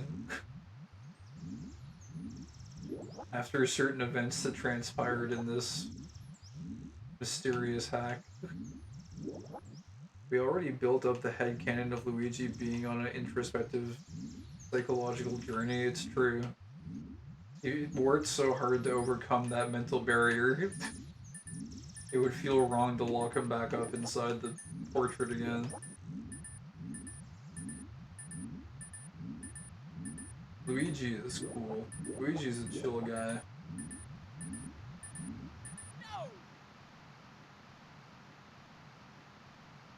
Yeah.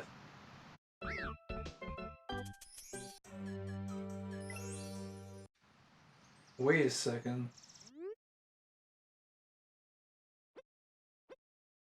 Is this like a point of no return? Do I have to like hard reset the game now to go back to nighttime?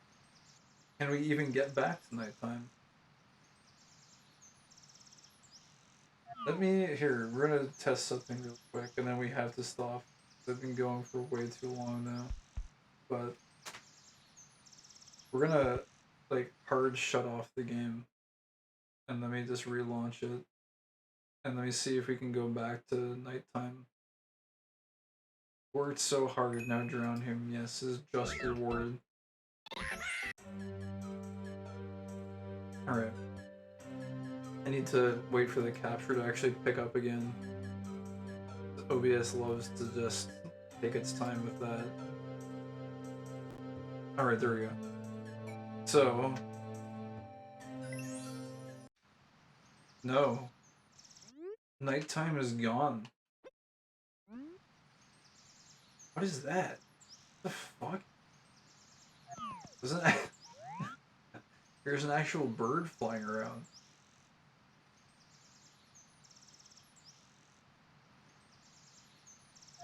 It's so weird. Is this a fan-made game or like a remastered Game Boy? What the... There's another one. Is there just birds flying? Yeah, this is a ROM hack. It's a very weird, surreal ROM hack that is like very, very strange. Like, it's hard to put it into words. It is basically a psychological journey if you play this. Where did Luigi go? Luigi, we can apparently now switch between the two plumbers whenever we wish. But this is very new because originally this part of the castle, it was nighttime. And there was an alternate outdoors area where it was daytime and the moat was filled with water.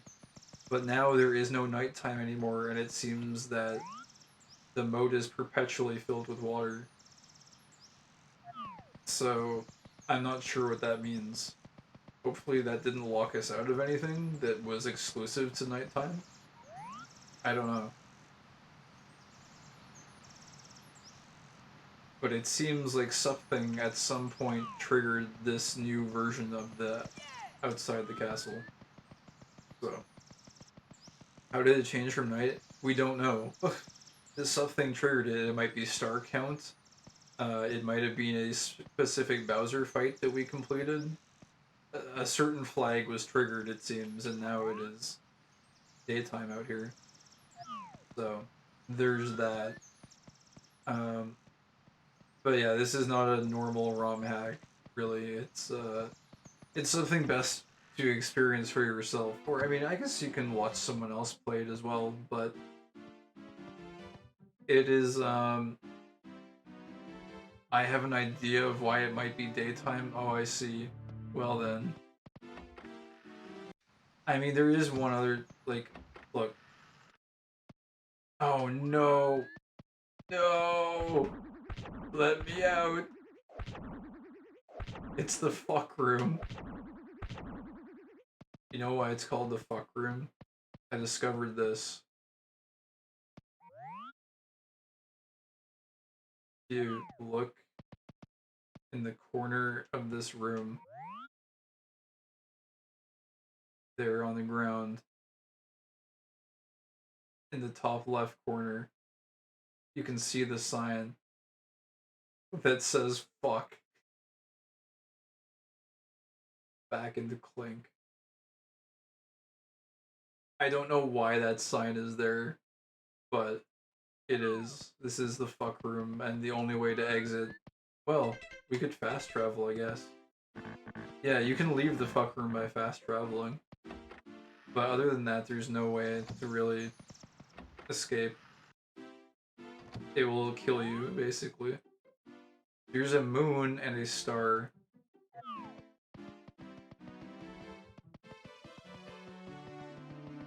I don't know. I don't... Maybe it has something to do with the different layers here. Wait, it's not working now. There we go. Back to the Star Road area. But yeah, pretty much there's a lot of custom stages. And the castle is not as it seems. The hack is called Mario b3313. If you're interested in looking into it. I would highly recommend it if you're just into something weird and or something to explore and mess around with. It is, it's really cool. It's a very, very unique hack.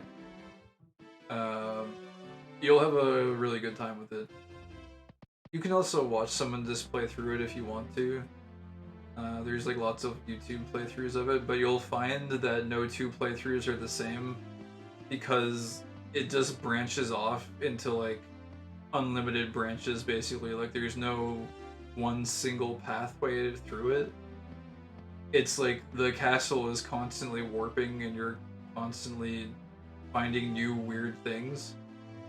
Yeah, it's really like an experience. It's something I would highly recommend like playing for yourself. I was watching a playthrough of this and eventually it just got so intriguing that I just said, fuck it, I actually legit just want to play this for myself, because it's not like another ROM hack where it's like, oh, okay, I can watch this, I can listen to the OST and like mostly get the experience just by watching someone else play it.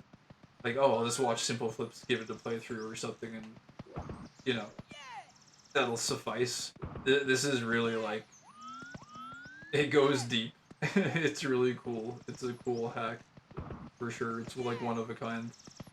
Lots of fun. And I guess we have a new mystery to eventually solve now, which is the mystery of the daytime castle and Yoshi showing up. I don't know why the hell this has happened. This is really weird.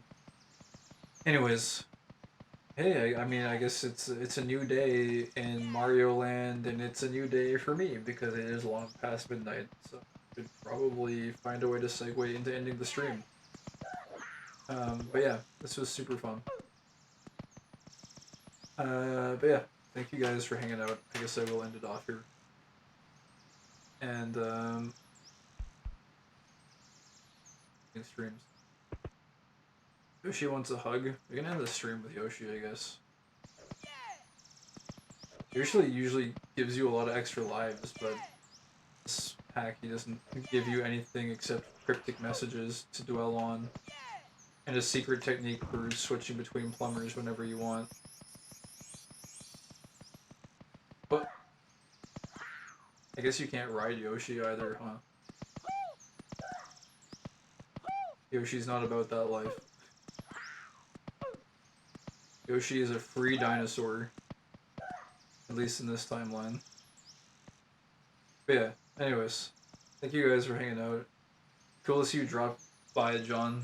I don't know, I don't really have a stream schedule, but when I do stream, it's usually some sort of an N64 game lately, or probably like random internet video watching nonsense. If you want to see more of this, I have been streaming it like kind of on and off sporadically. So if you're interested to just like see more of it, I will probably almost certainly be playing this again at some point. But yeah, thanks Gabagool as always for hanging out for absurdly long amounts of time and talking about like weird stuff.